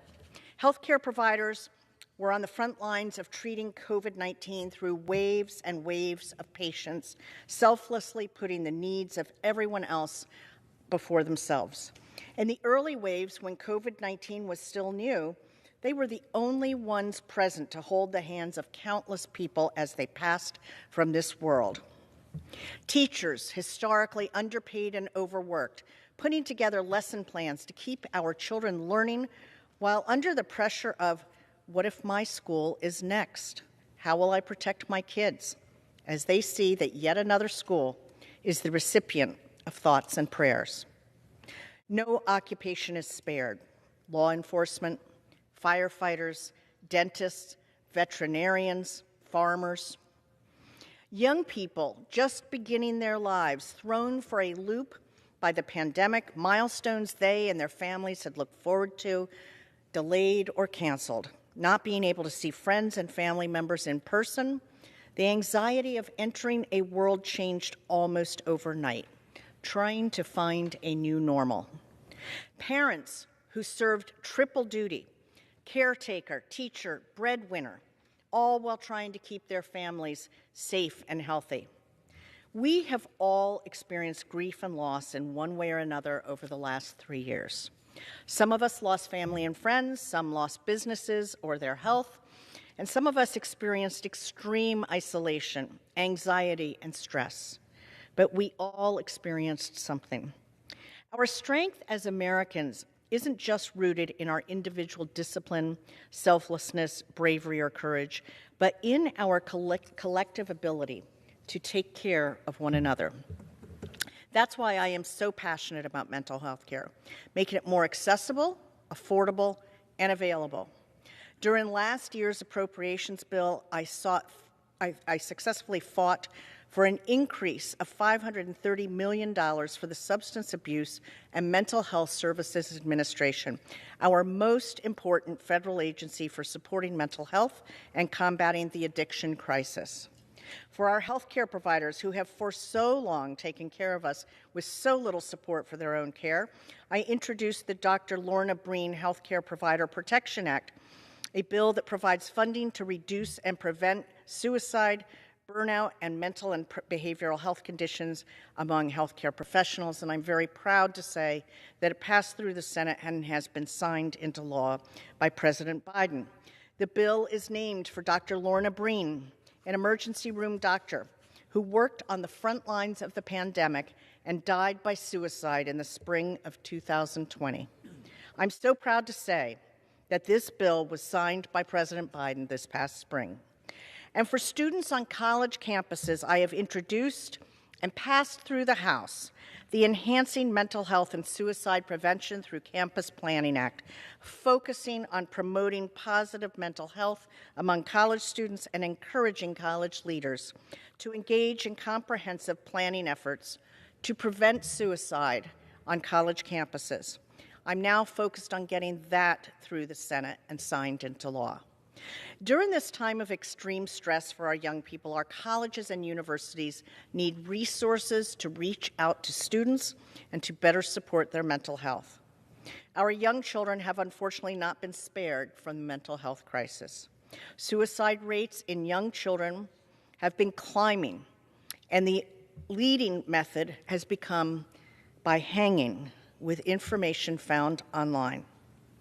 There is no reason for young children to be able to find directions on how to tie a noose on YouTube.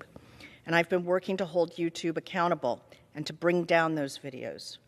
Our children deserve to grow up in a world that encourages them to be both strong and determined and able to ask for help and lean on their support systems. We all deserve that. And finally, we must make sure that our mental health professionals are respected, that people are encouraged to go into that profession, and that that profession is fairly compensated. We have a shortage of mental health professionals that is hurting our country, hurting our communities. We as individuals and together as communities are so much stronger when we have support systems in place to reinforce our strength, to help us bounce back, and to be resilient. We can do this, but we have to work together. We have to admit our vulnerabilities, and we have to put all politics aside as we work on this critical issue. And with that, I yield back. Thank you. Thank you for your remarkable words, for sharing your perspective and expressing compassion I think we can all share. It is now my privilege to recognize my friend from Michigan, Representative Alyssa Slotkin. Thank you, Representative Schneider, for your leadership. I rise today to honor the struggle that so many parents who must do the unimaginable have gone through to grieve the loss of a child. As an Army wife and a former CIA officer who worked alongside the military on 3 tours in Iraq, I have watched many parents send their kids off to war, and unfortunately, many did not return. For the families left behind, not only does the hole in their hearts never heal, the ripple effect of that loss is vast. The Tragedy Assistance Program for Survivors, or TAPS, estimates that for every active duty service member killed in Afghanistan and Iraq, 6 family members are significantly impacted. This is the devastating collateral impact of combat. But our communities in the United States, our high schools and colleges are not supposed to be war zones.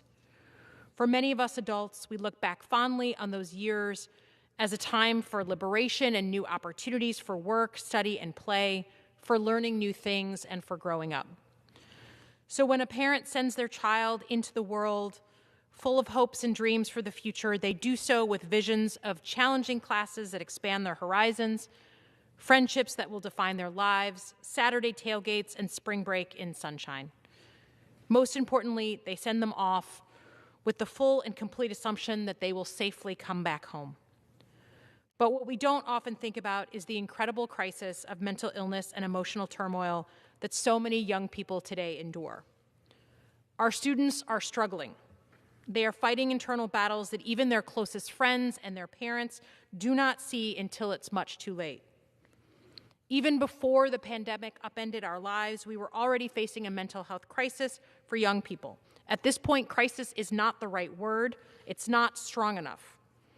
Mental health experts and researchers use the term epidemic to describe where we are with mental health challenges facing U.S. high school and college students. According to the National College Health Assessment, the most common mental health issues facing adolescents are depression, anxiety, suicidal ideation and intent, eating disorders, and substance abuse. It's not easy getting help for any of those, navigating scarce mental health resources as a newly independent and struggling young adult. And even if a student tries to take steps to get help, there is a tremendous lack of services in our community, in our colleges, at our universities. On college campuses, the ratio of certified counselors to students is generally between 1 to 1,000 or 1 to 2,000 for small and moderate-sized schools, and 1 to 2,000 or 3,000 to 5,000 for large universities. For too often, the outcome is tragic, as it has been for dear friends and even some of my colleagues here in Congress who have lost their children to mental health issues. In the past year and a half, one of my superintendents, Dr. Bob Shaner, a Marine veteran, he and his family lost their son in his freshman year of college. More recently, my friend Steve Sheffy and the Sheffy family lost their beloved daughter, Orly, a young woman who wanted to change the world. It has become so common for me to get those terrible calls that it's nearly commonplace. It is therefore up to us to make sure we do something to change the system so that we honor their legacy. But we need to start early, because we know that the problem doesn't just appear in college or after high school. In my district in Michigan, one county alone has had a 300% increase in demand for child psychiatric services in the past 2 years, and virtually no inpatient beds to offer them. And it's not just the sheer volume of demand that has increased, but also the acuity of distress for individual patients. Right now in our country, when it comes to mental health in young people, there is a tsunami of need and only sandbags to meet it. You may know the now infamous name of a community in my district, Oxford, Michigan. In November of 2021, Oxford joined the terrible club that no one wants to be a part of, the list of districts where a school shooting has taken place.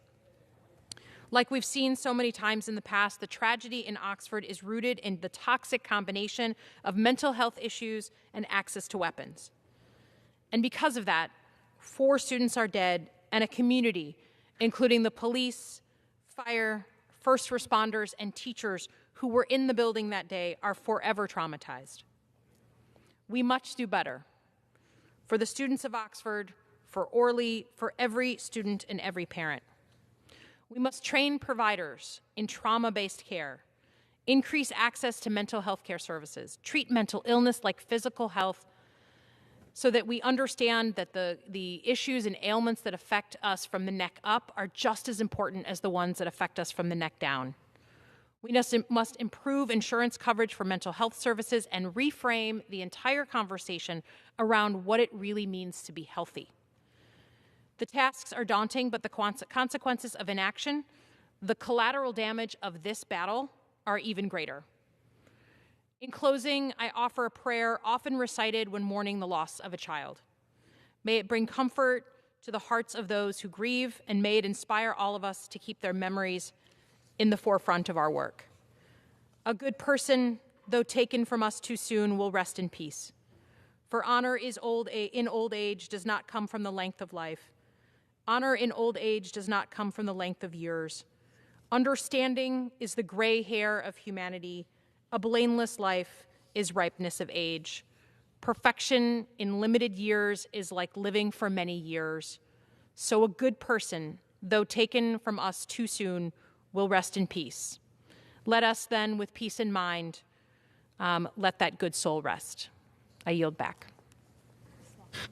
Thank you, Representative Slotkin. Thank you for those beautiful words. Thank you, Representative Wild.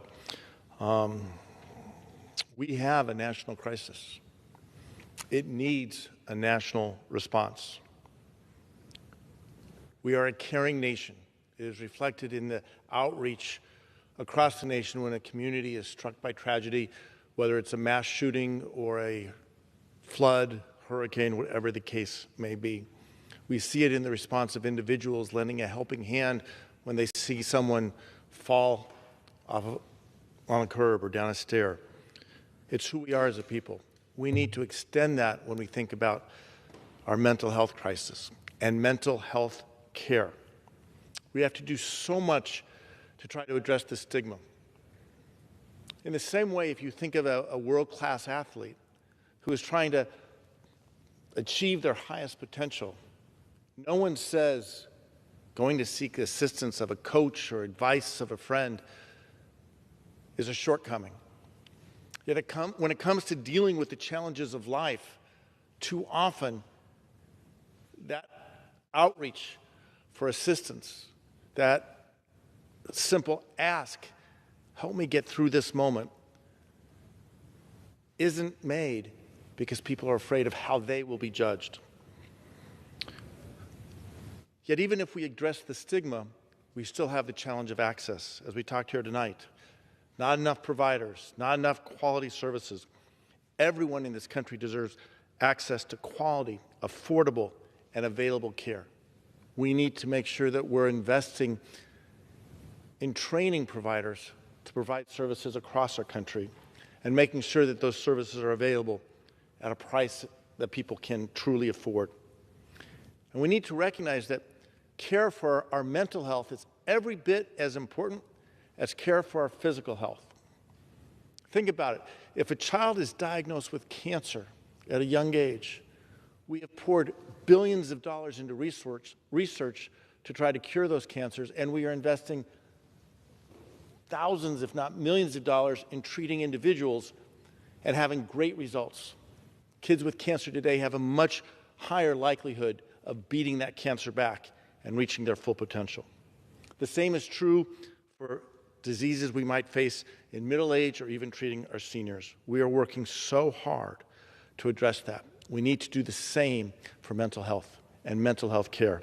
We need to recognize that the care for a challenge, a mental health challenge, is every bit as real and deserves every bit as much investment as a care for a physical health challenge. We are a caring nation. We know we have a crisis. I am hopeful that this body will continue to do its work to try to address this crisis for the people we represent. I'm grateful for the great words and kind words, insightful words, compassionate words of my colleagues, and I'm thankful for the work of this body. And with that, I yield back. Gentleman yields. Under the Speaker's announced policy of January 4th, 2021, the Chair recognizes the gentleman from Wisconsin, Mr. Grothman, for 30 minutes. We want to talk about a variety of issues tonight. We'll start one more time. And I direct this talk not only to the Chair, not only to my colleagues in the legislature, but also the press corps that normally doesn't cover this, because I think I'm going to touch on some stories that ought to appear in the press corps, but for whatever reason they don't. The first thing, and I've addressed it several times from this microphone, is what is our goal in Ukraine? Okay? It would seem to me a good goal would be to end the war. We have a lot of troops, Ukrainian troops who've died. We have a lot of Russian troops who've died. We have a lot of Ukrainian civilians who have died. And it seems to me that every week or month that the war goes by, those numbers get greater and greater. Not only that, particularly Russia is a country with access to horrific weapons, and every week or month that goes by, the chances that eventually some horrific weapons will have to be used goes up. I will also point out with regard to these two countries, not that any young life isn't a tragedy, but it would seem to me there would be special tragedies in these countries because both countries have low birth rates and declining numbers of young people. For two countries that have been around, I believe Ukraine's been around for millennia, you would kind of like to see these countries continue to exist into the future. Ukraine has, of sizable countries around the world, the second lowest birth rate, trailing only South Korea. There are also people who immigrate from Ukraine. In any event, I would think one of the primary goals of Ukraine is to make sure that they hang on to the young people that they have left. Russia is in a similar situation. They also have a low birth rate. I've repeated this story about 7 months ago before this war began. I was at the San Diego sector of our southern border, and at least the week or the month that I was there, and San Diego was only one tiny sector of a large border, and it was only talking about the week or month that I was there. But in any event, at that time, the second biggest nationality crossing our border came from Russia, which kind of surprised me. So not only do we have a low birth rate in Russia, but we have a lot of people immigrating. So it would seem to me a primary goal of the governments of both Ukraine and Russia is to make sure that the few young people they have left don't die in a war. Now, I do not know what President Biden's goal here is in this war. I try to talk to some Democrat colleagues. I try to talk to people who should know President Biden. I think he himself may be a little bit mixed on the situation, but the press corps ought to be calling upon him and say, what is your goal in this war? Is our goal to end the war and perhaps give President Putin an off-ramp, give Mr. Zelensky an off-ramp, find a way for both to declare some sort of victory and stop the carnage? Or is our goal to continue on for another 6 months or a year or 2 years, and we don't care if another 5 or 10,000 or 15,000 Russian or 15,000 Ukrainian troops die, not to mention the monetary damages that take place when you have a war in your country. I would like to know where President Biden stands on this. We collectively have not had a decent briefing for congressional members since March 31st. And given that we have been asked to give tens of millions of dollars to Ukraine, this week we were asked to affirm or accede in the policy of adding Sweden and Finland to NATO.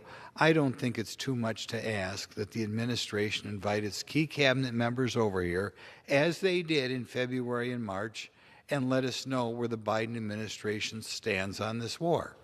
I don't think we have such a great relationship right now with Russia that we can moderate a conclusion of the war, but I think perhaps Israel, perhaps Turkey, perhaps some other country should do that, and perhaps we could grease the skids a little bit. I mean, I realize back home right now everybody is focusing on the inflation, but I'll tell you, if something bad happens in Ukraine, people are going to be focusing on that very, very quickly. And it would be a lot better if we wrapped up this war. I know there are hard feelings that will probably last for generations, but nevertheless, I think the United States had very good relations with Russia only a few months ago.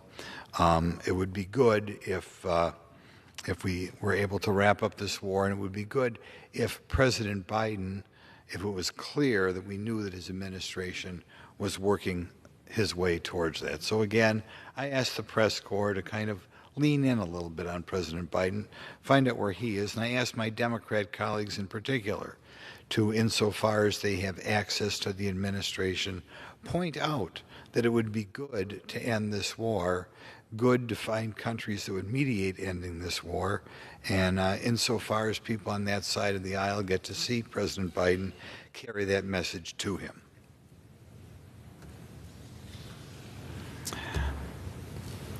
Another topic that I've addressed before from this microphone but haven't talked about for a couple months, so I'm going to bring up again, is that of vitamin D. People know I've talked about it before, but it bothers me that the special committee on COVID has not really addressed this issue. You know, the most recent study that came out was that done by an Israeli researcher, and in that study it indicated that if you had inadequate amounts of vitamin D, which I believe he described as 20 nanograms per milliliter, that you were 11 times more likely to die of COVID than if you had adequate amounts. If you break it down by race, it's even scarier, and that studies show that 35% of our white and I don't like it when they break things out by race, but I'm going to do it for this purposes. 35% of the white population is inadequate in vitamin D, 57% Hispanic, and 85% black, which means this having an adequate amount of vitamin D in your system is should be a huge priority for people in color. I think the COVID committee ought to have a hearing solely on vitamin D. We ought to find out why, given the trillions of dollars we have thrown at COVID and billions of dollars we have thrown at trying to solve this problem, why the public health establishment has not talked about vitamin D like they should. They may say we don't know whether this is a matter of causation or a matter of correlation, but if that is so, we should certainly be doing more studies on this matter, because I think it is possible that hundreds of thousands of lives could have been saved if we began to promote vitamin D when it appeared to be the cure, as it appeared before the vaccines were even invented. Nevertheless, to this day, it's not discussed. The next question that the committee ought to look at is, why are we not routinely testing people who are at risk for vitamin D deficiency? I would think any time anybody over 65 went to a doctor today, they should be tested for vitamin D. Now, some people say you can take vitamin D without getting a test, which is true. But my personal experience in telling people about vitamin D is, if they take a test, right now, say the low level of adequate is about 20 nanograms per milliliter. If somebody takes a test and they wind up being at 12 or 8 or 7, they immediately go out and take vitamin D, because they have the result of the test that says you've got big trouble coming if you don't take more vitamin D. Having the test specific to that individual is much more relevant than just a doctor saying it wouldn't be a bad idea to take vitamin D. And I do believe we would save a lot of lives if that was done. As I understand it, you can get an online vitamin D test for about $40. So it shouldn't be a cost prohibitive thing. Given the trillions of dollars we put at it, we should even be paying for the test. But if we don't, individuals should be encouraged at getting those tests. And I do believe vitamin D is good for other things. It's good for bone health, another reason why people should be taking it. There's really no downside. And again, people back home that I know, or even experts in the field, begin to wonder if the reason we don't push vitamin D is because you can, pay $20 for a bottle from Walgreens or CVS, and there's not a lot of money to be made. And they seem to be more in favor of trying antidotes that will make money for somebody. There have been billionaires made on this disease, rather than focusing on vitamin D. But I really beg the committee to look into it a little bit more, get some experts there, and even though this pandemic seems to be on the downside, hopefully we'll be ready for a different sort of pandemic in the future. So I encourage the COVID committee to spend a little time looking at vitamin D, because they could have cut the number of people who died maybe in half.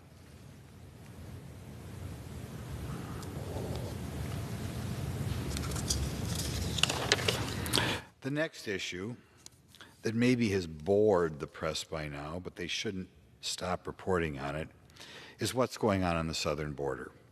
We recently got the estimate number of migrants remaining in the interior who crossed the southern border for June. The good news is it's down a little bit from May and April, and it's expected to be down because June is such a hot month, less people cross our border. But if you look at June of this year, about 142,000 migrants remained in the interior. Of those 142,000, 50,000 are what they call gotaways, which means the Border Patrol didn't even touch them. We didn't even have a perfunctory interview with them. They just came across the border, which should be particularly scary. What I'm going to point out, though, is that 150,000 from this June is compared to 79,000 last June.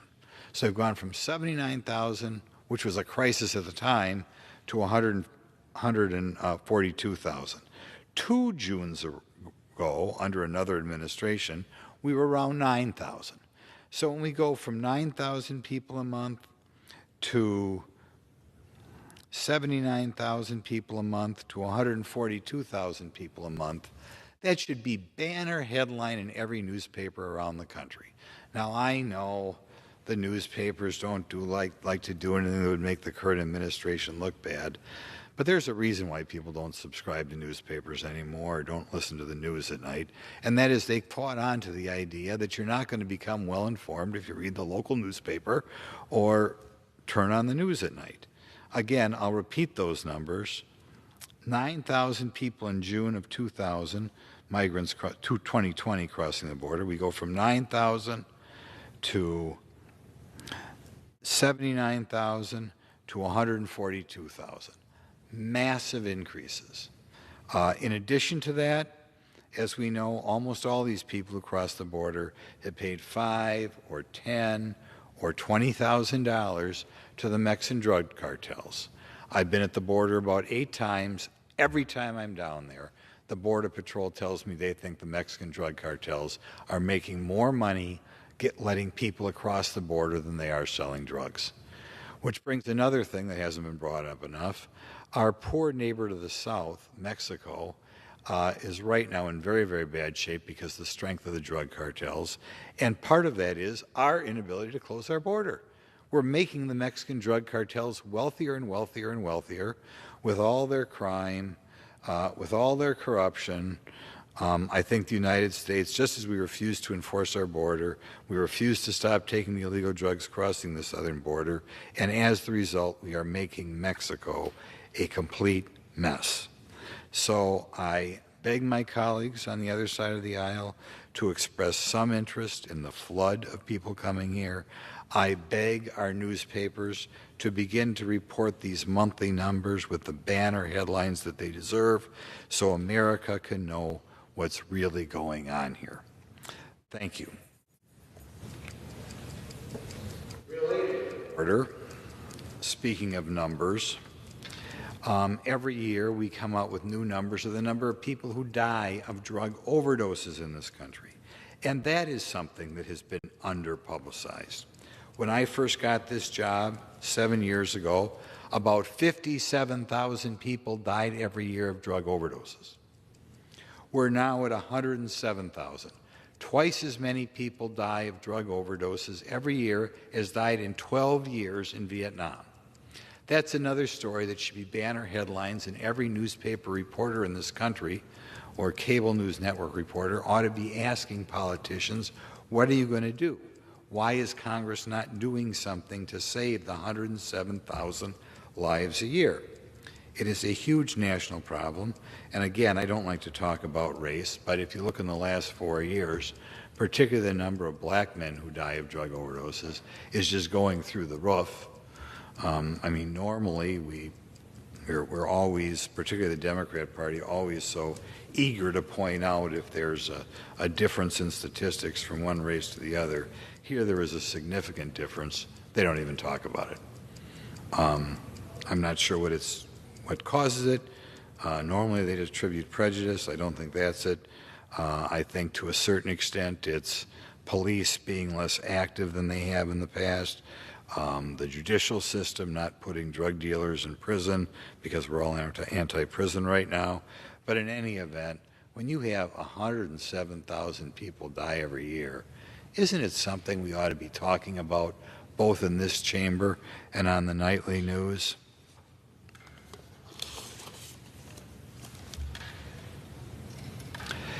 Next issue we should be talking about more is the overall level of spending that's going on in this institution. I think it was very predicted when the first bills passed, when President Biden took office, and then we had the infrastructure bill. Between those two bills, we're looking at, I believe, over $3 trillion that it would lead to inflation. But again, the press corps, maybe because the press corps doesn't like to talk about numbers, does not like to talk about the size of the increase in spending. Now, it's a lot easier to break an economy than it is to put it back together. Since the inflation was caused by excessive spending, I think the only way to get a handle on things is to not spend so much. We will this week be voting on a variety of bills to fund the government beginning October 1st. I have not seen the press corps report what I think is enough on the size of the increase in those bills. It would seem to me we should go back to the days of sequester where routinely you were seeing these bills go up by 0%, 1%, 2%. What do we have in the bills we're going to vote on this week? We have a transportation and housing bill up 12%. We have an agriculture and rural development bill up 8%. We have an energy and water bill up 6.4%. Financial services up 17%. Interior and the environment up 18%. Military construction and VA up 18%. Again and again, what we're seeing here is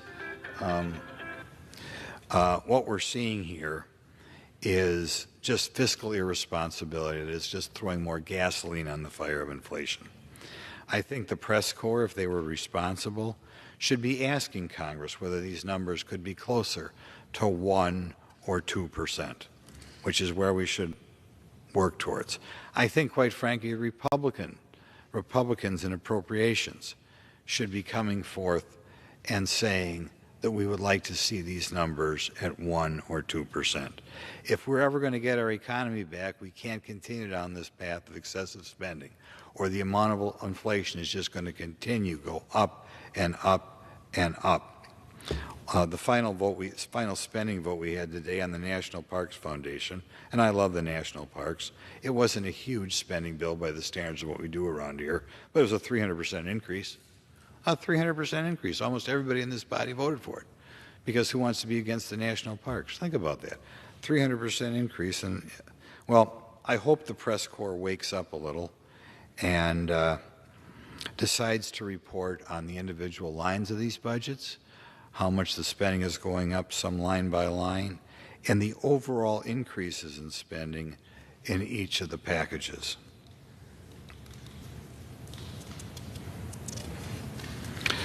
We'll deal with one more issue here tonight that I think ought to be covered constantly but is covered nowhere near as much.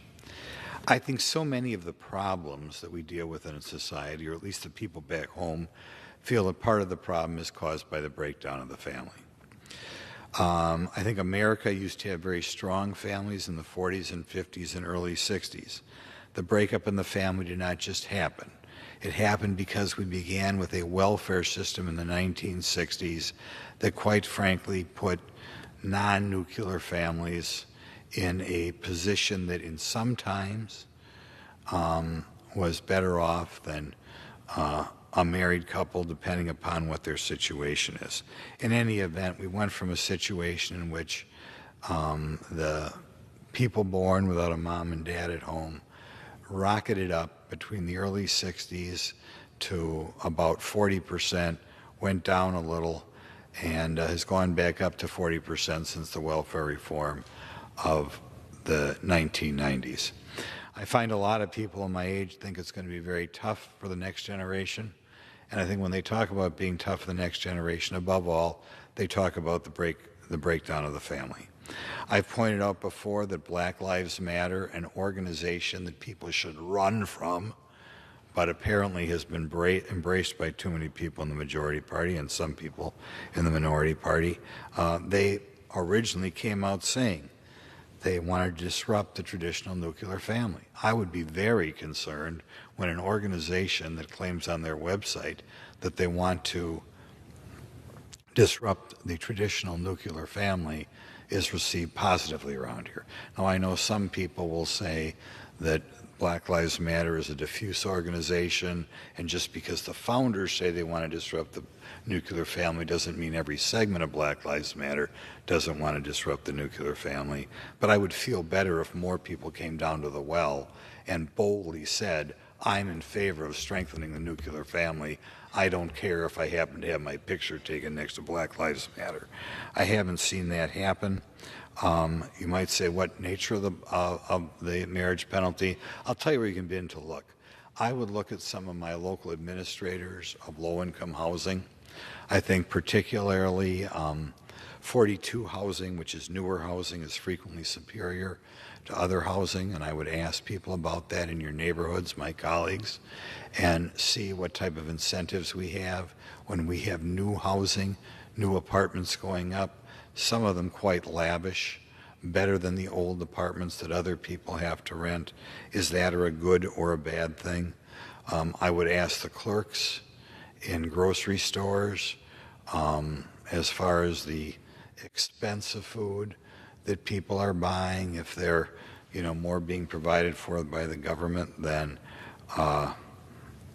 provided for within the family.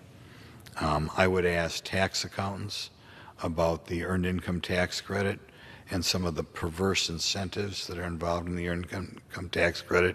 I'd also ask the tax accountants what people are doing with the earned income tax credits when they get that $6,000 or $7,000 or $9,000 check once a year. And I think when we get done asking these questions, we can ask ourselves whether we want to continue to, what I think, continue programs that prevent children from having both parents, particularly a dad at home. Because I think there's so many problems in our society that would, to a certain extent, be improved if only we got back to what they would call old-fashioned traditional family values. In any event, those are some of the issues that I think the press corps ought to be covering but aren't covering, and some of the issues that I think our body ought to be addressing that we're not addressing. So I'd like to thank the wonderful staff for being here so late, and I return the remainder of my time. Pursuant to Section 1 of House Resolution 1230, the House stands adjourned until 10 a.m. tomorrow for morning hour debate and noon for legislative business.